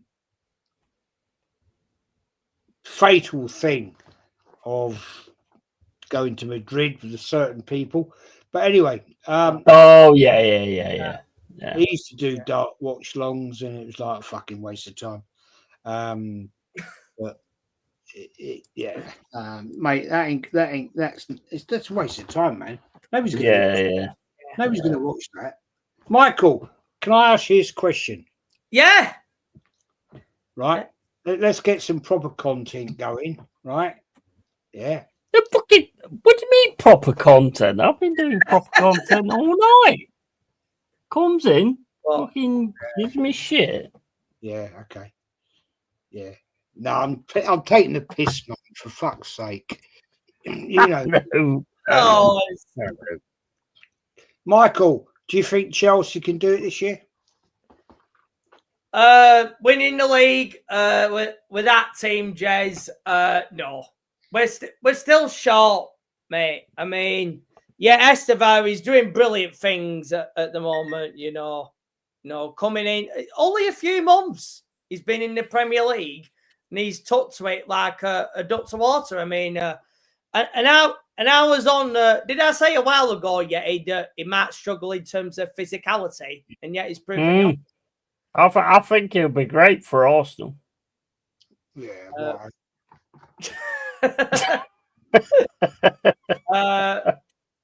No, I've been kind of hoping, Yeti, that Garnacho will be going there within a year's time.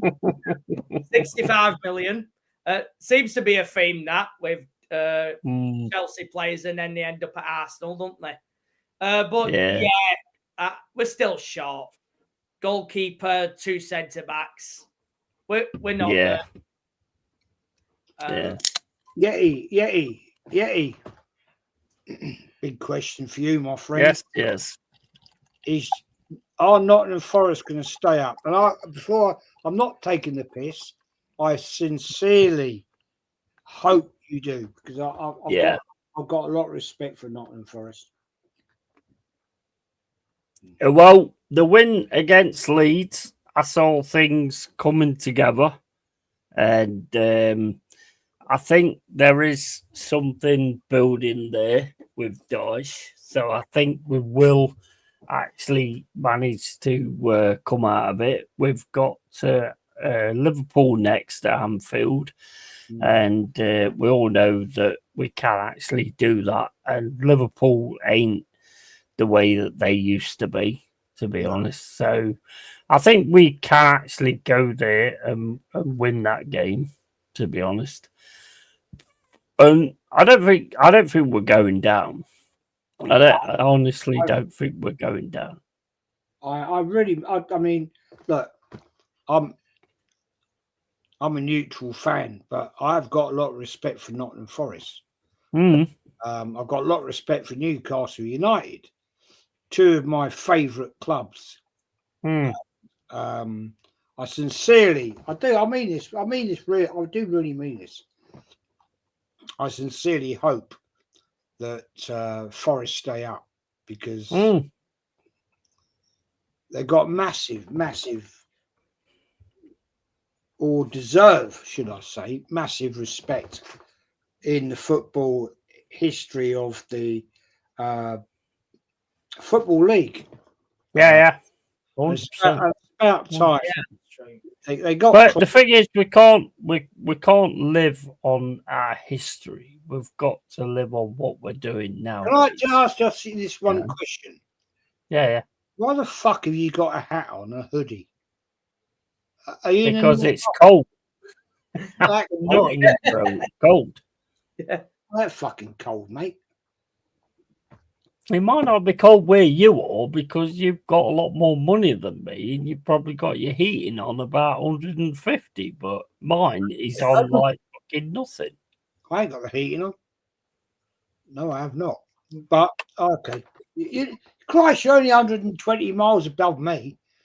I know, but mate, it just gets cold. So, I mean, I don't even know if it is cold. It's just the aesthetic that I picked. But now your question comes, right?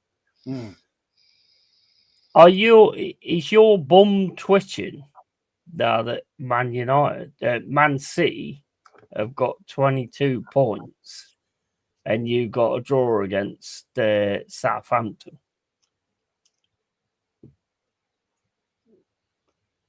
Right? Sunderland, sorry. I'm going to say, we haven't played Southampton. Yeah. I mean, look, I'm not one of these people that said from day one that we're going to walk it. No, there's no chance we're going to fucking walk it, right? We could potentially get more injuries. It looks like Calafiori is going to be out for the Spurs game. Yeah. So, look, come on, let's be realistic. I'm a realist. Yeah, same as me. There's a lot of people that are giving it like it's a given. It ain't a given. No. I said, Michael, Yeti, chat, come and talk to me next May. Right? I was on a show the other night, where I was on with 3 absolutely deluded. Yeah. I'll be respectful. I mean, I respect their beliefs. You know, it's wrong for me to say they're completely wrong. Well, in fact, they are wrong. But I fair play to them. They believe Arsenal are going to win everything. This one fella, right? It's Dan Potts' show. I respect Dan, right? Arsenal are going to win the treble. Okay, brilliant. I love it. Fantastic. Fantastic. I love it. But there was no argument's not the right word. Debate is the right word. And I said, how are they going to do it? How can they do it? And not one of them could answer my question. And the funny thing is, right, three of them, when I showed them probably one of the greatest pieces of Arsenal memorabilia that I bought at auction. Didn't even know what the fuck it was. That's Didn't sad. even know what it was. That's sad. And I could show it to you right now, Mm. right? And they didn't have a clue. It's 139 years ago, 11th of November, pardon me, Arsenal, under the name of Dial Square, played their first ever football match. And I showed them the piece that I bought at auction, Mm. and they didn't have a clue what it was. And these people, one of them, this one guy, right, this one fucking arsewhite, called me a week ago on his channel a fake fan. Oh my days. A fake fucking fan. And I said to him, okay, fair enough. I was on Dan's show and I said, do you know anything about this then, fella? Not a Scooby fucking do. I'll show it to you, guys. I'll show it to you. Right, I'll take. Give me 1 sec. I need a pee. I'll be back in a sec. I'll wait till you come back then. I'll wait till you come back.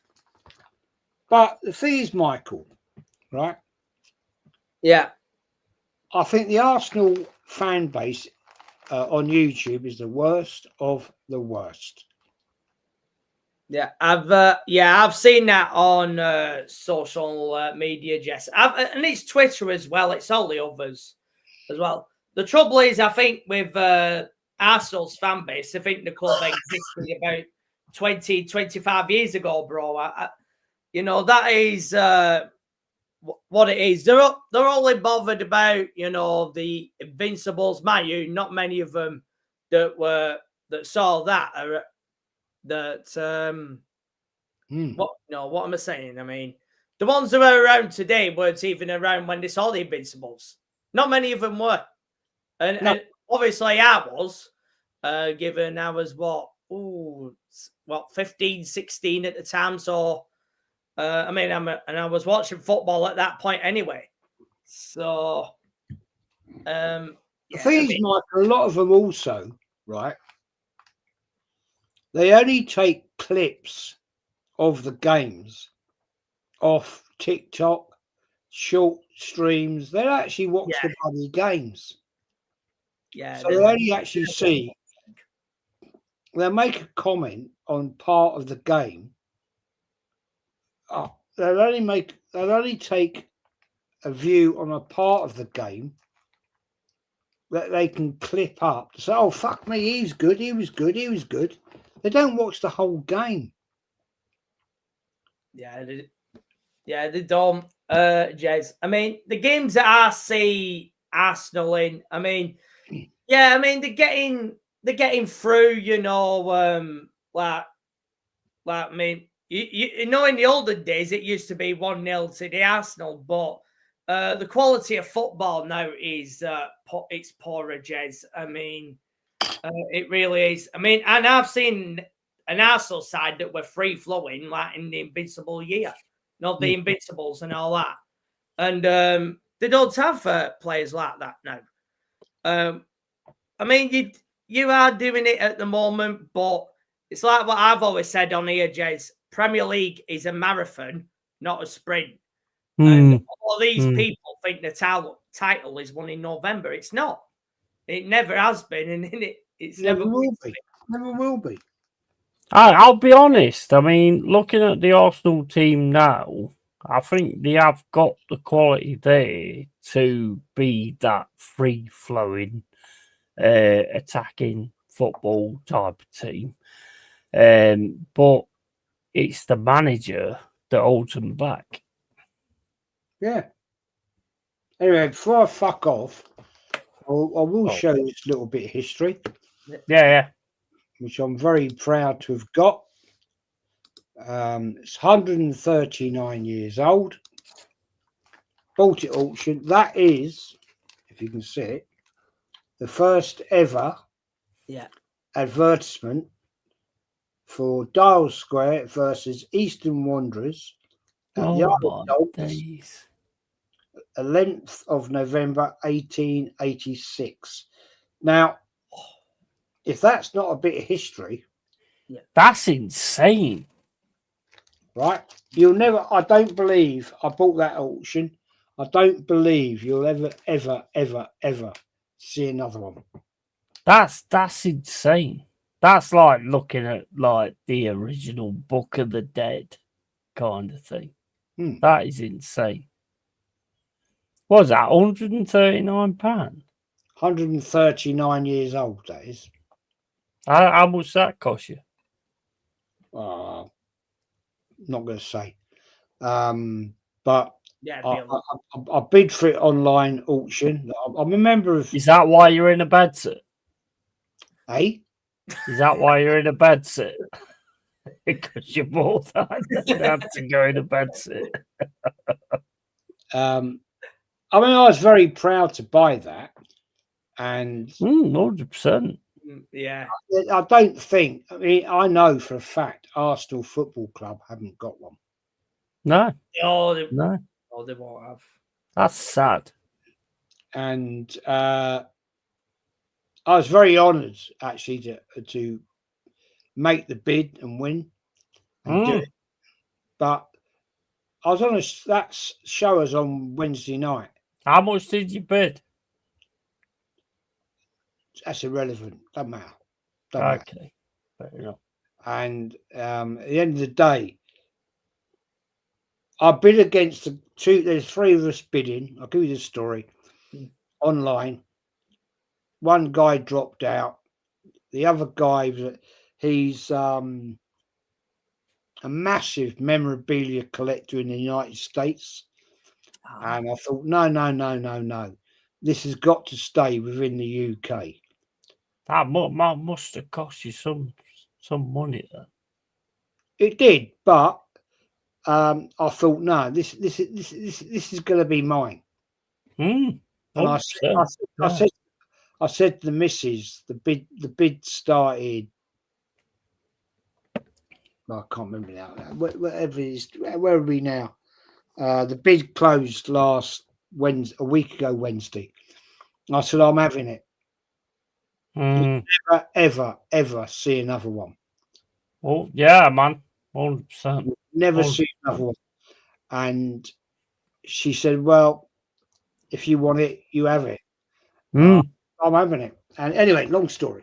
I said, it is iconic. I said, I did actually think about Yeti, Michael, of actually offering to lend it to the Arsenal Museum. Oh, yeah. Then I said, fuck. I said, no, fuck them.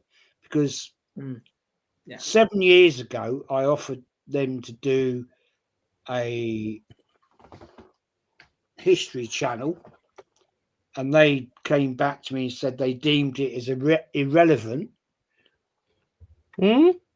And so the wife said to me, no, I agree. Don't do it. No, I agree. So I said, no, fuck them. And Arsenal Football Club haven't got one of them. I've never seen another one, Michael. Yeah. In my life. And that's disgraceful. I did play. I won't lie. I did pay a silly amount of money for it. But that is history that needs to be preserved. Absolutely. Of this football club. Yeah. No, you should never do away with history. No. Never. Yeah, I mean, you call me stupid, of course. But I said, no way. And mate, when you're a fan of something and it means something to you, but then anybody that turns around and says you're stupid for doing this or doing this, that never makes no sense, because all of these people that make out they're Arsenal fans haven't got a clue.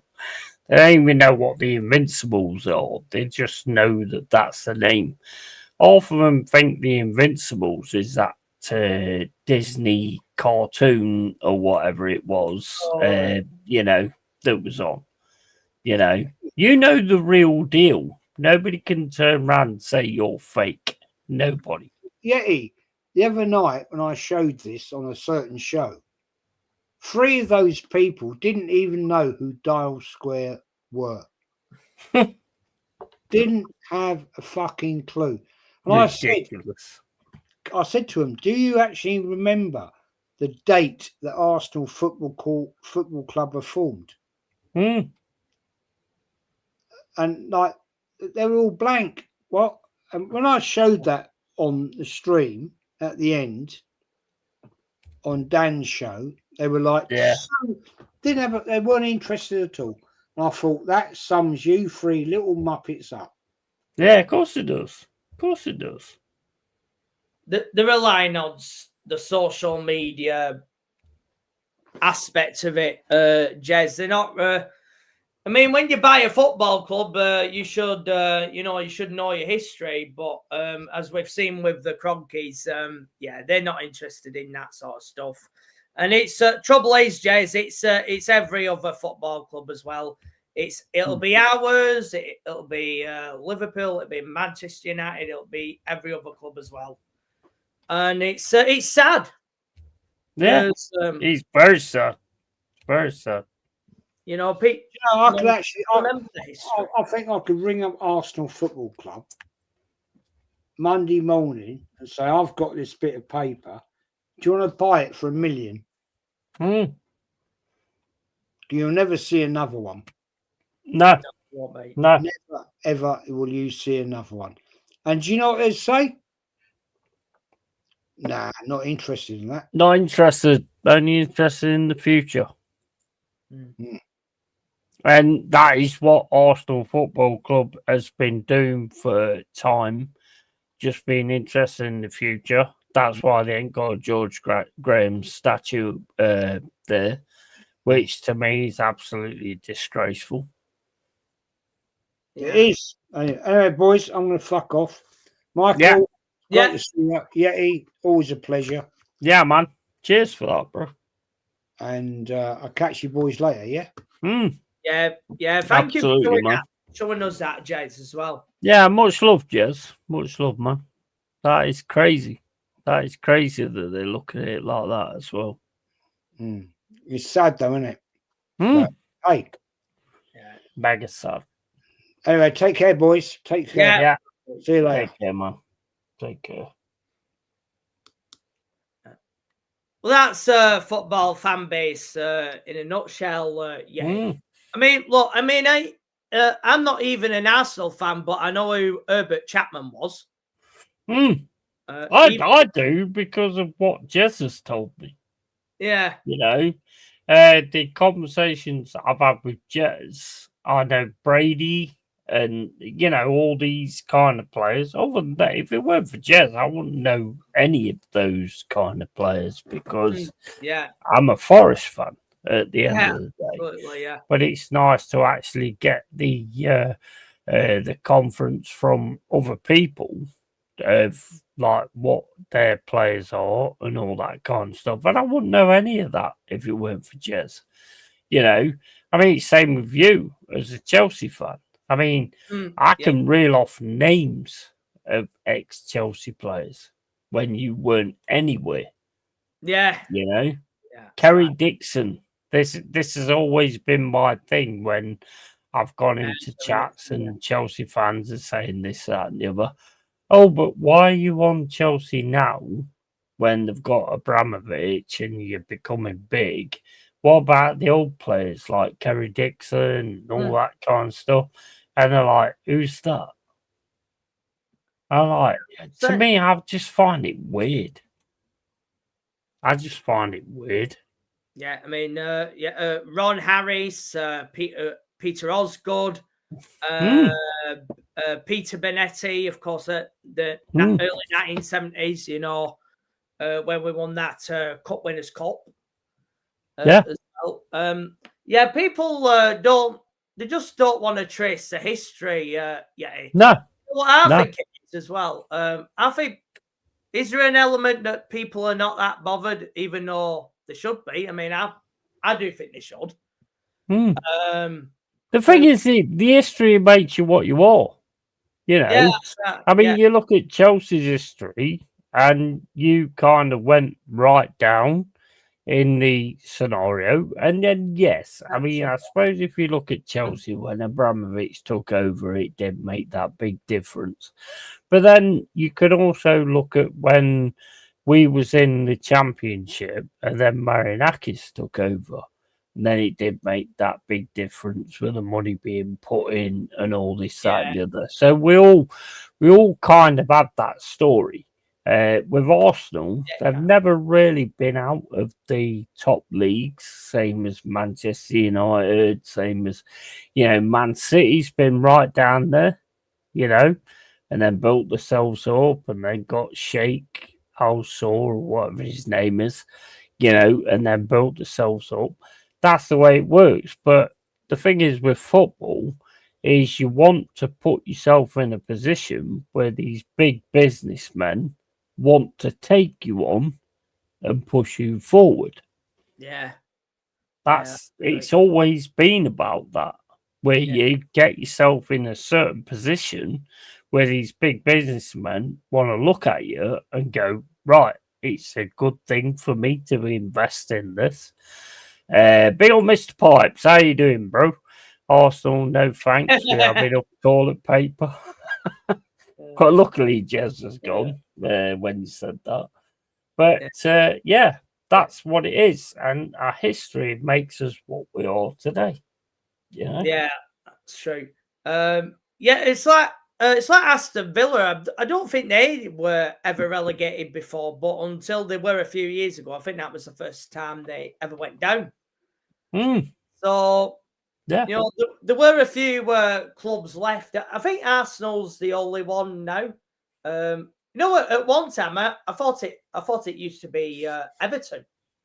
You know what? The weird thing is people are built differently nowadays because, I don't know about you, but when I became a Forest fan, all I wanted to do was read the history. That was all I was interested in, is getting my facts, not to the point of getting my facts straight, just to the point of being interested in seeing what my team was all about and what they'd done and where they've been and all that kind of stuff. It was an interest to me, but nowadays it seems to be like, to me, it seems to be like I like this team, so I'm just gonna make as much money out of this team as I possibly can.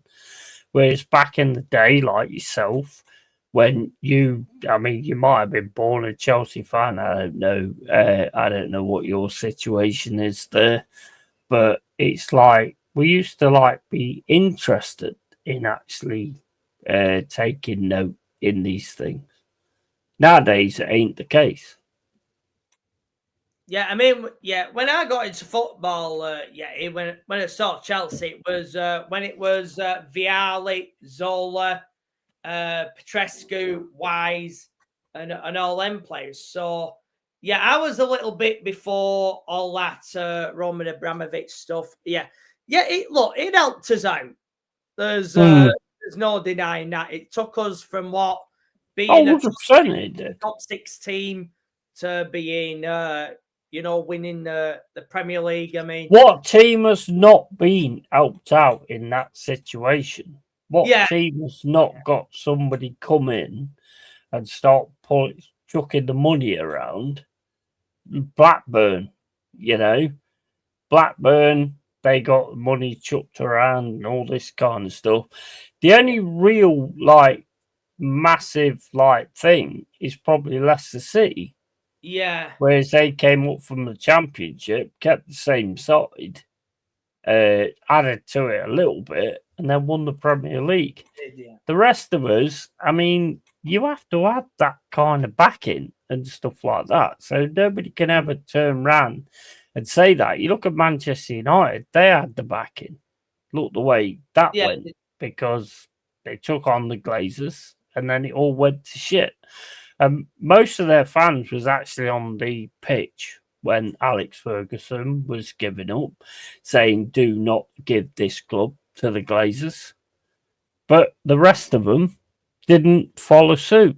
No. And that's why it went to shit. That's why it's at shit now. I remember Black Rome Rovers, great tram they had. Tram. Yeah. Yeah. Money will get you what you want, but the thing is, money's not the be all and end all of it, because you've still got to spend it well. Yeah. Yeah, true. You do. Yeah. And yeah, I think obviously back then there was no social media as well. Yeah. I mean, the only time you would like watch football or see football was going into the pub with your mates or whatever. I mean, were back then, isn't it? Yeah. As whereas now it's everyone's on YouTube, Twitter, Facebook, or what have you. I mean, it seems to be dominated by social media, and a lot of people they don't know the history, and a lot of that is people just don't seem to give a shit either. But you should do. No. No, it's like if you ask me, Yeti, would I take Doctor Who of 1963 over the Doctor Who of now? What do you think my answer would be? I'll take the Doctor Who of 1963 all day long. 100%.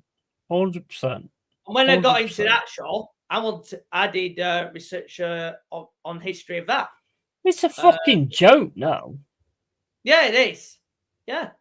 Doctor Who's a joke. It's all about race. It's all about fucking your sexuality and all that kind of stuff. It's a joke. It's all about messaging now.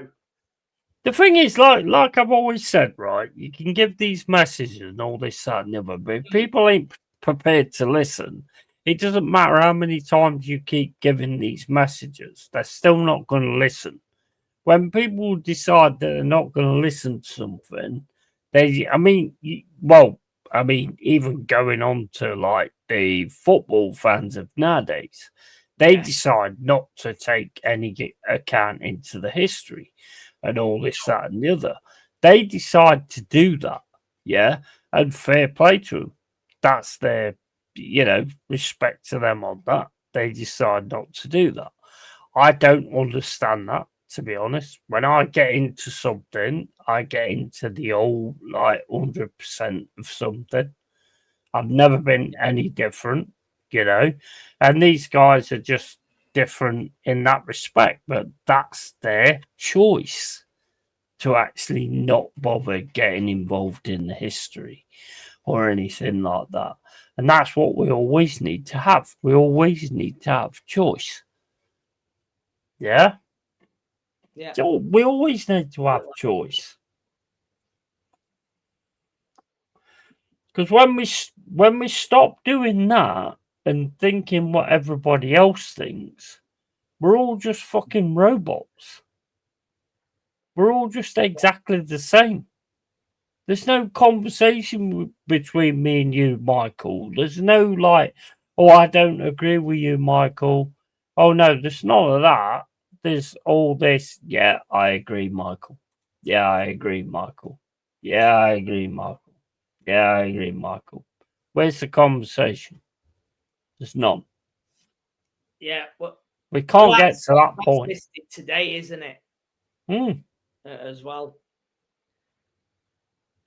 But yeah, it don't surprise me that people would rather not bother research of history. They're all on the bloody phones as well.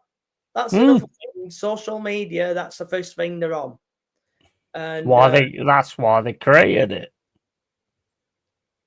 That's why they did it. That's exactly why they did it. Because let's just go there. Yeah. The thing is, certain people didn't buy certain things. But like when you've got social media pumping it into your head all the time, yeah, and it's been done scientifically. But when you've got something being pumped into your head all the time, you will eventually cave in. Not all people, some people will eventually cave in and go, you know what, I've got a better life if I actually cave in. You know, same as COVID and all that kind of stuff. Yeah. I've got a better life if I actually cave in instead of like go against the narrative and all that kind of stuff. And that's what these people work on. They work on peer pressure. It's peer pressure. Yeah. It's what used to be done when we was at school, when you got bullied. It's peer pressure, where to make you feel a different way. And if you're like me or you, who turns around and goes, nope, I'm not having that. I don't care. It doesn't make no sense to me or whatever. You are the problem. You're not the problem in my eyes. I think you're a hero in my eyes for actually going against the narrative. But that's exactly what they are doing. And social media has made it so much easier because somebody goes on social media and someone says, oh, I think we should have noses that get pierced with cowbells. And then you get other people that go in and go, I completely agree with that because we are all unhinged. We're all unhinged to a point, and we all need to find something that makes sense to us. That's why social media works. Yeah. Yeah. A lot of people out there are just like, nodding dogs out of that Churchill advert, for example. I mean, that's the way people have gone. For me, I can't do that. Never can do that. No. No. You know, I only know in saying how things are. Whether I'm right or whether I'm wrong, regardless, I'll just come out and say it anyway. But that's your choice. That's who you are. That's how it always should be. That you make a decision on certain things or certain things. We have become a point now where it's like I mean, I don't know if it's the same for you, but when you get talking to somebody, you're like, oh, do I say this or do I not say this? You know, is this going to break up the thing? And that's what they've created. That's what they've created. They've basically what they've done. If you look at the over the years, right, there was always trying to cause division. Now, what they've done is they've given us the chance to divide ourselves. With social media, they've given us the chance to divide ourselves instead of them putting things in. And that's exactly what they've done with social media. They've given us the opportunity to divide ourselves. I don't play no part in it. I am a centralist. I will agree with some things, and I will disagree with other things. You know, when it comes to Remembrance Day, and you're this protesting against it, in my opinion, if you're protesting against old people that's doing Remembrance Day, that's seen their friends die on a field or whatever, that should be an immediate prison sentence in this country, in my opinion. Yeah, it should be. And them people who were doing that, they have no idea of what went down. They won't stand a chance in those situations. They don't know how good they've got it yet. That's what it is. And that's the thing. Same as I said to Cole the other day. Need to do like a Scrooge thing and show them exactly what it would have been like if those people didn't die in those situations and show them exactly what it would have been like.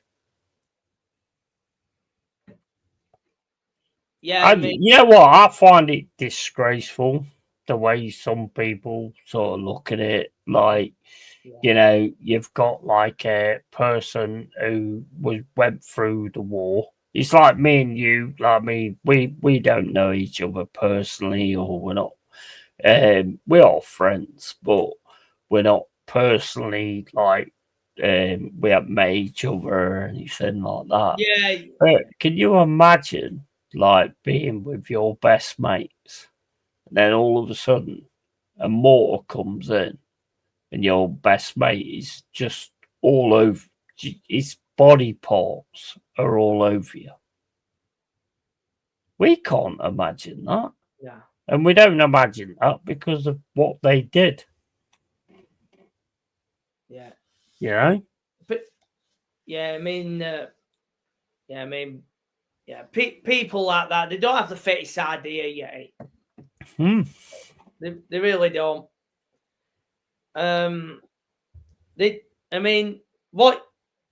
Social media has played a massive part in it. Mate, they knew what they was doing. They knew exactly. I mean, I've been saying for years that these people are stupid because the choices they make are stupid. But I tell you what, it's not stupid at all, because social media takes away them trying to divide us all the time.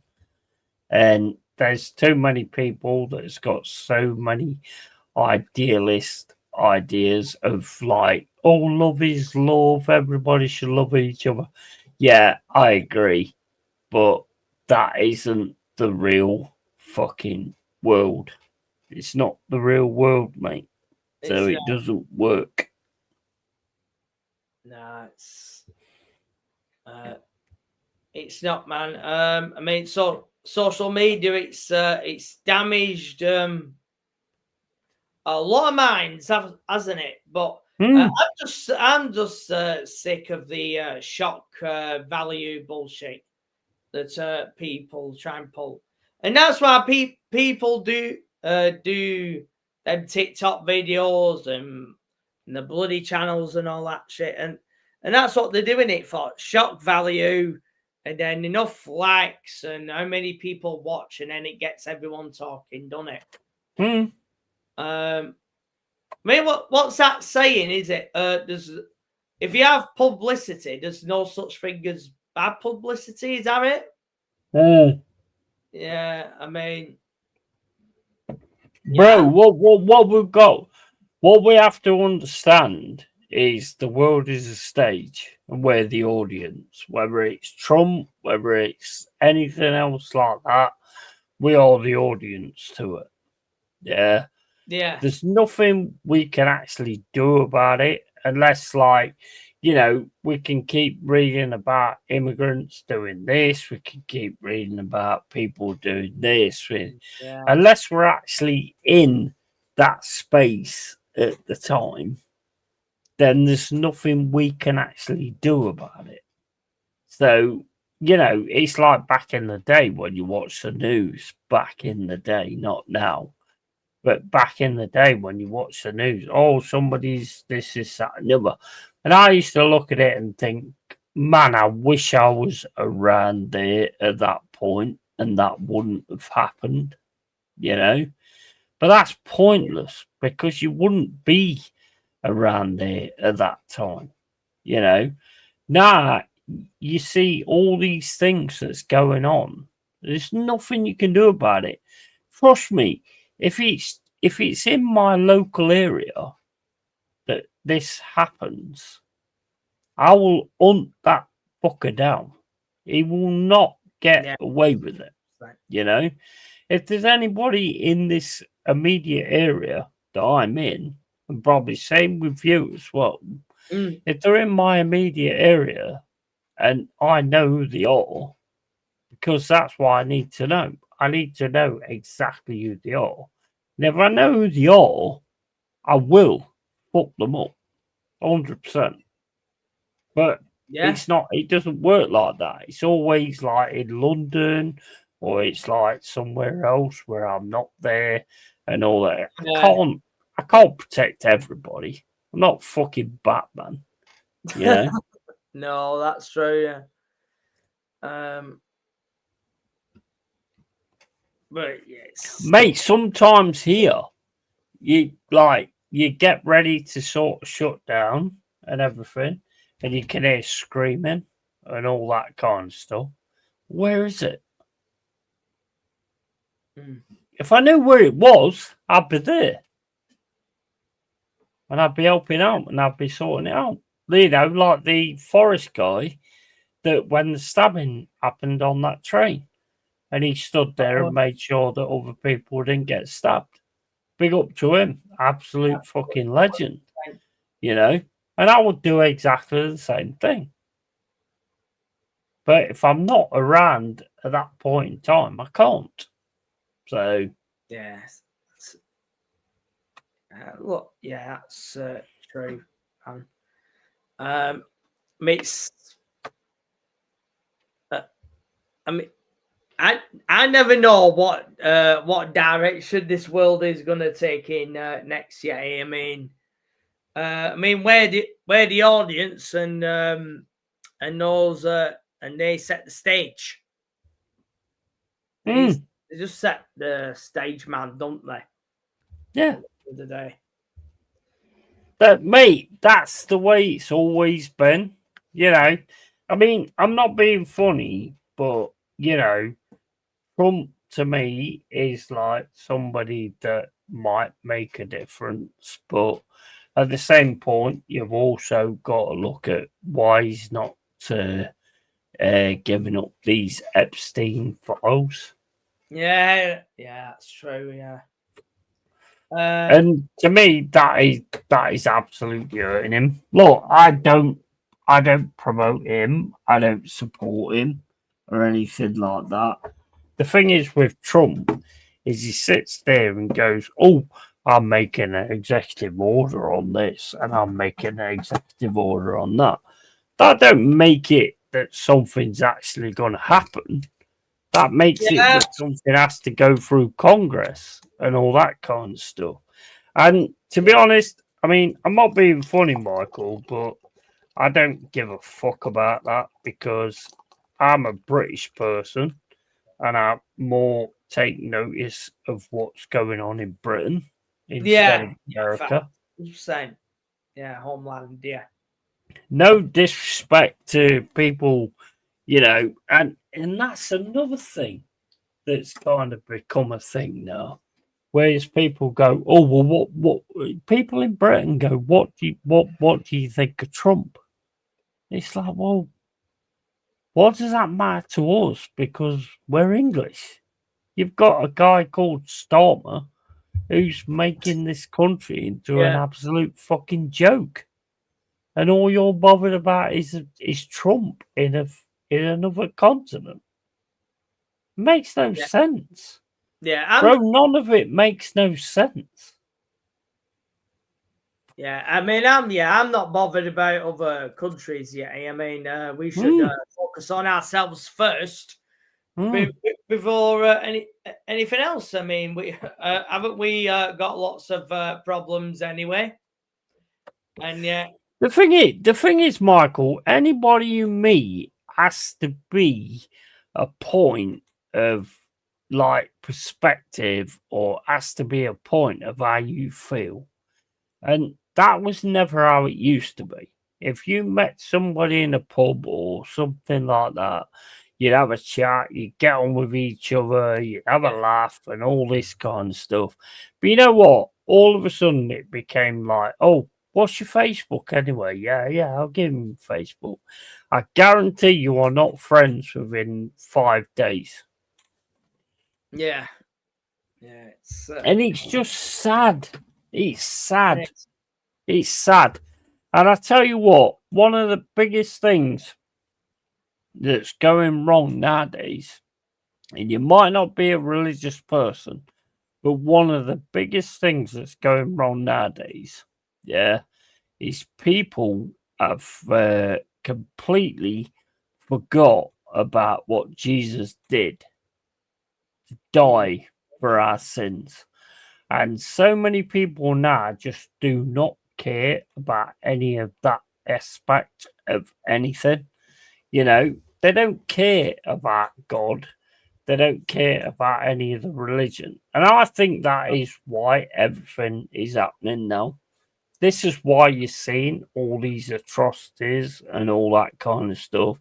Because if you look at Genesis, Genesis, he did the flood and he said he will never do the flood again. Yeah. And this is what he's doing now because so many people have just forsaken him. Yeah. That's you might not be a religious person, but it does make sense. So many people have forsaken that. Yeah, and this is look at all the women shagging around all the fucking time. That wasn't the way it was supposed to be. No, I mean, a lot of people don't give, let's say, thought on, let's say, Christianity anymore, do they? No.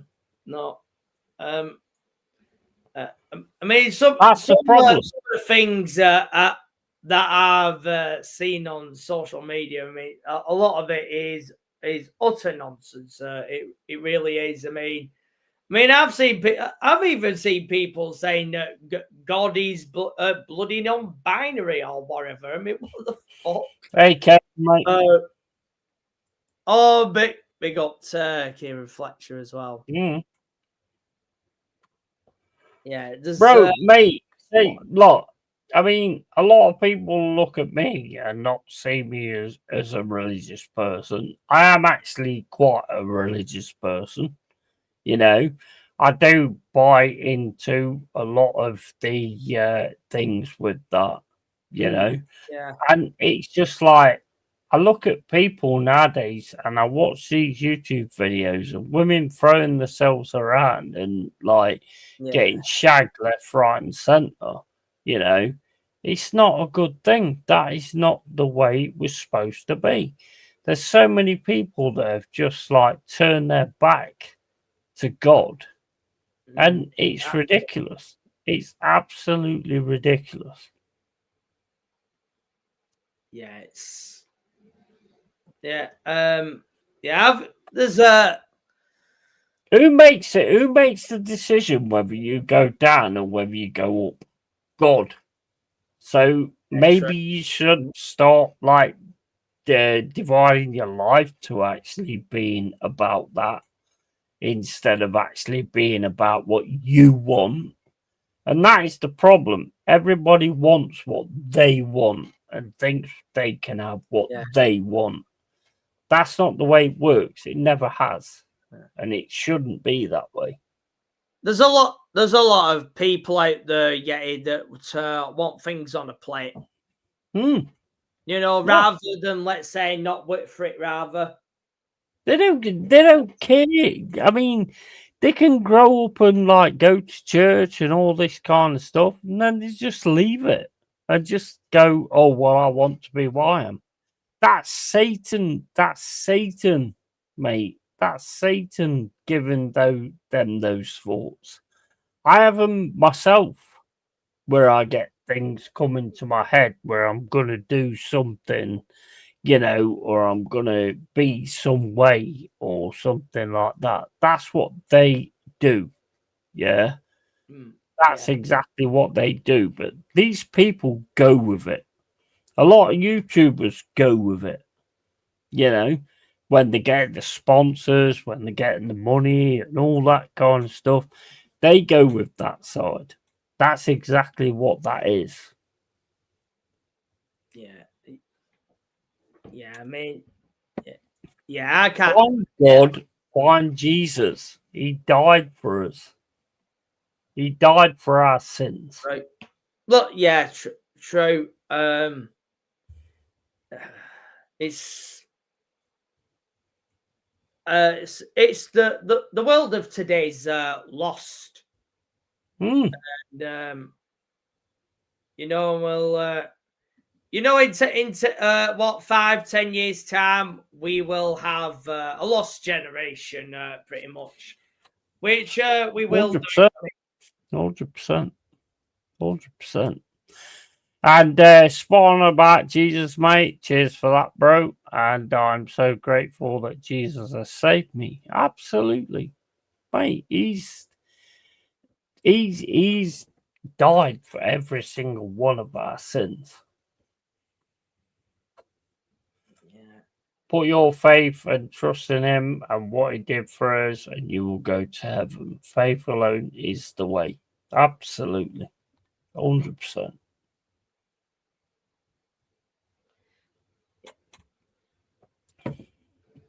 Yeah. 100%. I mean, like me and Karen was having this conversation like early on when we was playing games and stuff like that. He was like put to me to give me this perspective.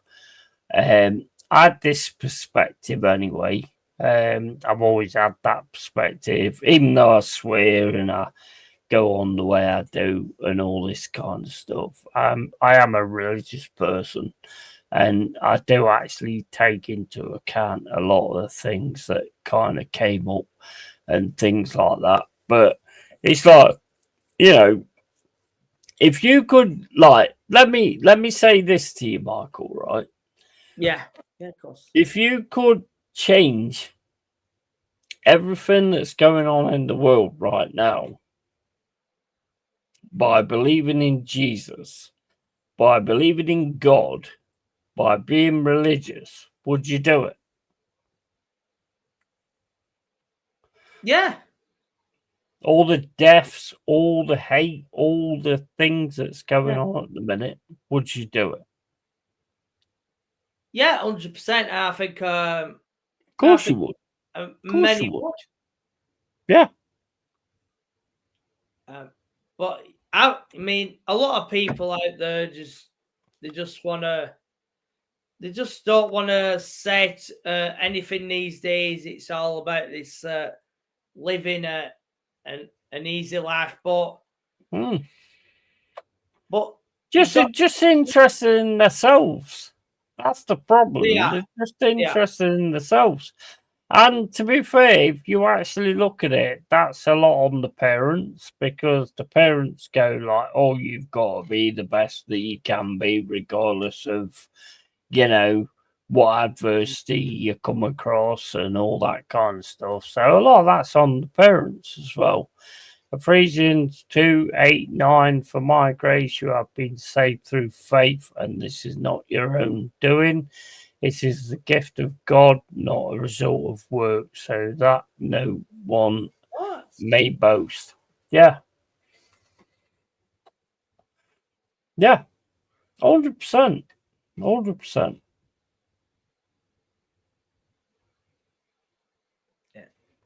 Yeah, I mean, there'd be a lot of people that are out there that have probably never read the Bible. But well, yeah. Why? Why not? Why? I mean, like back in my sort of early days as a child, I mean, I went to church, I did the baptism and all that kind of stuff. But all you see nowadays is people going against God. I mean, I'm not being funny, but this is even before what you did the other day, Kieran. Every time somebody says like the blasphemy, it kind of hurts me inside. Yeah, when someone says like, I don't want to say it, but when somebody says like this word, you know, it does kind of like hit me inside. Always has. Yeah. Because, well, you know what blasphemy is anyway. So when somebody says that when they're playing a game or something like that, it does. I can't help it. It does actually like make me feel like No, don't say that. Don't say that. It's just, yeah, it's sad it's gone that way, but I think it's all to do with I'm back in the set. I need a pee. right. Yeah, no problem, bro. But yeah, I just yeah, people don't focus on things like this anymore, and yeah, I mean, if more people did, I think it would probably go a long way. I mean, I think it would. But yeah, I mean, you know, when you go out there these days and you see a lot of people are glued to their phones and shit, that, you know, that's love the gaff, by the way, Michael. Oh yeah, this this virtual background I've got, Kieran. Yeah. Yeah, I never used to have like a virtual background before, did I? But yeah, I've managed to put that in the last few months. But yeah, I mean that those yeah, it kind of grows on you, that, doesn't it? The piano in the background there, and what is what else is there? Is it the fire? Yeah, that's the fireplace as well. God, I mean, that's like something that you would get in a luxury home, innit?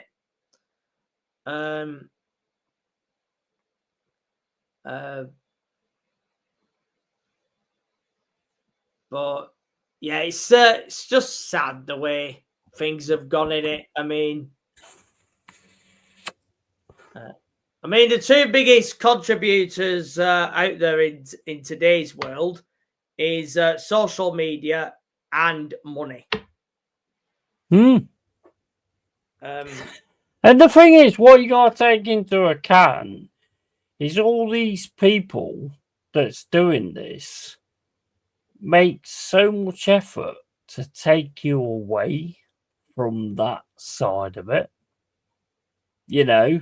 Yeah. I mean, look, I've always looked at like, I'm going to be honest. I've always, as I always am, I've always looked at it as like religion is a tool, but I do think certain religions are a tool, and certain religions are. I mean, how can you go wrong from following Christianity? If you go with a lot of the others, you can completely go wrong. So how can you go wrong with Christianity? You can't go wrong with. You can go wrong with Islamism, you know, with seeing how that goes, you know. Yeah. But there's a lot of religions. Like, how can there be so many fucking religions? You know, there's got to be something in that respect. Kieran Flesh says, I'm so grateful that Jesus has saved me. Absolutely. And put your faith and trust in him and what he did for us, and you will go to heaven. Faith alone is the way. Absolutely. And by grace you have been saved through faith, and this is not your own doing. It's the gift of God, not a result of works, so no one may boast. Love the gaff, by the way, Michael. And for the love of money is a root of all kinds of evil. 100%. Always believed that. Always believed that. Always believed that. You know what, Michael? When I was doing a stream the other day, Kieran came in as a different name. And he was asking me all kind of questions on how I feel about certain things and all that kind of thing, and what my perspective was and all that kind of stuff. And you know what? What I created with the cave and all this, that, and the other, I respect it massively. It was a great conversation. At first I was like, somebody like taking the mick here or whatever. But a lot of things that was said and a lot of things that was asked of me was perfect. It was kind of what I needed at the time, you know? Yeah. And I think that is exactly what everybody else needs, you know, to realise it's not just all about you. It's all about the whole of humanity. And it's all about, you know, exactly what you're putting out there as well, you know. And that's why I'm sort of changing kind of the way I am. Well, not changing really. I mean, I was in that perspective anyway. But I got it. I got all of it. I got it. You know? And money is the root of all evil. They always said that. That's why I'm not bothered about money. That's why I'm not bothered about money. That's why people turn around to me and say, like, oh, you know, you could be massive on YouTube. You could earn loads of money. Not interested in money. I'm more interested in entertaining people and giving them something different to what they see every day. So that's what it's always been about for me.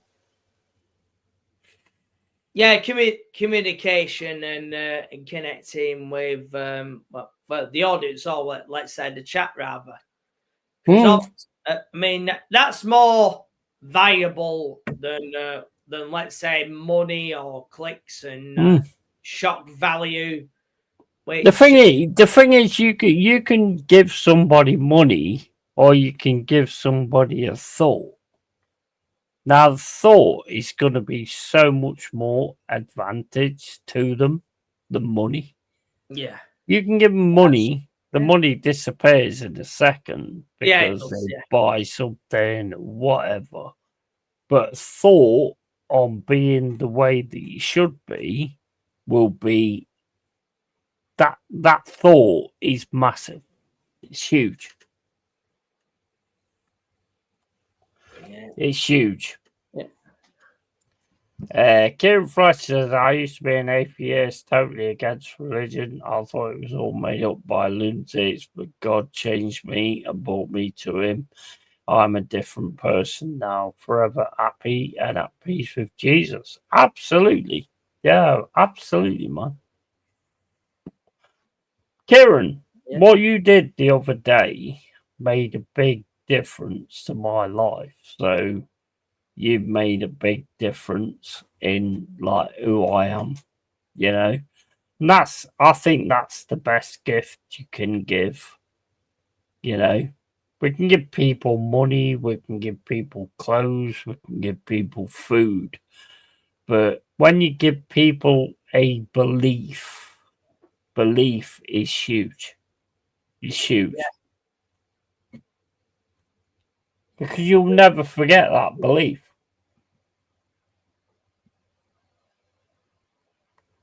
You'll never forget that belief, you know. I mean, I was like, sort of like, oh, wait a minute, I swear all the time. And I still did tonight and all this kind of stuff. But it's like, you know, that to me is absolutely huge. What you did the other night was absolutely huge for me. I give all glory to God. He wanted to speak to you through me. He wanted to reach out to you. Absolutely. Yeah. And it's weird because like over like the past 2 or 3 weeks, I've been asking for a sign. And I got one.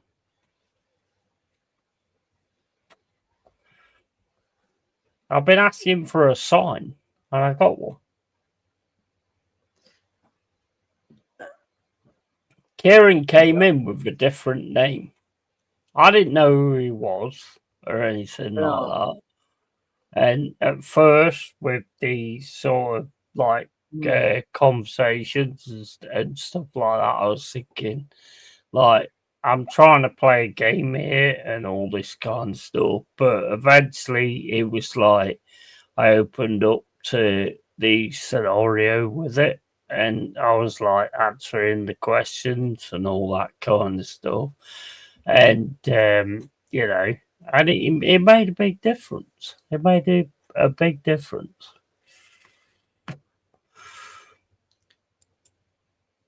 There's the psalm, man. Jesus loves you.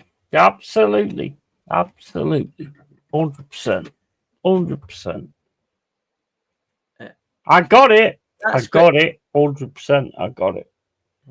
Yeah. A lot more people need that, don't they? And absolutely. I think that's a very rare thing of today, isn't it? Mm. Very rare. Karen, you need to go over to like other channels and stuff like that and do exactly what you did with me, because what you did with me was a fantastic message, which I needed. I needed that, to be honest. So, absolute love to you, man. Absolute love to you, because I needed that message at that time. I'm back, yeah, bro. You okay, mate? Yeah, man. I'm all good, man. Mate, that if you like I say, I mean, you know, you've got people that don't believe in God, you've got people who don't believe in religion, all this, that, and the other. But if you could change the way things are now, with random women getting raped everywhere, and I mean, I know that's going to get me screwed up, but whatever. If I have to say something, I'm going to say it. But random people getting attacked and all that kind of stuff, if you could change that by believing in God and believing in Jesus died for your sins, would you do it? Of course you would. Yeah, I mean, yeah, 100%, and there won't be that many in the world that are committing those heinous crimes in the first place to begin with. Maybe this is the second point of like doing Noah's Ark, you know, which he basically said that he wasn't going to do that again. So maybe this is the point of, I mean, you've got also the Pharaohs where like he basically, I mean, I've read a lot of Genesis where basically he brought on the plagues and all that kind of stuff to let his people go and all that kind of thing. I've read a lot of like into that. I've gone to a few different streams. Some really take it on board and have their perspective changed. Unfortunately, some are just stuck in their ways. I pray that God changes their mind. Yeah, absolutely. 100%. 100%. Karen, I respect the fact that you came to me because the things I was doing, things I was saying, was more on the point of like asking for help, you know. So I respect like you coming to me and giving me that perspective. I think that's a lot of what people don't have these days. You know, like a divine intervention or a sign, or and I think deep down, does everyone would want a sign from beyond? I mean, I think they would. I think they would. But I think there's certain people that don't want a sign because it would tell them what they're doing is wrong. So basically, they would look at it as in like a combative type of situation where it's like, well, who are you trying to tell me what's wrong? The thing is with religion, we don't see it. It's not in front of us. If God all of a sudden like appeared at the side of us and went, "You're doing wrong," that will make the difference. But he don't do that because it would have to do it so many people. It don't make sense, But we've all been brought up with the fact that Jesus got crucified for all our sins. We know that. We know that. Yeah. We forgot that. And we shouldn't forget that. Yeah. Yeah, and I think many out there, they'd rather think that 2 + 2 is 5 these days.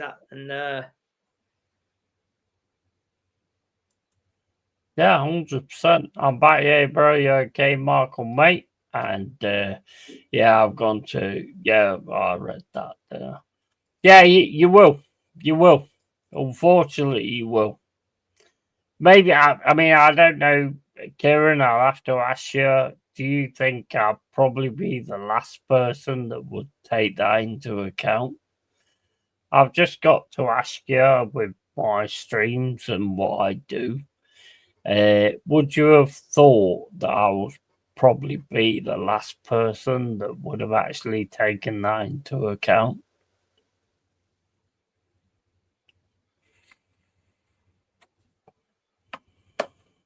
This comes down to like people don't really know me. They don't really know me. I can talk crap and I can give it this and I can give it this, that, and the other. But at the end of the day, what people need to understand is some people are actually like crying for help, and they're just being the way they are, just crying for help, and that's the way it is. And that's the way it is for me. Life's tough, man. Life is tough, and I've so many times I have sat there and this ain't about beer or anything like that. This is the first beer I've had in 2 weeks. This ain't about beer or anything like that. This is about me sitting there going, I want a sign. I just want a sign to give me a reason to believe, and that's how I've always been. You put on a show, you chat to people, you have a laugh and all that kind of stuff, but it's always been about that. Karen Fletcher, I'm going to be honest, I didn't think you were religious. I wasn't sure how you were going to react. I was really pleased with how you were so open to the topic and were willing to receive help. Yeah, 100%. 100%, man. I did think you'd be like that, to be honest. I did think you like. I mean, when it first started, I was like, "Are you taking the pee?" As you always do. And as it carried on, I was like, "You know what? I'm into this. I'm into this answering questions and all that kind of stuff." But I am a very religious person. Might not seem that way all the time, but I am. I care. I care about what's going on in the world. I care about what's happening, but I have no answers to it. Yeah. And I think that's one thing that really grates my nerves because I have no answers to it. I like things that I can actually change and I can actually do something about. I mean, I could have like gone on this channel and got my phone out and started like videoing these people like a lot of these people do. This is my problem with a lot of these auditors and all this, that, and the other. You don't care what's happening. All you care about is the money you're earning by doing your videos. That's my issue. If you weren't getting any money for the videos that you're doing, would you do it? No, you wouldn't. No. Yeah, I mean, quite a lot won't you? No. I don't believe any of them would do it. Yeah, There is actually not getting paid for it. Yeah, it's just it's not the way to go about things. It's always about gain.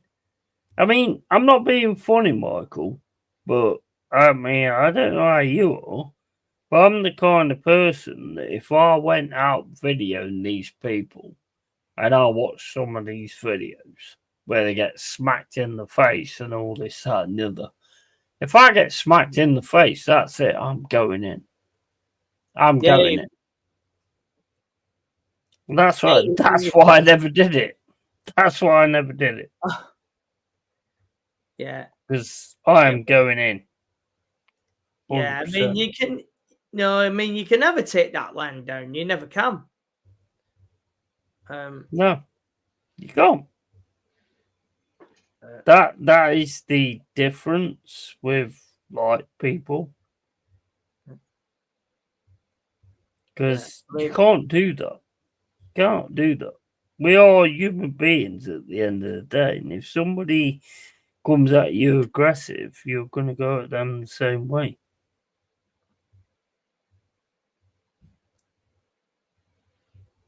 Yeah, I mean, a lot of people.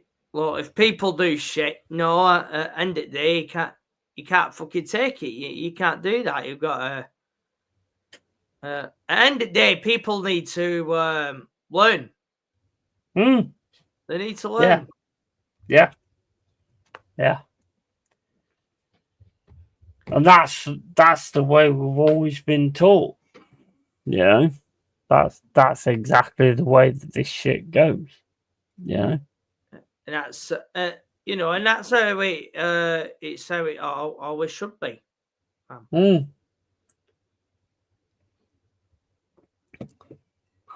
I'm a big fan of FAFO. Fuck around and find out. Yeah. I'm a massive fan of that. I'll be back in 5 minutes if you are still here. Yeah, no worries, man. No worries, bro. I'm a massive fan of FAFO. I think the fact FAFO disappeared is the problem nowadays, to be honest. Oh, yeah, 100% it is. 100% it is, man. It's always been a thing since I've been born that if you give it, then you're going to have to take it. It's always been the same. And there's so many people nowadays who will, like this guy on Discord, right? Sends like a meme. Oh, this is Yeti with blue hair and like a dwarf or something like that, yeah? So I send him, I do a few pictures back because he's like from Saudi Arabia or wherever he is. So I do a few pictures back where he's in Al Qaeda. Oh, yeah. It just goes totally Maudie. And I'm like, well, if you can give it, then you have to be able to take it. Yeah. Yeah. Never been any different to that at all. You know, if you want to give me shit, fine, but I will give you shit back. And if you can't take that shit, then don't give it. You know? Yeah, you can't expect to give shit on someone and then you don't get it back. I mean, you should do that's how it should be done every single time, and it should be tenfold. Yeah, 100%. 100%. And what age are you, Michael? Yeah. Yes. Oh, blimey. Sorry, ma'am. What, you don't know what your age is? What age? 37 going on 38, ma'am.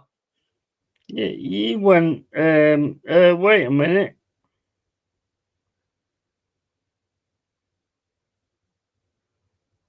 So you had to work out what your age is. No, man. I mean, it's yeah, I can't believe I'm getting bloody older. For some Are you fucking mental or what? No, 38 in February, bro. It's Oh, right, okay. Well, as I was asking, what your age is.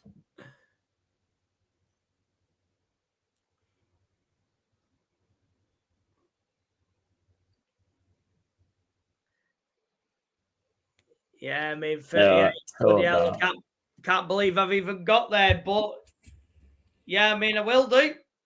Bro, I am 52. And I still feel the same way as I was when I was 18. Yeah. I used to talk to my granddad, right? And I used to say to him, there's a lot of bad things coming to this country. I don't know how I knew. But we always used to have these conversations back when I was like 20-year-old. And he said to me, like, I'm glad I'm not going to be around because I know what's coming. It's crazy. Crazy. He knew exactly what was coming.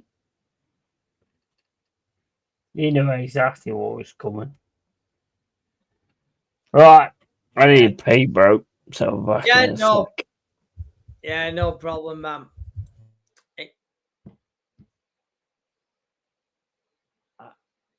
Yeah. All right. So yeah, Kieran will be back in 5 minutes. But yeah, I mean, yeah, bloody society, man. It's just, yeah. I mean, there's that thing that you want to believe it all. It's all gonna, let's say, work out and shit. But I mean, none of it won't work until people are together. It's, I mean, it's simple as that, really, isn't it? But the sad, but the sad thing is that people just don't, want to work together anymore. But it's that simple thing, isn't it? You used to have a conversation with someone face to face, and now, and that's what's been lost. If anything, today, that is what's been lost,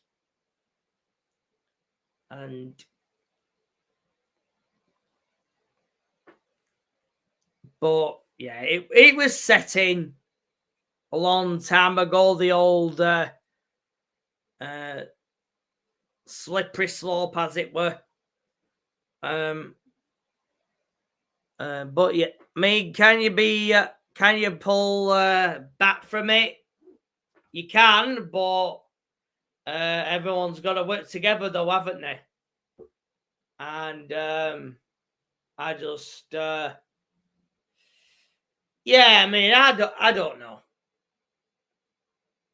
I mean, at the end of the day, I would like to think so, but as every day goes by, though, it gets harder and harder, doesn't it? it does get harder and harder.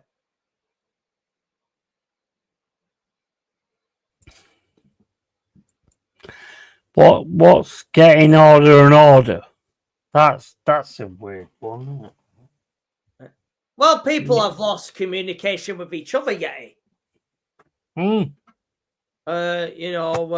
Which you have. I mean, how do you go? That's what they did.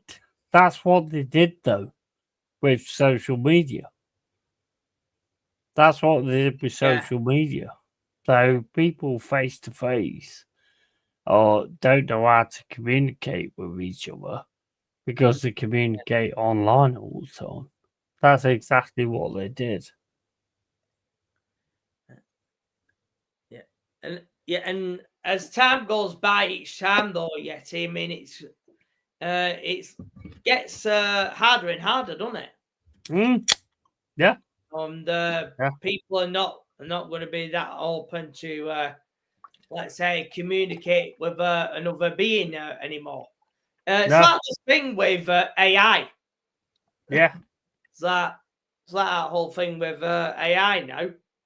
I mean, are we all going to get to that point where we would all have some AI robot in our homes? I mean, it can be possible, though. I mean, it's coming through, but I mean, do you want like an AI robot in your home that they control can all of a sudden take you out? Hell no. Yeah. Or like AI girlfriend. I mean, you look at all these guys nowadays who's like my age or older or whatever, who's just like sexually starved or whatever. And then they've got a robot there, I mean, it is coming. It is coming. They might be coming as well. I don't go into that. Yeah. Yeah, I mean, an AI robot being that's working for the bloody government. Yeah, I mean, it's not off, man. Can you imagine that, where they like listen to you and everything you say? Like, say you're sitting there watching a film and you go, "Oh, fucking hell, this government's doing this, and this is about the government," stuff like that. The robot listens to it and sends it all back. That's what they want. That is actually what they want. The thing is, what they actually want is control your thoughts. Yeah. They want to control your thoughts and what you're doing all the time. That's why the digital ID's coming in. It's not going to get through, but digital idea is to control your spending. Do you think they're going to stop at that? What they want is to put a chip in your head. You ever seen the film with Tom Cruise? What's it called? Fucking God, what it's called. But there's a Tom Cruise film, where basically they know your thoughts. So as soon as you think like, "Oh, I'm going to kill that fucker over there," they come and arrest you. That's what they want. They want to control your thoughts. Yeah, well, I think, for me, I'm never going to let that shit happen yet. Okay. I'm not, but it's not just down to me or you. It's down to everybody.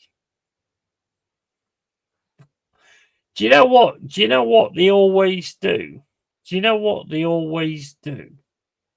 They always turn around and say, "This shit is going to be better for you." And as soon as you hear that from a government saying that this is going to be better for you, that's a red flag. That's a red flag. Like with when they said that we're going to give you all solar paneling, or we're all going to give you a smart meter, for nothing. We're going to do it for nothing because we're going to do it for you.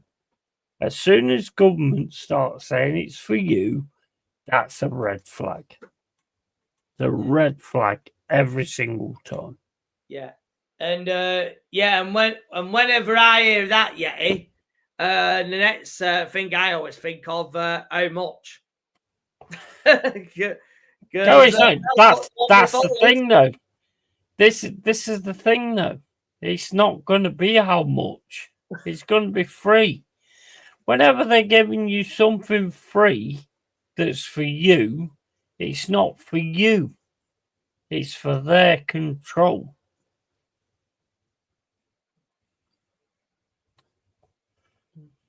That's what you've got to understand. Whenever they're offering you, whenever has the government ever offered anything to somebody for free? As soon as they start saying it's for free, you've been brought up in the same situation that I have had. My mum and dad always used to say to me, nothing is free. Nothing. It's not. Yeah. And that is a great upbringing. Nothing will be for free. They want to take over your mind. They want to take over your thoughts. And every thought that you have, they want to control. That's exactly what they want to do.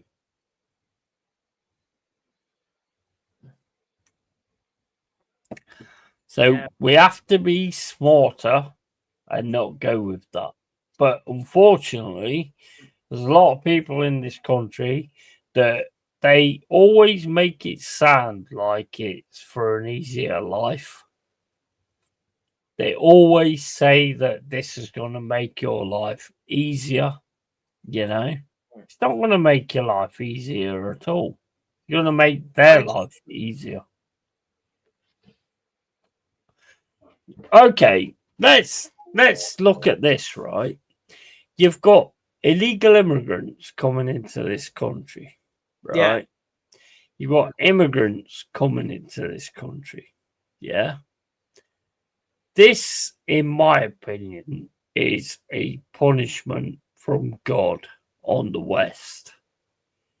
Because we're not taking into account God. We're not taking into account Jesus or anything like that. So this is a punishment on us. Yeah. Mm. And you've also got to take into account that these people that's actually bringing these people in here, what person in their right mind would bring people in that they don't know anything about? The only people that would do that is bringing people in, you know, like me and you, yeah? Me and you and all people in the West, we're nosy. We're nosy people. We go on internet and find out what the government's doing and all this, that and the other. What better for them to replace us with people that are grateful to come over and get given everything, yeah? People that are grateful to come over and get given everything ain't going to care about what governments are doing, you know? But us, we care. We give a shit about what they're doing, and we will put that out there. These people that's coming over won't do that because they're just grateful for being given another chance. Yeah, and they were brought in by the government as well. So 100%. It's all a fucking scheme. It's all a scheme. It's all a scheme. I'm back, says Kieran Fletcher. Big up, bro. Welcome back. But it's all a scheme. It always has been a scheme. You know what? I tell you what, Michael. I've said this since I was 6, 7, 8 years old. I've said it to my parents. Yeah. What's coming You have no idea what. I mean, I don't know why I know that or why I've ever known that, but I've always seen what's coming. Why I know that or why I have that aspect, I don't know. Maybe it's a vision from God or whatever. But Yeah, or a feeling or what? I've always known. I've always known what's coming.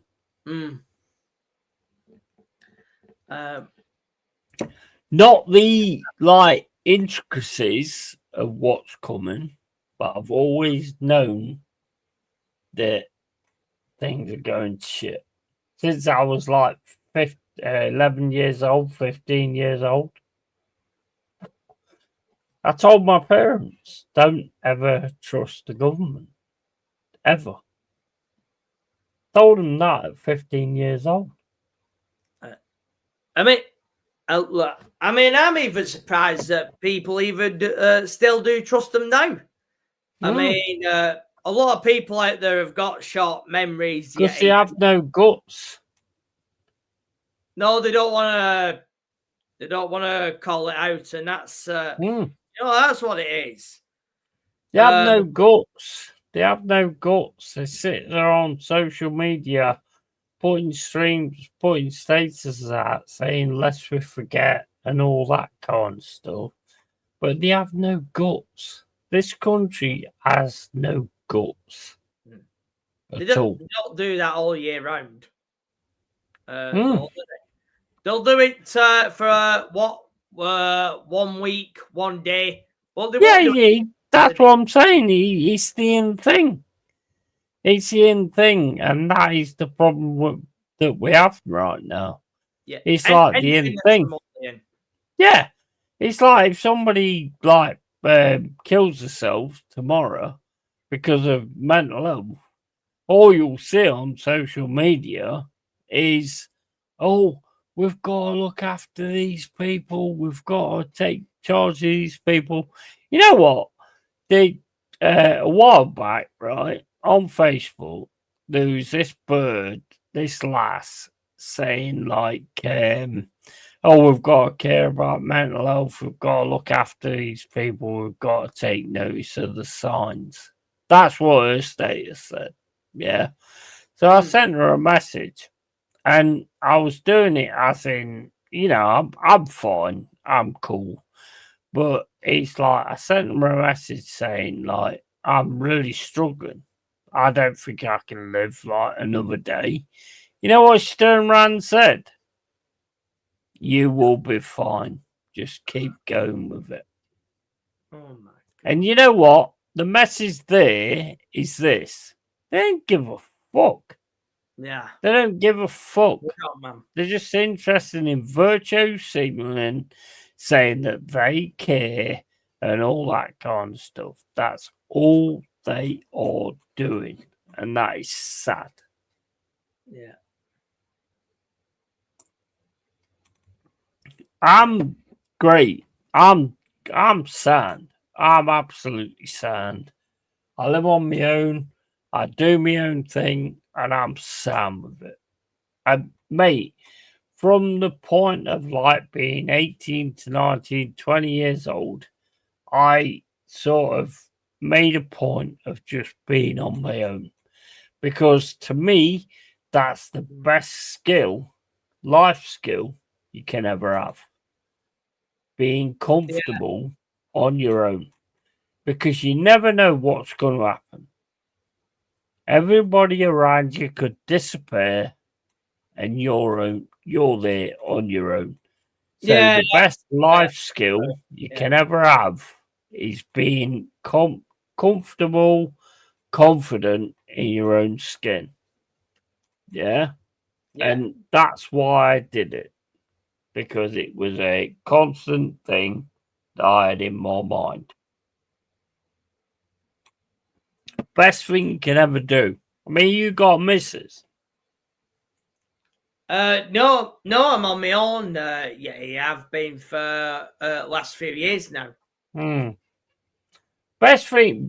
Honestly, the best skill you can ever learn in life is being able to be comfortable with yourself on your own. Because you never know what's going to happen. Because all of a sudden, something could happen and it means you're on your own. Now, if you can live with that, then you're fine. You know? And it can always happen. Always. Same with me. Yeah. And yeah, I mean, yeah, but look, people who waffle about mental health, it's just for clout, Yeti. People do things for clout. Of course it is. And of course it is. And the thing is, mental health's never not been a thing, but it now gets names like fucking ADHD and all this that and the other. Oh yeah. Now, I'm sorry, but to me, every instance I've seen of a kid with ADHD is bad parenting. Yeah. That's just my point of view. But yeah. Every instance I've seen is down to bad parenting. Yeah. And well, you see more of that within today's society, if anything. And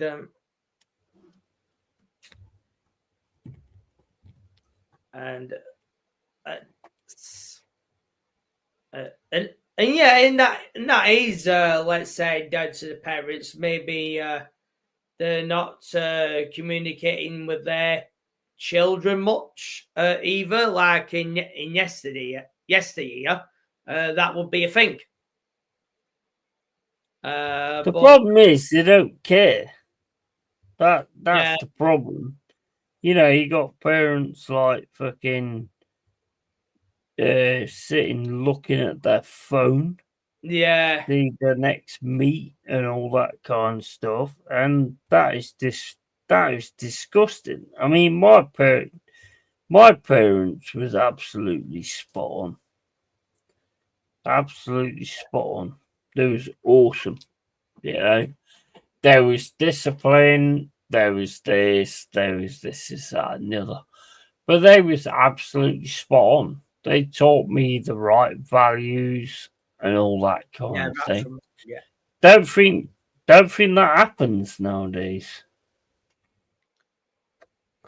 Because they're more interested in themselves. Yeah. Yeah, we've gone completely the wrong way, as as I would say. I mean,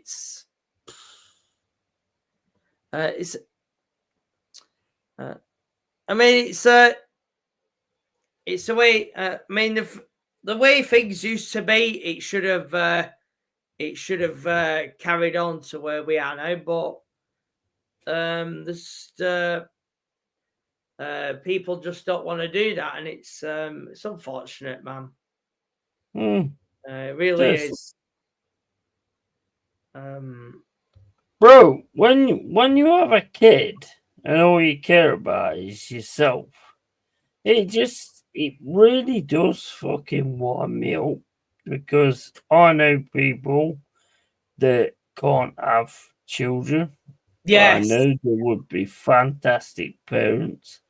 And then you get these people that are pieces of shit that actually get to be parents. Yeah. You know, it really does annoy me. It does. It really does annoy me. It's like, I mean, I've never been bothered about having kids. Never. Don't like kids, to be honest. Do me head. They don't listen. You know, they don't give you respect or anything. I've just never been a kid person. You know. It's I've never bothered about that, to be honest. Yeah. Yeah, well, there's some people that are that way inclined, yeah, and and it is what it is on that. No, there are people who are out there that want kids, and there are some that don't. But yeah, them people who do have kids and then they don't bother. Yeah, that is something that's absolutely shit, in my opinion. It really is. Yeah. Yeah. I mean, when you have kids, then you have a child. You should be doing everything you can to teaching them the right values and and right from wrong and all that. But the people who don't do that, that just let's say do what you want and shit. I mean, yeah, I mean that's never the way, man. Never has been. No, well, it should be anyway. No. There's people out there that just don't give a shit about others, really. And we've the world of today has fallen down that hole, bro. It really has, and it's a shame. We've gone into the world of disrespect, and we've gone into the world of just not caring about anything. I mean, I watch like a lot of these like YouTube videos in certain towns, and I'm just like, man, you are the bringer. Me, this is the way I look at it, right? With females. You are the bringer of life. Yes, it takes a male to inseminate you, but you are the bringer of life, and you are just going around like getting shagged by everybody. It's just, I mean, look, women have a lot of power. Their power is the fact that they hold the gate to the fucking sex thing and all this, that, and the other. And they're losing the grasp as well, because they're just like, oh yeah, everybody have sex with me and all this kind of stuff. They are an absolute disgrace, I mean, men ain't any better, but at the end of the day, a bloke can just drop his seed and then move on anyway. So the way it's always been, it's never been any different. Yeah, and at the end of the day, these people who sleep around and let's say a result of a child at the end of it, and then they don't bother with, don't go for fucking sleeping around in the first place. Yeah. And if they never heard of what is it, contraceptive or whatever it's fucking called, bro. They're not interested because it becomes like a girl power thing that I can just go around sleeping with anybody, and it's girl power until it becomes like a pregnancy, and then they think they can like just. I mean, anybody that aborts is a piece of shit. Yeah. Anybody that aborts when you're throwing yourself around and for sex and then aborts, you are a piece of shit. Yeah, absolutely. Yeah. And a lot of these lunatics out there, they're all pro-abortion, all this crap. But yeah, but just people are anyone that's pro-abortion or anybody that has an abortion, you're going to hell. There's no doubt about it. Yeah. No doubt about it. I mean, yeah, to look at it like that is just ridiculous. Honestly. Yeah, you might not go there now, but you will go there down the line later on. 100%. But they'll, it's that what you said earlier on. Yeah, fuck around and find out, and they will, and that will come later. Yeah. It will. 100%. That needs to be a proper big thing. Fuck around, find out. I've always agreed with it. You know, there's certain things I've done in my life that I'm not proud of. But at the end of the day, I did actually find out in those situations. And that's the way that life works. Yeah, but you came through them though. Of course I did. Came through it in the end, man. 100%. And they will eventually as well. But whether it's in the right time or what, I don't know. Yeah. The thing is, what everyone has to take into account is you've got rapture coming, where basically a good third of humanity is wiped out. Yeah. Yeah. So you've got to make sure you're on the right side of that. I'm not bothered. I'm not bothered, bro, to be honest. I'm 52 years old. The only reason I'm bothered is because I've got Freddie, when Freddie goes, bro, I'm not bothered. I don't care. I don't care. It'll come. Ian.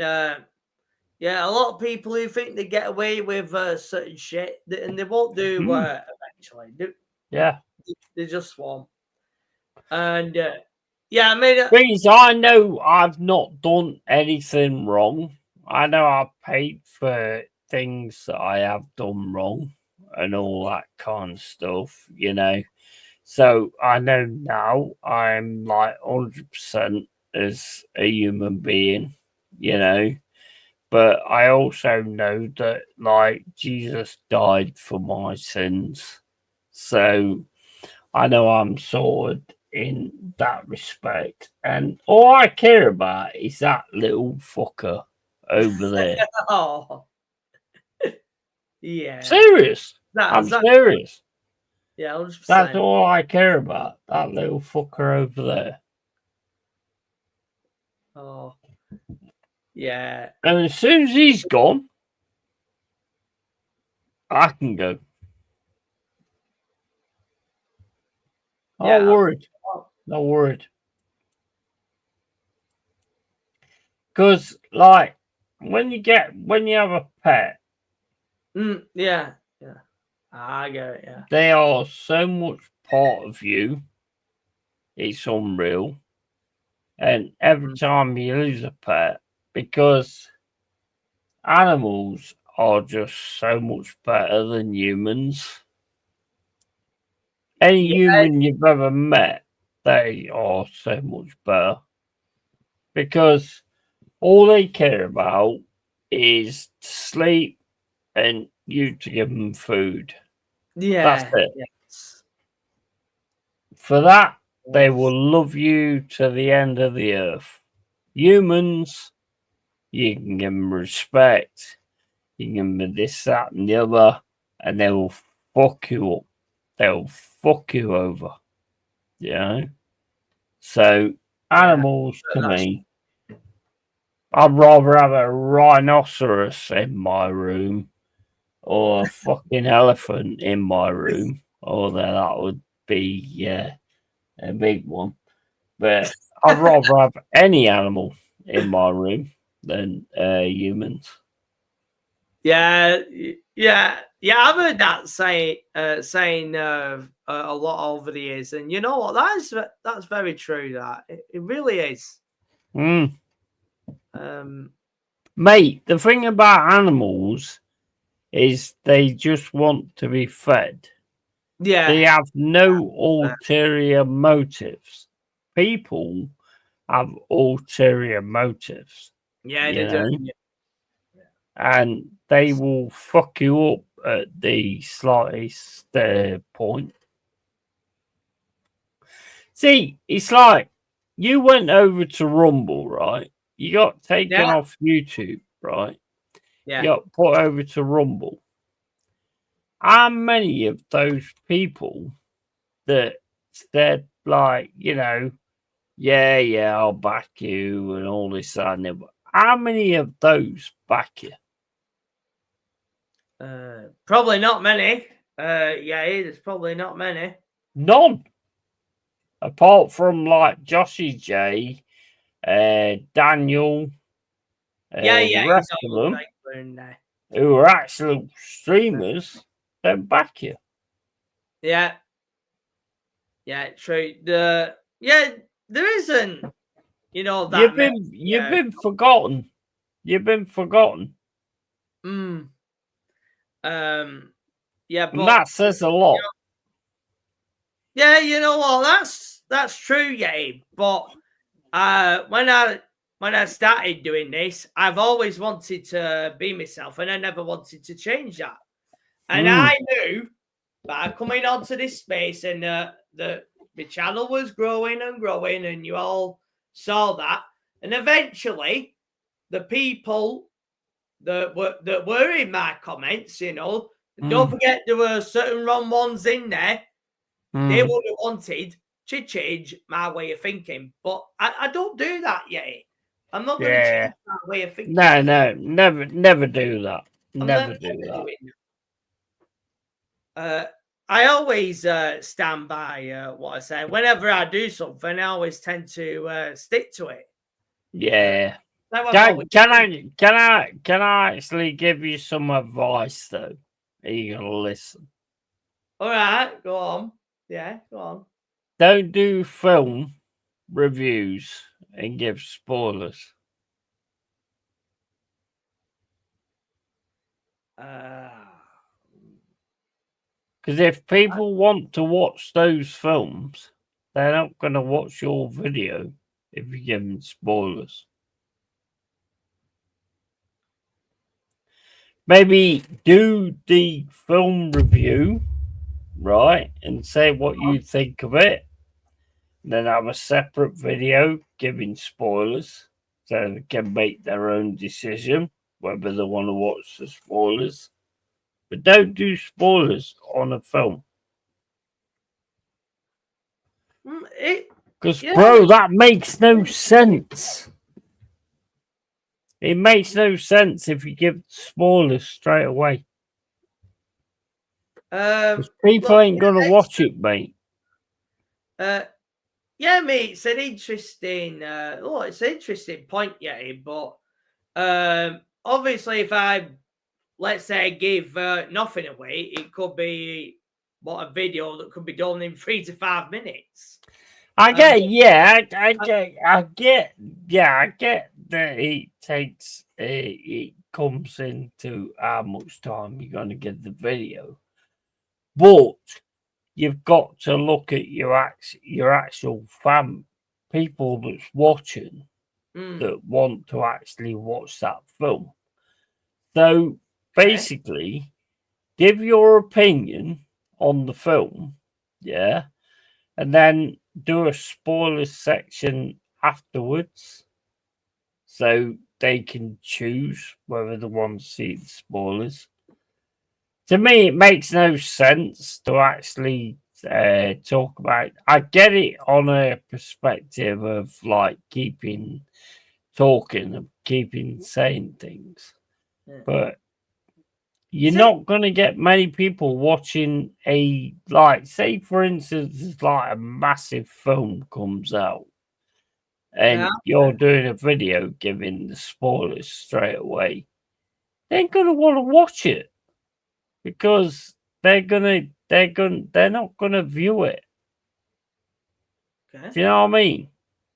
Yeah, it's yeah, I mean, it's that, you know what, that's interesting take of that. It is. I get it. I get that kind of take. But I mean, it's like, I mean, you did I don't know how that Predator Badlands video ended up being 10 minutes when it was actually 3 minutes. End. Well, I mean, you gave some points of it. You said it's worth a watch, and then I mean, for me, I could go and see it, then come back and say it, but it's nothing like the classics.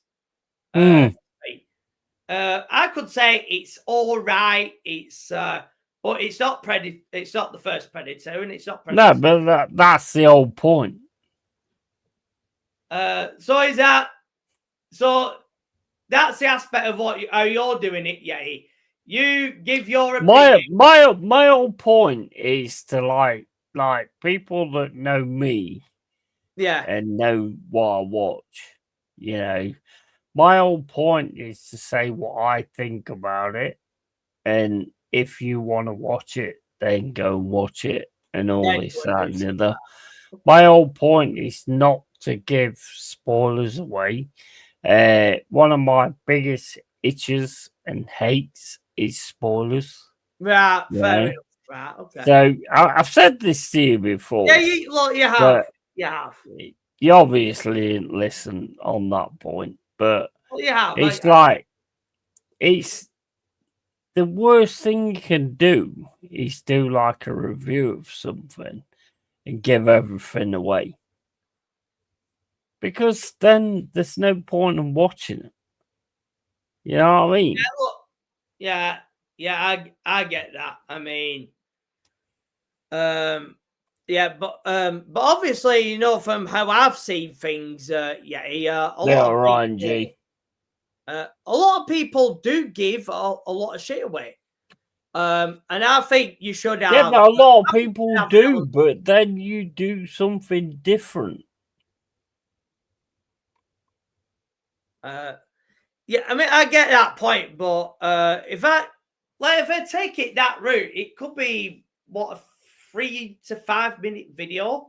I mean, I could give points and that. So what? What does it matter if it's a 3 to 5 minute video? Because I mean, a 3 to 5 minute video could go viral or whatever.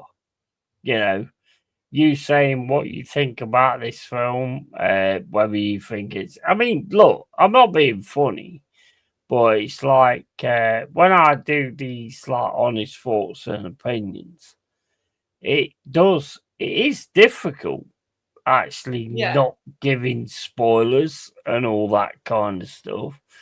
But it's just the reason I don't do it is because spoilers wind me up, you know, and I will not watch your video if you're giving spoilers. Like, if you look at like Angry Joe, he does a video where they'll rate it, and then he does afterwards a spoilers discussion.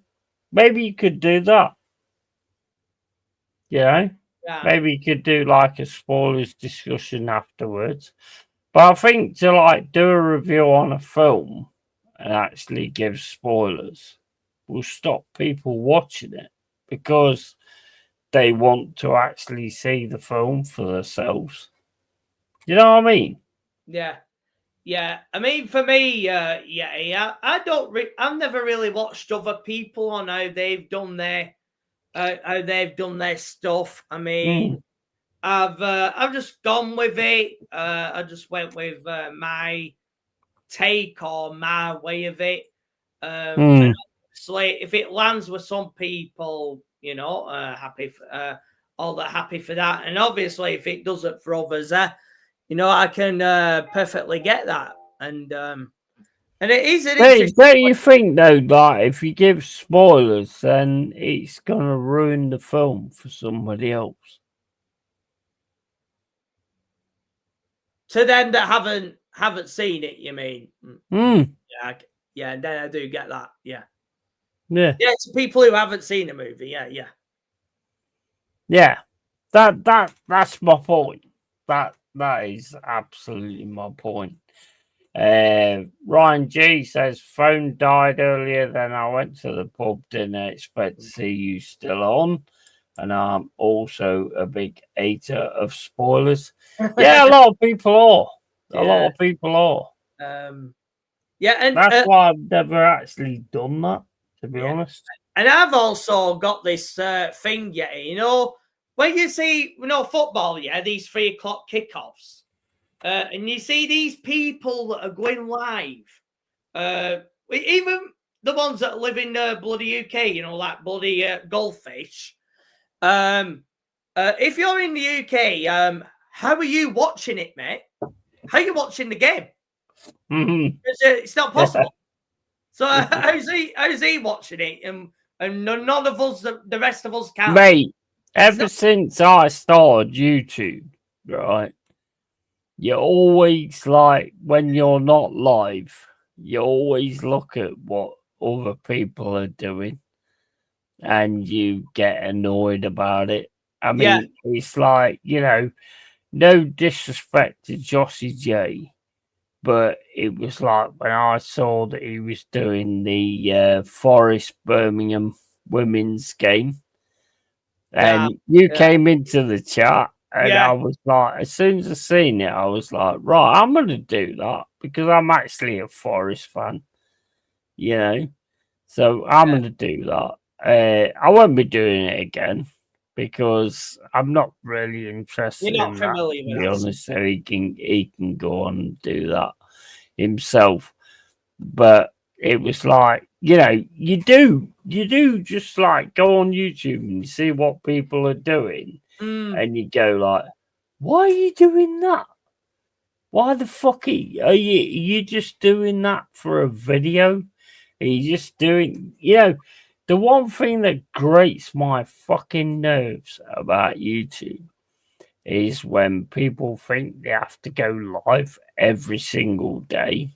It's like as if they think everybody's going to miss them and everyone's going to be like, oh, I've got to see this person every day. And this is what I've been constantly from the start of this channel. I watched a video ages ago, right? And it basically, I was watching this video and it said, and this was a big streamer, and he turned around and said, quality over quantity. Yes. Yeah. Don't just be on all the time just for the sake of being on. Yeah. Give them quality over quantity. And that's what I've always gone with. Those are the few things that wind me up about YouTube. For 3 o'clock kickoffs, people going live from when they can't even fucking see the game. And you said it in my chat at one point. Yeah, about and another Chelsea. thing, is football transfers that are never going to bloody happen, which pisses off the laugh out of me. And you got and then there's this this other YouTuber who's on every fucking day. I mean, supposed to be a Spud fan, and yet talking about Arsenal, Chelsea, and God knows what.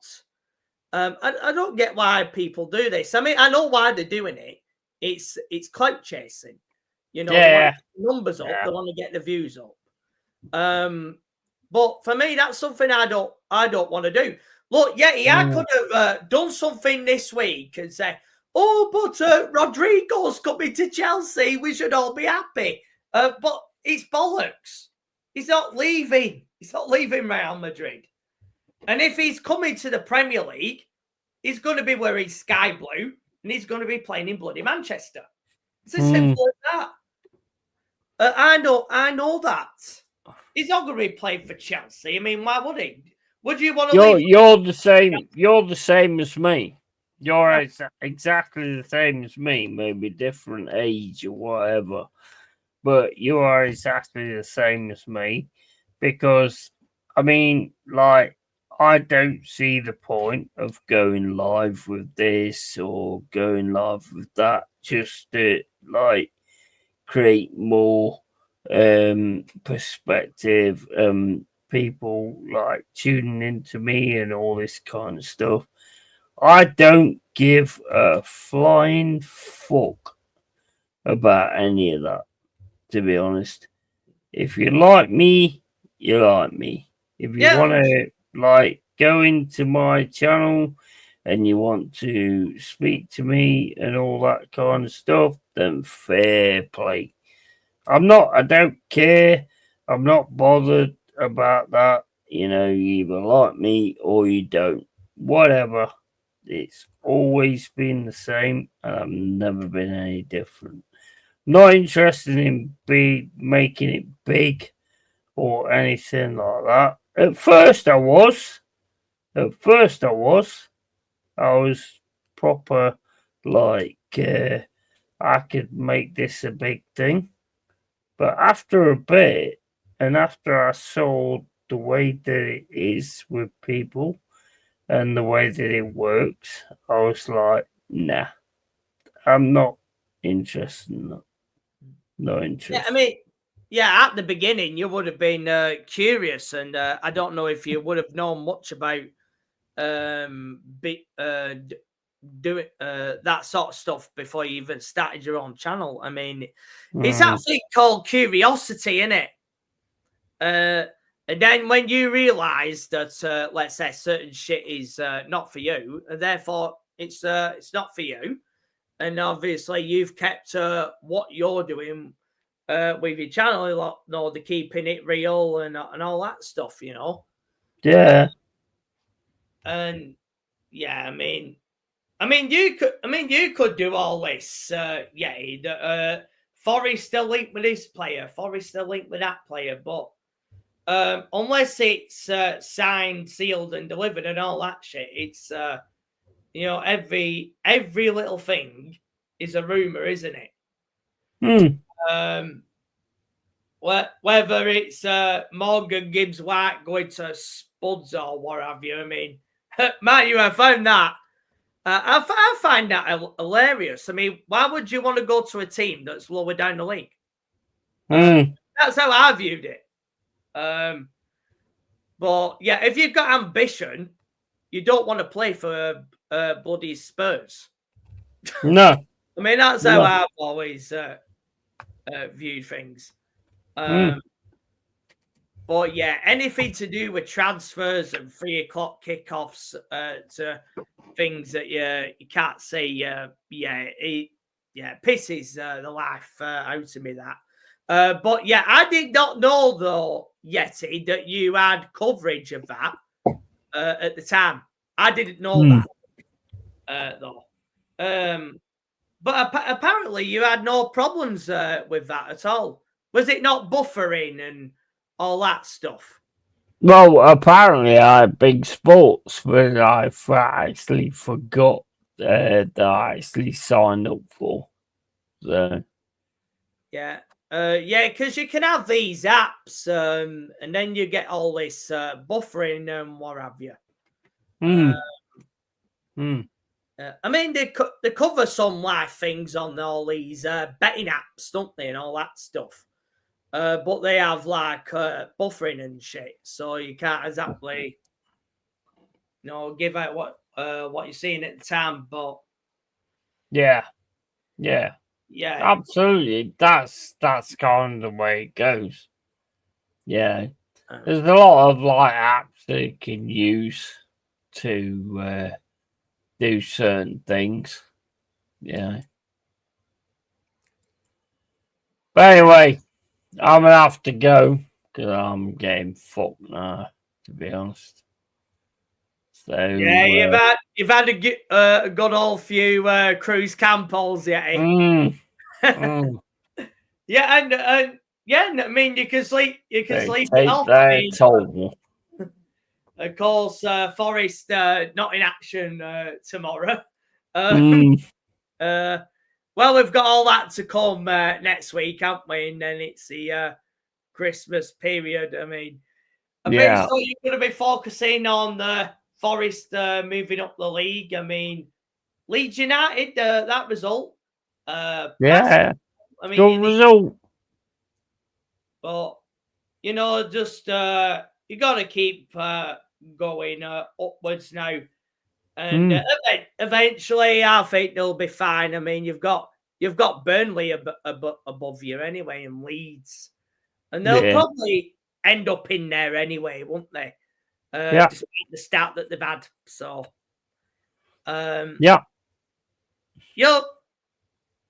Premier League's a marathon, Yeti, never a sprint. So, of course it is. 100%. One way to go. 100%. Right. Anyway, guys, I've got tomorrow coming. We're going to do this game, Species Unknown, gaming with the guys. So we're going to do that where it's like four of us going into like Space Hulks, like Alien and all that kind of stuff. See dead bodies and then work out what the alien actually is. It's going to be one of those interesting streams where it's like fucking, we're all going to be fucking screaming like pricks. It's one of those kind of horror games and all that kind of stuff. So it should be awesome, to be honest, tomorrow. So yeah, make sure you tune in for that because it's going to be quality. Yeah. And yeah. So other than that, Michael, if you want to call out your channel, bro. Yeah, of course. The channel is Michael1988 Chelsea FC on Rumble. Of course, if you've got the Rumble app, make sure that you go straight over there. And yeah, I mean, all that good stuff, really. Yeah, man. 100%. Right, so anyway, guys, keep it real, keep it yay. And you know what? Instead of tatty fucking bye, God bless.